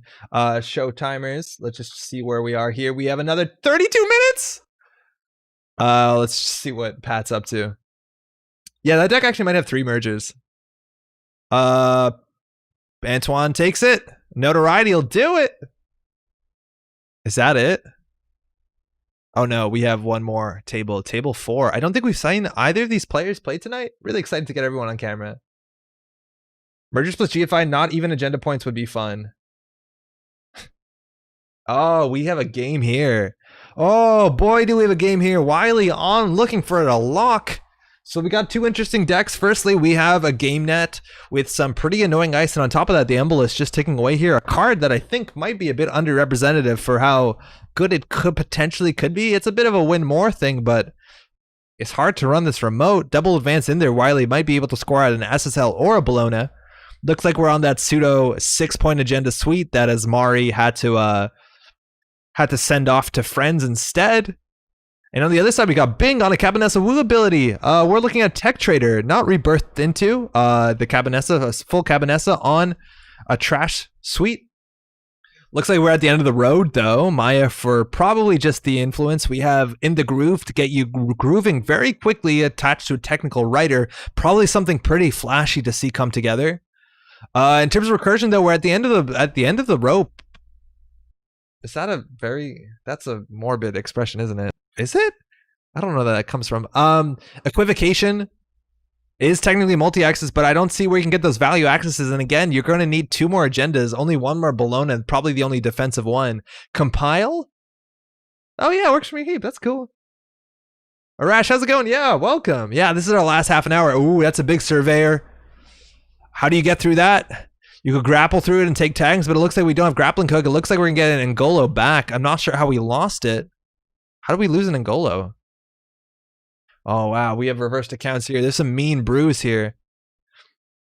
Ngolo actually relatively okay at dealing with Surveyor as far as decoders go, even as far as killers go. Yeah, scroll chat. Yeah. Just got it. And Skolo installed for free. It's going to be added to the bottom of the stack once this run is done. We can see 3 cards in theory with equivocation and R&D interface. I don't know if Bing probably with 23 credits is enough. 4, 6, it's 8 to get through. Toll booth is going to be a bit expensive. Turnpike is going to be a bit annoying. Wow. Sorry, can't paint. Oh, wow. Compile. Hitting a really hard time the first time you encounter a piece of ice. And this is when you encounter, it looks like you can't paint on Ngolo. Is that correct? So instead they're going to install nanotech. Wait, what just happened? Oh, they trashed the simul chip to install the nanotech. So they're going to use the nanotech. Actually, nanotech, it's 8 strength. 3, 6, 7, 8. Same price. Seems fine. And this is the toll booth. Yeah, you missed the window, Ians. Yeah, that makes sense. Toll booth, lose 3. If you're falling around at home, GameNet, whenever credits are lost or spent during a run, GameNet makes a credit. It's not automated on GNK.net. So if you see Wiley just, clicking up, that's what this is about, especially on that turnpike. This is going to be a very expensive run. You're going to lose Ngolo after it. Slot machine. Interesting enough, the simul chips do gain value off Tech Trader. Slot machine. Going to see no cards, so just lose 3. And we're going to see a couple cards here. Equivocation can force a draw. MCA austerity policy. Forced to draw. Embolus losing a counter. Stealing a Bologna. Bing, down to 5 credits. Starting their turn on, I think, 20 plus. Now, technically on game point. Wiley gaining a credit. Important to know, Bologna does trigger on that. Unknowns and archives. Iced also on archives, which is wild. Preemptive already played. But Bing is coming to the end of their economy. Caddy Jones at least is a route to infinite economy. Infonomy. But this is really exciting. Actually, could just be an echo chamber in server 1, and that could be it. I always feel like I'm cheating.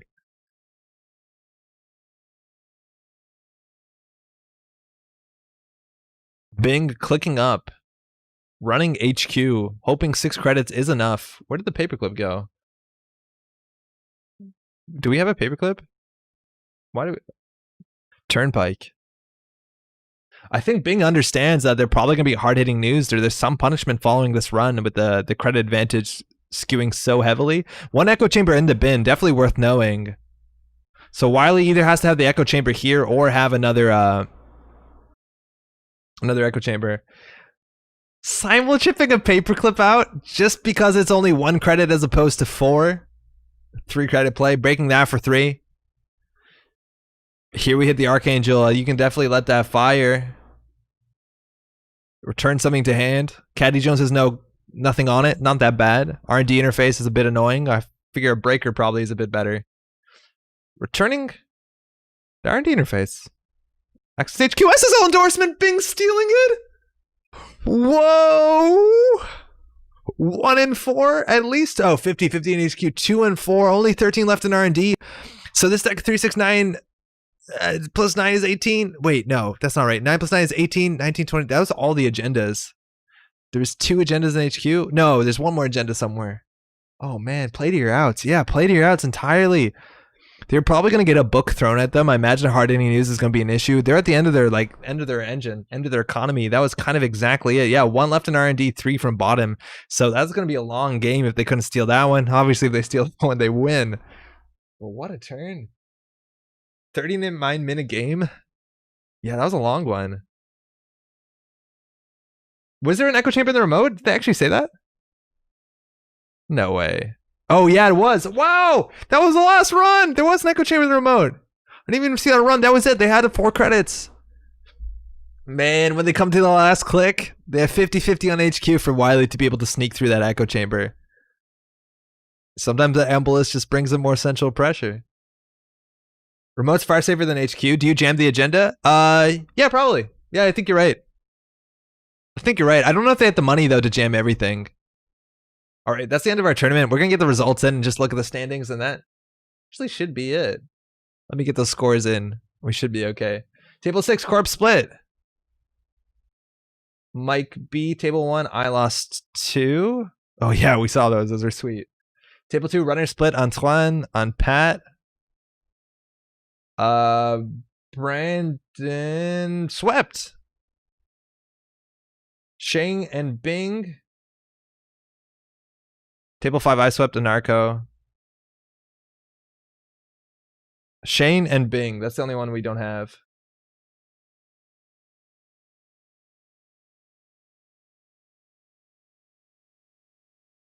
It's great to play some Netrunner again. Pat, your Archer against, what was it? What was it in gold? No, Amina Corroder.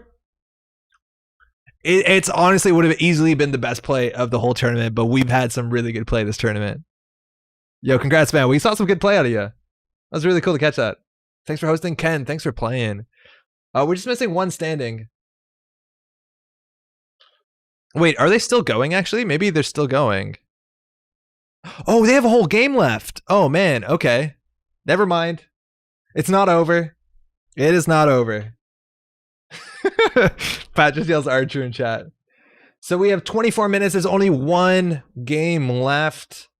I guess Montreal, if you're listening, we're not distributing any prize support right now. So if you want to take your nights to start at 10:30, but we still have a whole game to get in there. So glad you could play it if you want to duck out now. I get it.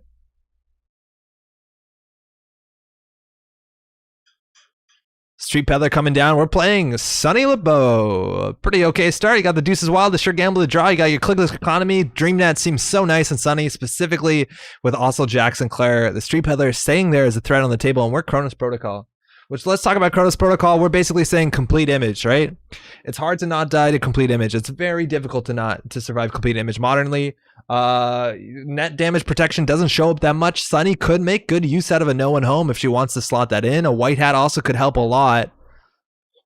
Now this deck got a bit less reliable when it comes to doing the damage. We did lose Kakago. Shipment from Tenon doesn't help. The loss of Shipment from Tenon doesn't help. You can't get those cheeky Hassel Knives is out. But lists like this were working. We saw them at the Asia Pacific Continentals, barely missing the cut. Security chip going to be able to boost that Amakua up to strength on a desperate run. You can get 3 link easily, maybe even more on Sports Hoppers. But Wiley just still setting up. Bing on 3 points. Yeah, that's a quick oboe. But again, this deck, like you just jam the oboe. If they steal it, they're weak to complete image. They could even die that turn. But yeah, it was very quick. I don't think they mooshined it. Also, they threw out a Cobra. That's neat. All right, face checking in. They do have the Sentry Breaker, and they do have an Amakua Panic Breaker. They can get a single access here. A Snare could be a problem. DreamNet drawing a card. That's pretty good. That's good. It's good against net damage deck. Admittedly, though, Chronos does choose the damage, so sometimes you draw into like your security nexus before you take damage. Like right now, the Fetal AI from HQ, that's 2 net damage, 2 credits. Now, Fetal AI is very interesting. It's important to know that when it comes to complete image, it only fires with the runners on 3 points. So this allows the runner to get closer to winning without getting over the 3-point threshold. Now, the net damage is very crucial. Oh, wow, we're on game point. Bing up on 6. The net damage from hand, it did hit a striker and a sure gamble. Wiley needs to go a bit aggressive here. Can die to snare. Dice to snare. Oh, no, it doesn't die to snare. Oh, GameNET almost dies to snare. 4 credits for a tag, wiping that whole hand out, losing the hunting grounds, the 3rd gamble, and a stim hack. In theory, Neural EMP does produce a lethal to some sense. Bladum, how's it going? I'm new. Do people ever play Data Loop as a replacement for Kakugo? They have, classically, yeah. Data Loop saw play in punitive decks in both Wayland and in Chronos Protocol. It's also pretty cute in Polana decks because you need a draw to kind of put that tempo back and they get a credit. So far, though, it's a bit weaker because Hunting Ground seems to be kind of popular in the meta. And just as a barrier on its own, it's not amazing. So I don't know. It's a bit hard to tell so far, but I think Data Loop is definitely something you could play in this deck. Also, admittedly, though, it's very expensive, and if you're on punitive as well, it can be pretty difficult. Because you spent all your money resing ice. So it's hard, but it's definitely something that has been seen. Even just protecting an Obokata, right? Like, it's good enough. Ike is going to fire.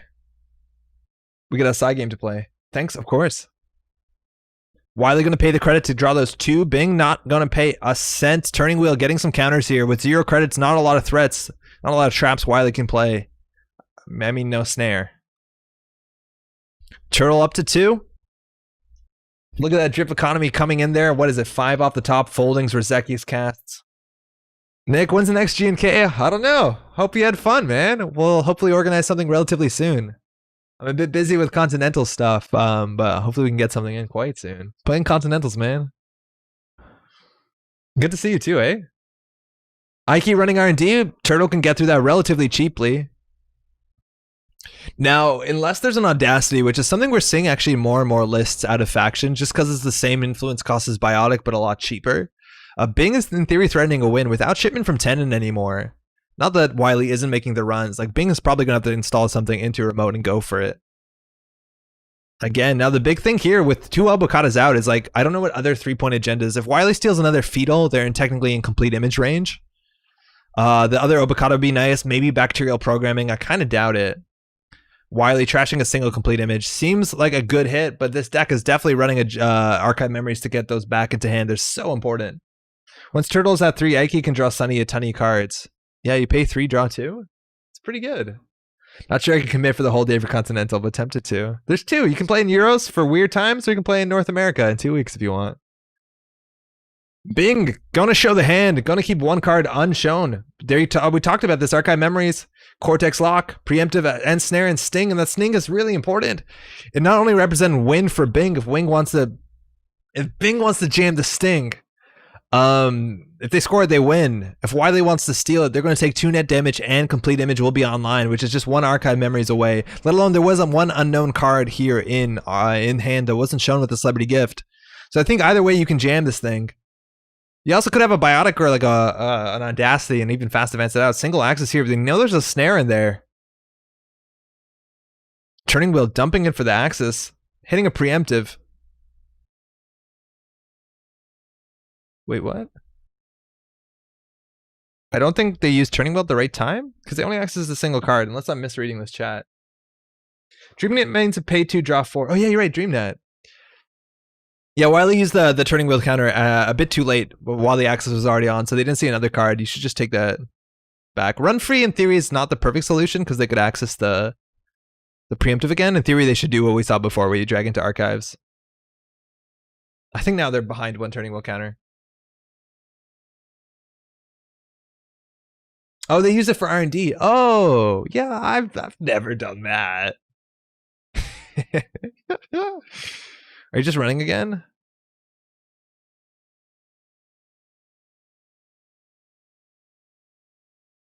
All right, Bingle taking the increased chances of the snare hit. 4 credits. Again, the first net damage done a turn is chosen. So we're going to hit whatever is the best in Wiley's hand. It looks like it's a Citadel, Sanctuary, Amaku, and Dirty Laundry. The Laundry being targeted. And they hit the Archive Memories. So I think turning wheel counters are a bit off here.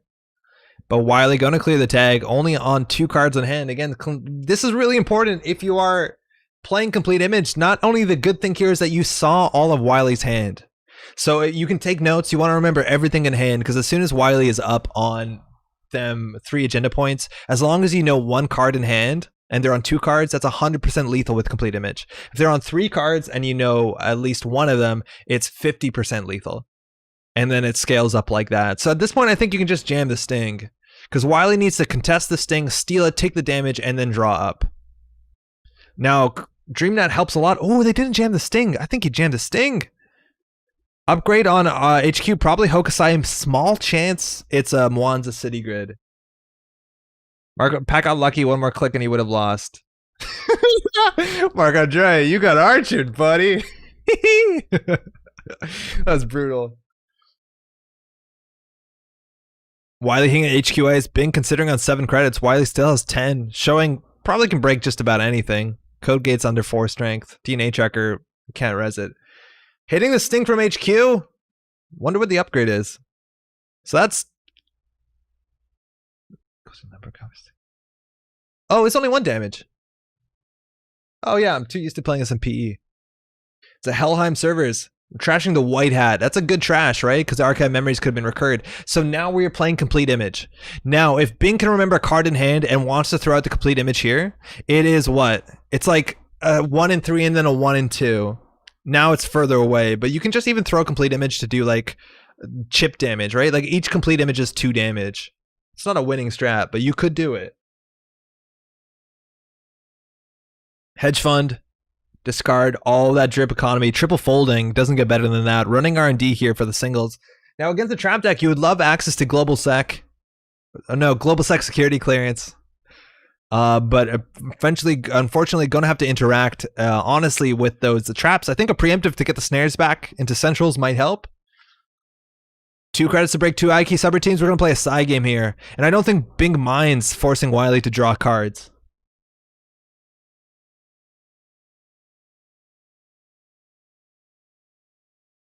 Bing paying 0, not drawing. Wiley could have paid. Bing could have paid 1 against side game. Who knows? Pay 2. I don't know. Run is considered successful. You could dump an R&D turning wheel to see another card into R&D. GameNET drawing 1, gaining a credit. Trashing a baddie. Baddie subroutines, pretty meaningful. Pretty meaningful. Going back. Again, this is only about 2 credits, unless Bing wants to force the draw. And I think forcing the draw here is okay. They'd be on 8 cards in hand. Pay 2 here. Wiley could Bing could easily pay 2, right? Wiley would have been on 8 cards in hand. Probably has to discard something. It makes it a bit easier to steal snare, for sure. Turning wheel building its way up. I don't think Wiley has figured out what the unknown card in HQ was. It wasn't shown in Celebrity Gift. Could be in archives. Could still be in hand. Could also just been like a second snare, I guess. Sec chip coming down. Wiley only 19 hit points left. Bing double draw. You can throw out a Complete Image here, right? As long as you know 1 card, it's guaranteed 2 damage. Card and remote. Data folding Rizeki. Wiley just slamming into it. Again, CVS into an agenda could be scary. It's just batty into what is this? Into Cobra.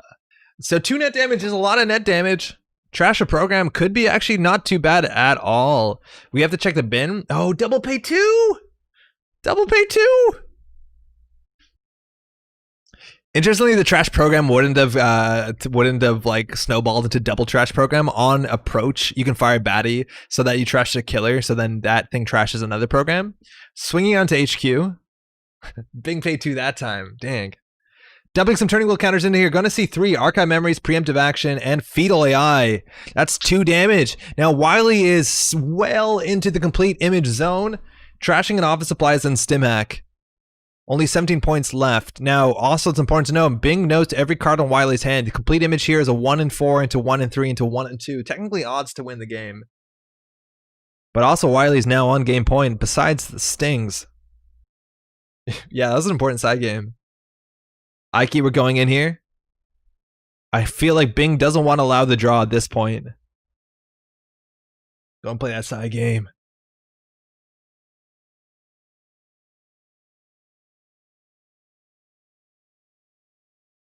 The side game is pretty interesting, right? Like, draw 2 seems pretty good.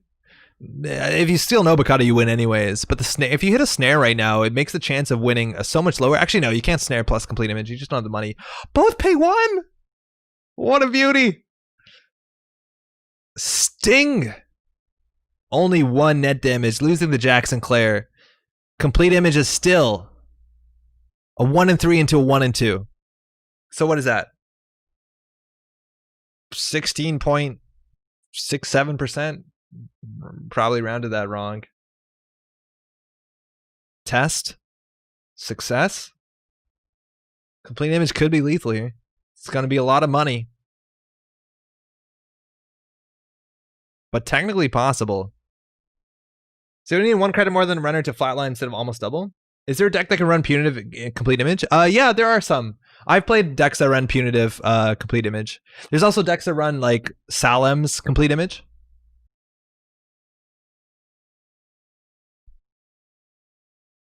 You try leaving the lobby, refreshing, and re-entering. Yeah, some have done that. Punitive is the money in these decks isn't amazing, but punitive is definitely a thing. You can do punitive into complete image. That definitely helps a lot. Sometimes it's a bit tricky because the punitive could trash the few cards in hand that you do know, and you need to know things with complete image for sure. Salem's happens a fair bit. I feel a couple people think that all that yellow stuff is a bit win more. It's specifically good against Anarchs because you can target RF at worse, which dismantles the combo in a pretty meaningful way. That's largely it, but I think they're both legitimate.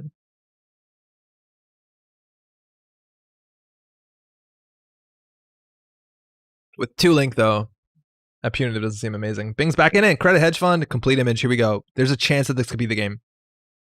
So the first damage, you want to pick the card in hand that you know that you want to trash the most. So turning wheel. So that's always going to connect with turning wheel.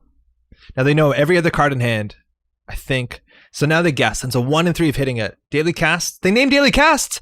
This is a 50-50. Street Pillar for Sports Hopper. Street Pillar for Sports Hopper. There's no trigger here. You can't fire it, Wiley. You actually can't pull that out mid complete image. So they could have done it before the complete image if they really thought. GameNET, they called office supplies. They lost the 50-50. Sports Hopper peels out. That was a 50-50.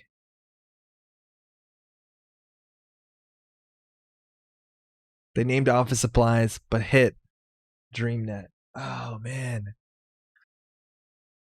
So they couldn't actually use the Street Peddler mid-complete image. You have to wait for everything to finish. But it didn't matter too much. Sports Hopper peeled off. They're starting their hand with 4 cards in hand. We have Archive Memory to complete image. Floodic Entanglement. GG. Oh, I'm so close. At the end of the call, it was a 50-50 to get that lethal. And the Sports Hopper won't save you there. Oh, man. Good stuff. Complete image is really scary. They actually stole a lot of agendas. Like 2-1-2-1 is the best case scenario before lethal. I feel like if they just had a fast advance plan, like I don't know what the influence is here. Maybe better than punitive is just playing Audacity or Biotic. Because like they could have Biotic'd out Sting, they could have Biotic'd out Philotic, and they would have won the game many turns ago. I just don't know if this deck has influence or slots for fast advance. But if there's this many 3-2s and or 3-1s, it's probably worth it. Runner turned to 0-6. Well done. Yeah, they were behind a huge amount and kept it in. And also that's like a big thing about Fetal AI. And I don't know whether there's better 5-3s. Maybe you can play SSL and then go more into the punitive plan. But the fact is that they spent a lot of the game on 2 points means that they're safe against complete image. And then you could steal an Obakata and be on game point. Like, I don't know. I feel like I like only running 3-pointers. And I guess you do run like 2 Stings or 2 House of Knives or something. Good games, y'all. That's the end of the tournament. I think now we have all the listings. We'll just get that in and then we can announce our winner. Table 4 split. That was a runner split because we saw that. And complete. Got to top 4. I think that's it. Oh, there was a show hide identities, buddy. Okay, cool. I think that's it. Is there anything else you have to do? How do you finish a tournament? How do you complete a tournament? I think you just upload to always be running, right? Is there a way to complete a tournament? Congrats. And that is our GNK tonight. Congrats to Clockots for coming out undefeated with some very spicy brews.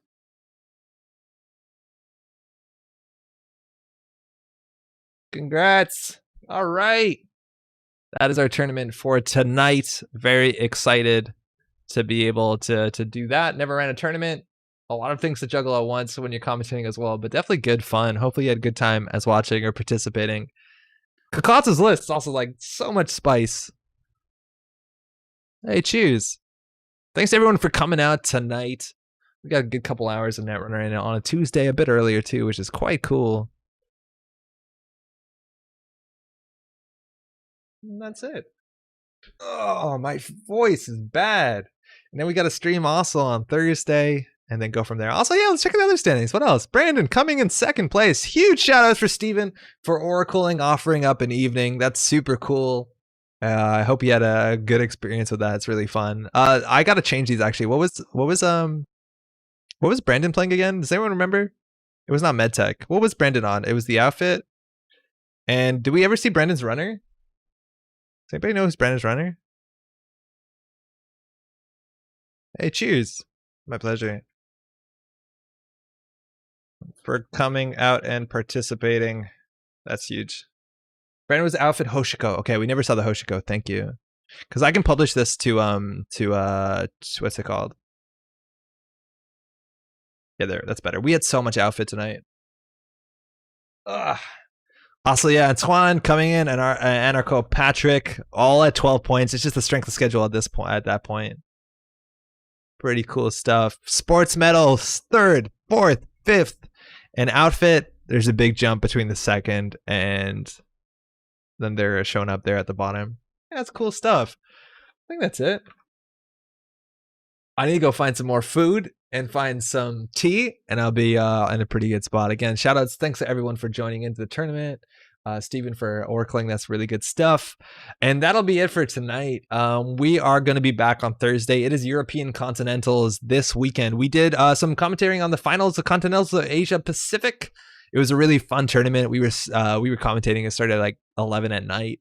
Hopefully you check that out. It's on twitch.tv/Project Nisei. It was good fun. Some really exciting games. Like a lot of those like last click, huge bluff type stuff. It's really fun.